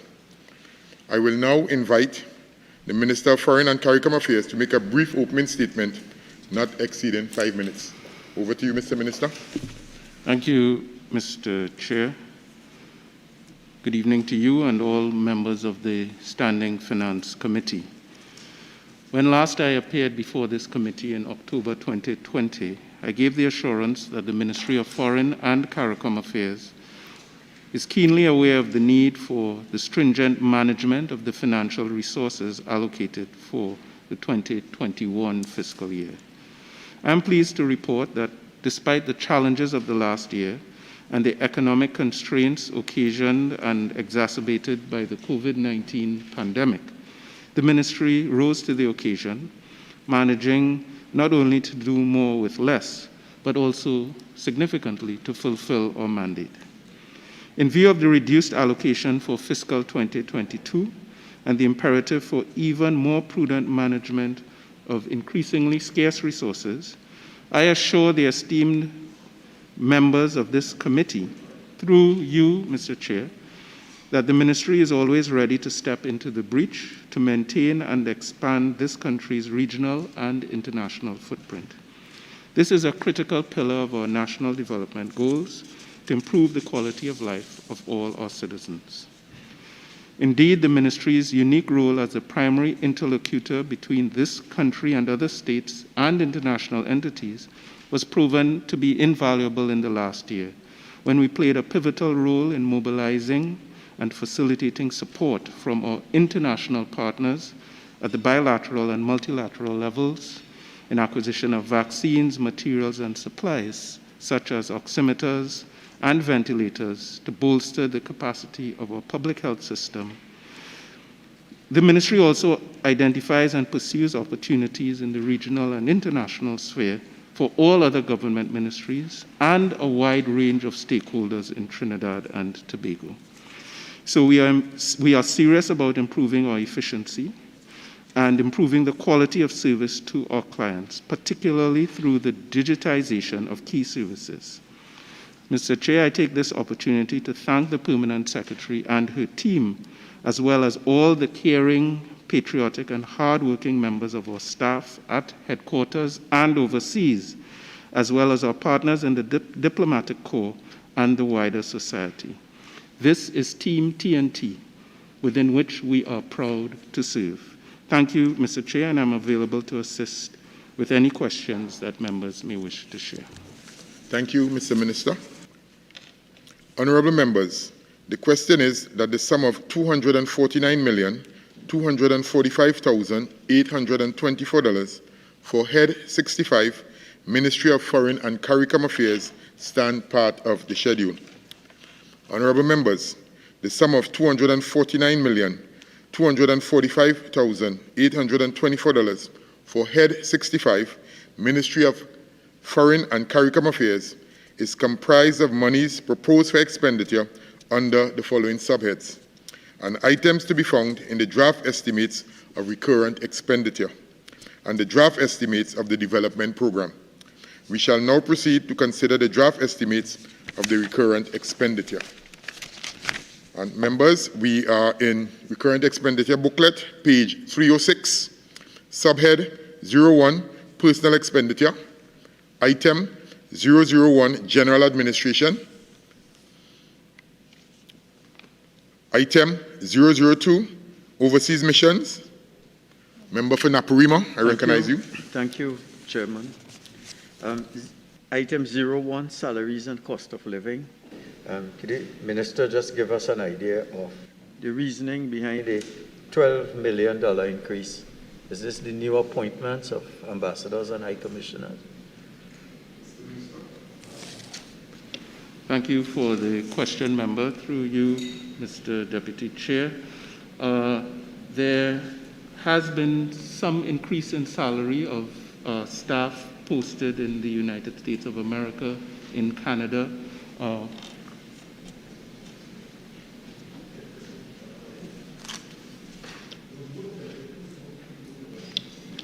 Yes, thank you very much, Mr. Deputy Chair. Yes, member, there has been some increase in salary in certain categories of overseas staff within the United States of America as well as in Canada. We've also mobilized some additional staff members to Guyana to fortify our high commission there. So that would account for the increase. Excellent. Item 04, allowances monthly paid. It's $21 million estimated in 2022, and the salaries and 39 million, of which 21 million allowances. Is this normal in the Foreign Service? That the allowances approximate? I'm at 04, allowances. Yeah, but you're... So allowances, $21 million. Okay, This is roughly 2/3 of the $38 million, and I'm just asking if this is the normal pattern where allowances are about 2/3 of the salaries. Well, this is pretty standard, member, and as you can see, this is the ballpark that has been used over the years, and the expenditure has been fairly close to the estimate, so you're on track with that. Yeah. Subhead 03, minor equipment purchases. Oh, my apologies. Subhead 02, goods and services. Item 001, general administration, pages 307 and 308. I recognize the member for Naprima. 5, Minister, audit of overseas missions. Am I to take it that over the past 2 years, there have been no audits done at overseas missions? And well, the fact of the matter is with the COVID-19 pandemic, there have been challenges with movement of staff, including staff that would be assigned audit duties. As you can see, we have an allocation for 2022, and it is our intention, once conditions permit, that we will resume this very important project of auditing overseas missions. So that accounts for the lack of expenditure in the recent period, but the ministry certainly is committed. We understand the importance of conducting these audits, and in this fiscal year, it is our intention to engage in audits of overseas missions. Item 21, repairs and maintenance buildings. Is this local or abroad? I take it as is local. This is local, yes. Okay. General administration. Item 51, relocation of overseas staff. There's an increase of 2.2 million. Could you just give us some background behind that increase? Yes. Well, we are looking to fill a number of positions. And as I would have indicated in a previous answer, member, the ministry is mobilizing more as travel has been regularized in many circumstances. It is our intention to ensure that our staff balance is improved at various overseas missions. So fortunately, the Budgets Division and the Ministry of Finance has been able to ensure some provision for this in 2022. Item 63, repatriation of nationals. Could you just explain what that is, bringing back citizens who are in difficulty abroad? No, thank you for the question, member. This repatriation of nationals is an ongoing role of the Ministry of Foreign and CARICOM Affairs to render assistance where repatriation is necessary. This is separate and distinct from the program of financial assistance that was afforded to nationals who encountered financial difficulties while caught overseas during the COVID-19 pandemic. Right, so I take it that if we look at it in 2021, nothing was spent in that area? Yes, well, again, you'd recall there was a closure of our airports, etc., that this is part of the environment in which we would have had to work. I can report to the committee that 3 persons were actually assisted and repatriated, but it was late in the financial year, and that would not have been captured in these estimates. It will be taken up subsequently. So the ministry has been able to provide repatriation assistance to 3 nationals despite the conditions that I would have referenced. Item 002, Overseas Missions, pages 308 to 309. I recognize you, Member for Naparima. Item 21, repairs and maintenance of buildings, overseas missions. How do you go about identifying which buildings need to be repaired and setting a priority listing? And I'm asking this in the context of the fact that many years ago there was an idea put forward that there should be an inspector of missions who would go around and identify problems based on standards. And I just wanted to know, what the process is for identifying this expenditure. Thank you, Member. Mr. Deputy Chair, through you, I acknowledge the idea that has existed. There is a missions inspectorate team at the ministry, which has as part of its role receiving requests, soliciting requests and receiving requests from overseas missions, which are asked to identify infrastructure challenges and issues of maintenance, areas that require improvement. This is placed into a matrix, and the leadership of the ministry would work with the missions inspectorate team to establish priorities and ensure that our staff who are abroad can be reasonably comfortable and safe while they provide assistance and fulfill their responsibilities abroad. So I hope that has answered your question. Item 08, rent, lease, official accommodation. Office accommodation. Office accommodation and storage. I found many years ago that was not well structured. I think you might have had that experience. Sometimes, for example, the Channon building, we were renting it, and I could just say that property values were going down at that time in the United States, but we had negotiated a 10% increase. And I think that was based on us extrapolating from what took place in Trinidad. Do we have a mechanism to ensure that we get value for money, that our rents are consistent with realities abroad? Yes, thank you, Mr. Deputy Chair. Remember that you've touched on a very important theme. The ministry is constantly looking to extract more value from the resources that are available to us. This is an area of significant expenditure.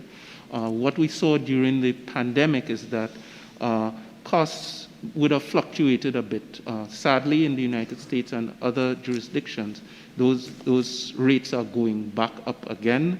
And the ministry is constantly assessing and balancing ownership versus rental. Right. And it's not a case of just closing your eyes and going for ownership, because in some cases, with older structures, it is actually more economical to lean towards rental as opposed to holding on to buildings that can cost a lot of money. Right, and thank you for that clarification and enlightenment.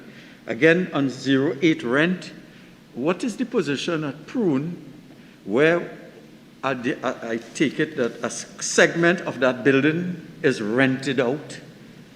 And in the past, we had issues where all the rents were sent to Trinidad in the consolidated fund, and we did not take out for the tax because it was not given tax exemptions, because it was a rented commercial part of the mission.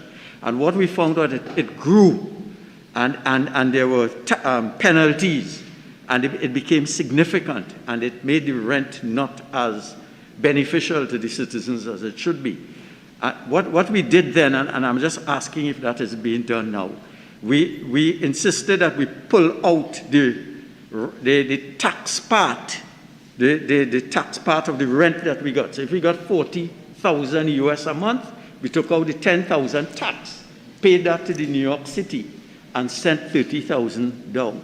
This is to ensure that it didn't build up and we had liabilities. Am I making sense?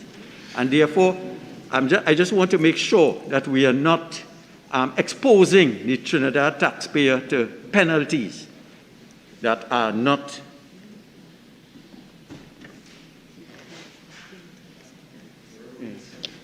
Thank you very much, Mr. Deputy Chair, and I thank the member for some reminiscing, and maybe there's some advice in the journey he shared with us.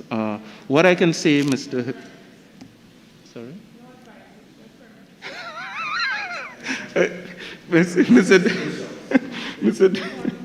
Mr. Deputy, yes, okay. Mr. Deputy Chair, what I can say is that we are required to ensure that all the funds that we would receive go into the consolidated fund. The member has indicated that at that particular mission, there was some creativity utilized to ensure that the mission doesn't incur any penalties from the city of New York. No such penalties have arisen during this fiscal period, and that's the best I can say. If there's further detail being sought, we could explore. But again, thank you for sharing. I now recognize member for Komuto Manzalina. Thank you, Mr. Deputy Chair. Through you, Honorable Minister, line item 58, medical expenses. Just curious, is this medical bills or is this a group health plan for overseas missions? Mr. Minister.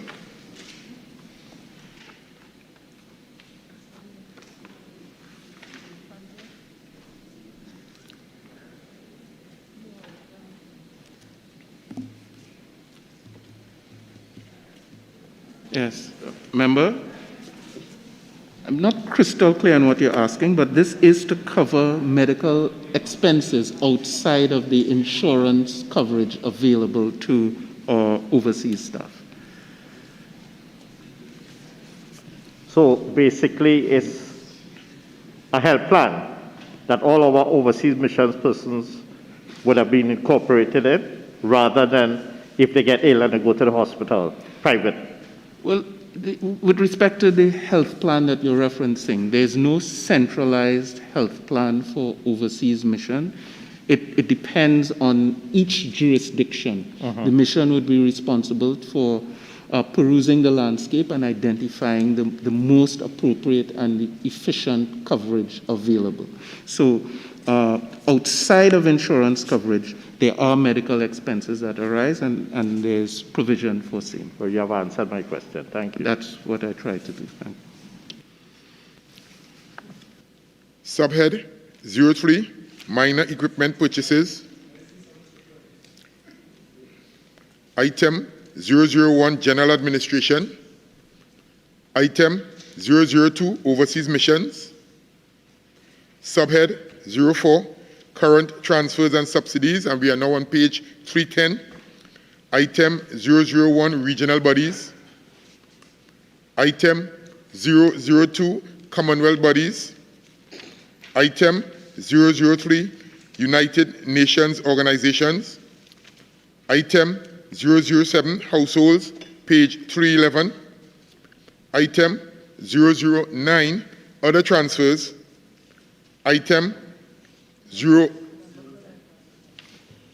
Who? Member for Naprima?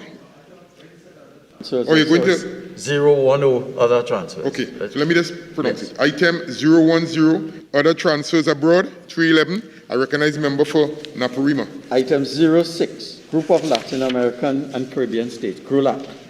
Could the minister indicate what is the annual fee? Mr. Minister.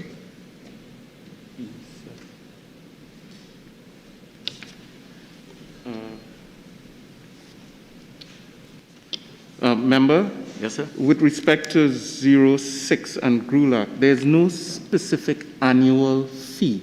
This provision would allow for, as you would be aware, various missions depending on the city of posting would be part of a GRULAC team, which is the group of Latin American and Caribbean representatives. So this provision would allow for there are circumstances, for example, when a head of mission is departing, there is a collection of resources from the members of that GRULAC team. So this is not a specific fee that is identified on an annual basis. As you can see, we haven't really drawn down on this, but there is provision should a mission or missions be required to make a contribution to GRULAC activities. There's provision foreseen. Minister, well, I think so. This is not a regional organization that we're referring to. Well, at the UN, GRULAC is that is one example. Right. But I know that there are annual contributions that were made, and I'm seeing, and this is just advice, I'm seeing nothing, no actual in 2020, nothing, revised estimate, nothing, and I see an estimate of $10,200. All I'm saying is make sure that we're up to date with our contributions, because GRULAC, as you know, they have nominated, we are nominated for the presidency of the 78, and GRULAC has endorsed that. So it is very critical that whatever contributions we're required to make, that they're up to date. And that is only advice. So, Mr. Deputy Chair, I appreciate this suggestion, but again, member, I want to put this in perspective. The entire schedule, page 310, etc., represents Trinidad and Tobago meeting its obligations. And so therefore, in the general sweep, despite our financial challenges that we and other states are experiencing, Trinidad and Tobago, our national footprint is exceptionally good, and therefore we are by no means to be deemed not non-participatory or failing to meet our obligations. With respect to GRULAC in particular, I certainly have taken note of the recommendation of the member of the committee, but I see no cause for any particular distress on this agenda. All I'm saying, yes, that if we look at item 05, for example, group of 77, you see that in 2021 we did not make a contribution.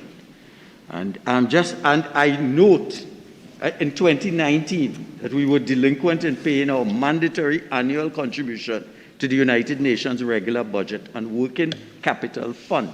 So all I'm saying on this side is to be mindful of our obligations to our regional organizations to which we belong, and to make sure that our payments are current. That's all. And again, Honourable Member, I think the ministers, we're certainly mindful. I'll give you the opportunity. Duly noted. The only thing I'd want to add, and it goes beyond the Ministry of Foreign and CARICOM Affairs. We would always need to be cautious when interpreting this column of 2021 revised estimates. And if you do not see expenditure reflected there, to make an assumption that there was no expenditure. You can go with what is before you, but you need to understand exactly what it reflects. Yes, but I can only go with that's a proviso I'd want to share. Thank you, members. Thank you. Thank you, Mr. Minister. No, members, hold on. Honourable members, we'll now move on to the draft estimates of the development program.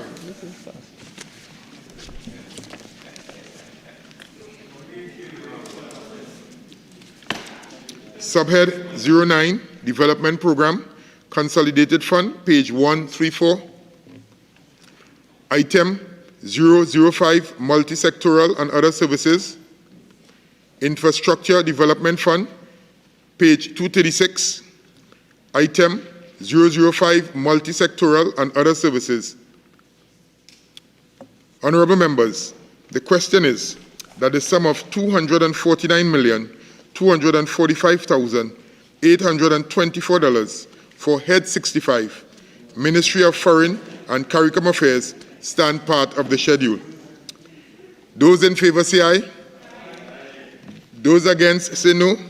I think the ayes have it. The sum of $249,245,824 for Head 65, Ministry of Foreign and CARICOM Affairs, now stands part of the schedule. Thank you, Mr. Minister. And thank you, Permanent Secretary, and also the technocrats for coming this afternoon. Do reach home safely.